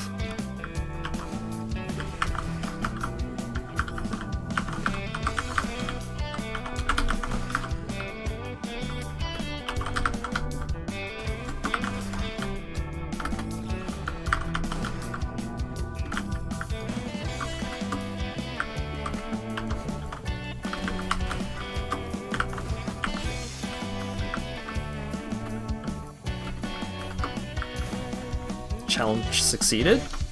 Okay. Oh, I guess the challenge was the entire encounter is catfish warriors. Which is less of a challenge and more a reprieve, because the catfish warriors are very easy anyways.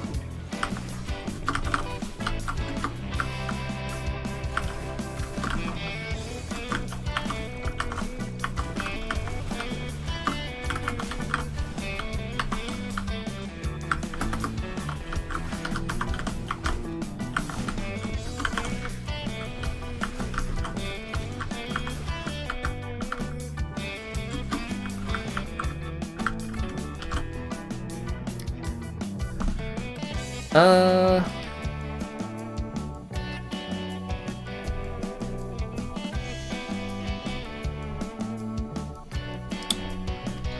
Sure. Give me a Curse Scroll for Ninja Invincibility. That's not a great trade.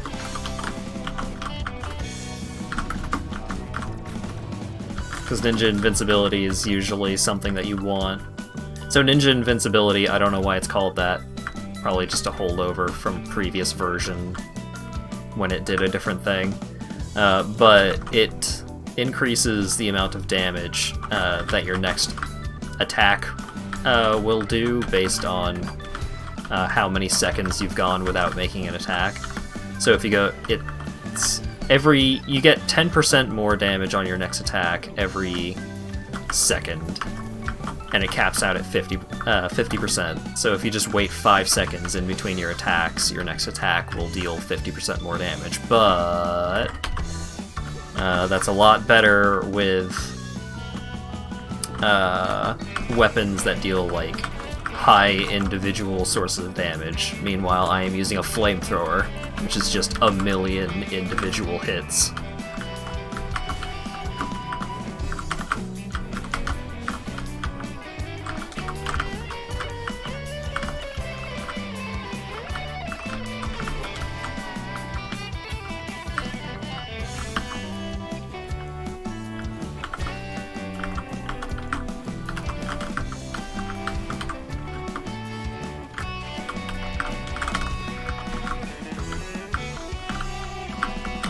Here he is. Elite Yashka. Oh boy, he's got a lot of armor.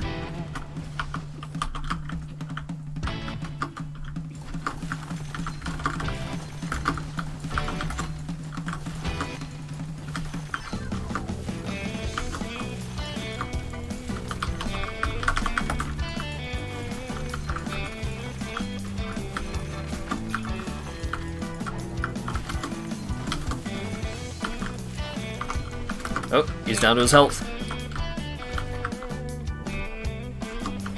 Yeah. Got him.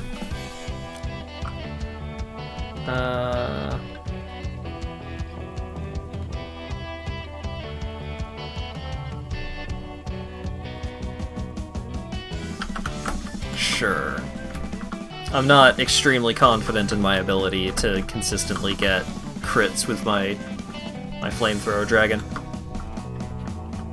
Oh, wait. Tiger Cannon. Ooh, 50% increased damage against elites and bosses. Increased weapon damage against enemies in shock. 50% chance to cause an explosion that deals corrosion damage when killing an enemy.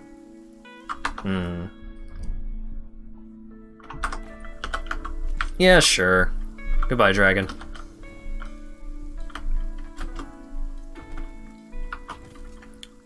Let's go flamethrower. Now that I'm a little more comfortable with how to use the talisman, so even if I don't end up liking this rocket launcher, I have the talisman to hold me over. Leap damage, 200%. Leap's cooldown is reduced for each enemy killed by it.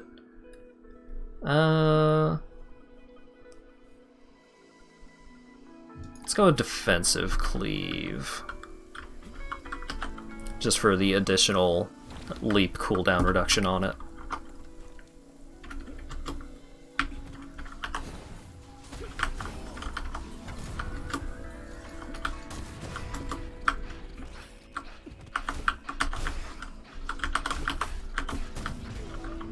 What? Oh, I got snuck up on by a lantern spirit. And I don't have another revive. No. I'm dead. Whack. Oh well. I got partway through Act 3. That's pretty good. We failed bird kind. Hey, Bird is the only character I've actually won the game with so far.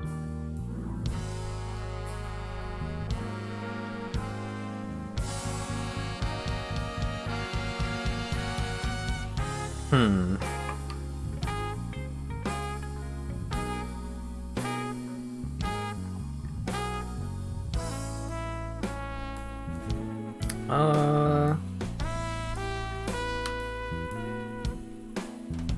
Let's get...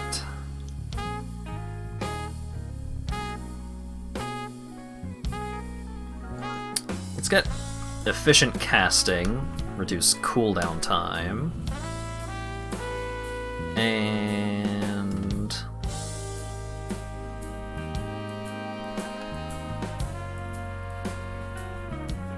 Oh wait. I could get Tyrant Leader. Yeah, let's just get Tyrant Leader. Just get more Soul Essence so I can buy more ranks of Tyrant Leader until I'm out of ranks of Tyrant Leader to buy.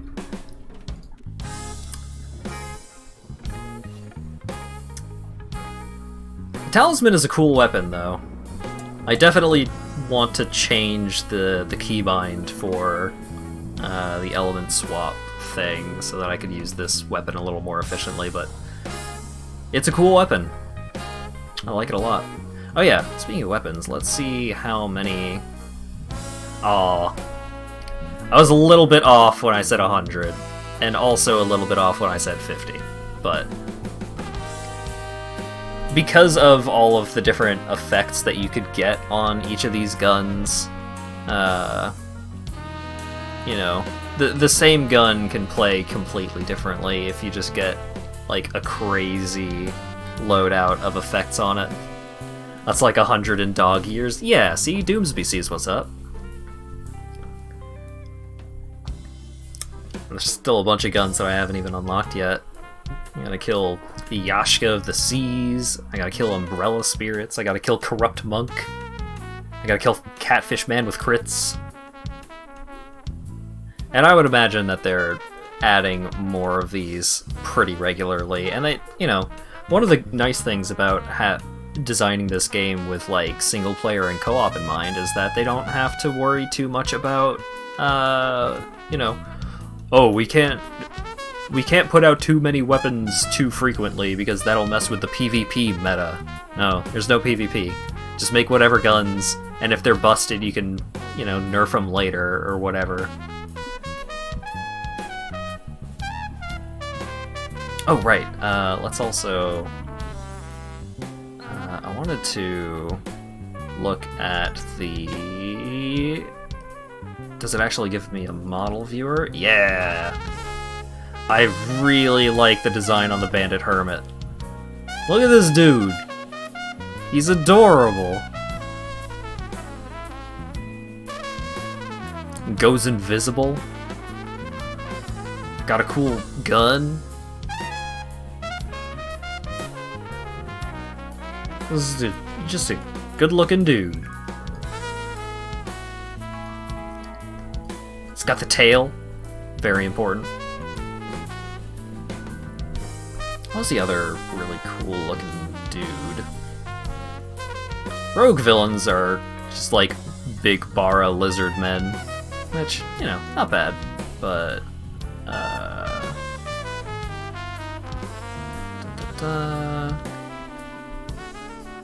Woo woo.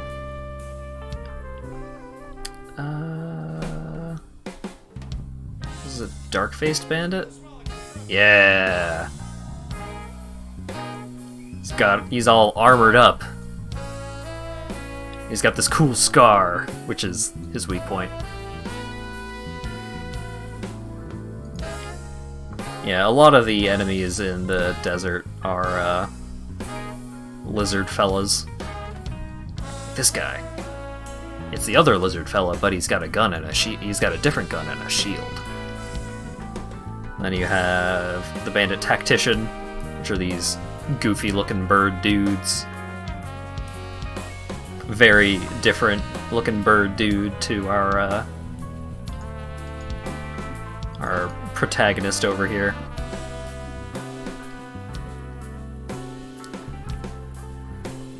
But yeah, alright. Almost been live for 4 hours and 20 minutes, and I think I smell food either ready or very close to being ready. So I think I may go ahead and wrap up the stream here. I could go a little longer, but I'm starting to get a little wobbly about being tired. But hopefully I'm able to get like a full, actual good night's sleep tonight, as opposed to the weird half night sleep and then maybe some more sleep later that I've gotten the last couple of nights. But gosh. Oh, Sonic. Sonic, no. We need to be winding down. There we go. I'll tell you, I am so incredibly thankful that I was able to start at, what used to be my usual time and just do stream, man. It feels good. Even though I'm still not in prime physical condition, it's really nice to get a little more back into the swing of things. It's important, yeah. So, what's today? Today's Wednesday? Today's Thursday. What?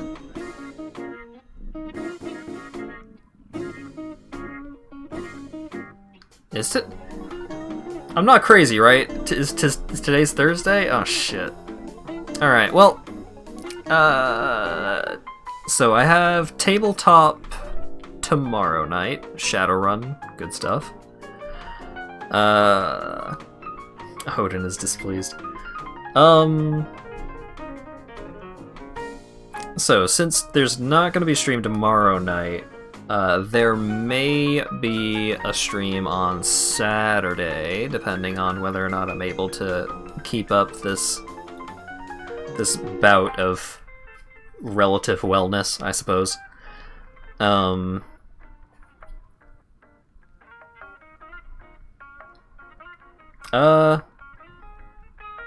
Yeah, if a stream on Saturday does happen, that may be the start of Deadly Premonition 2. I'm not gonna say it's definitely gonna be, but it could be.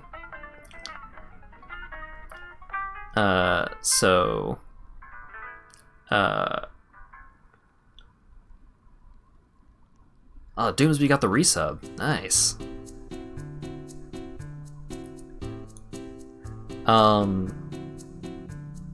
Yeah, so I'm gonna try for a stream on Saturday.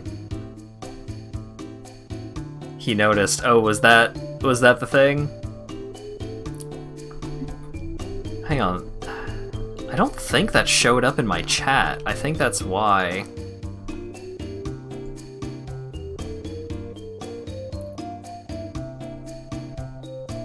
Did it just not show up? Did it just not show up anywhere? Or did it happen while I was AFK? Oh man, I'm very sorry that I did not announce that. The only place that I'm seeing it show up at all is in the event list up here. Like, it's not showing up in my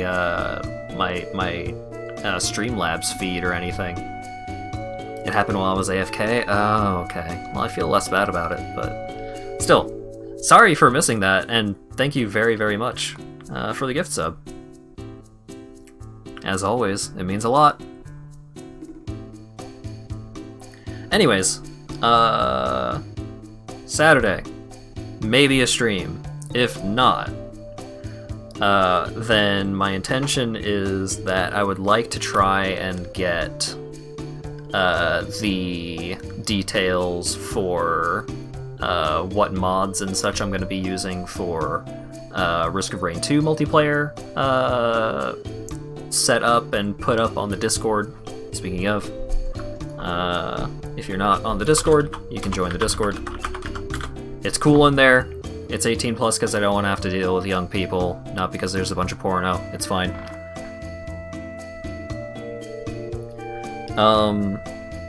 Yeah, I'm gonna try and have the details for what mods I'm gonna be using. I'm not gonna be using a ton of mods, probably just a handful. Mostly just some stuff to allow a bunch of people to join, and also to make items shared, because I find it generally makes the game more fun to play.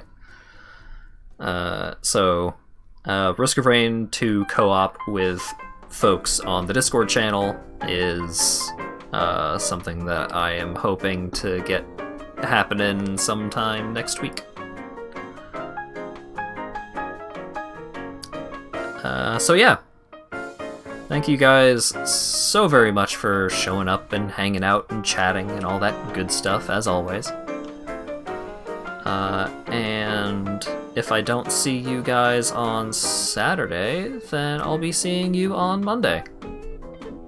Hope you guys have a good one.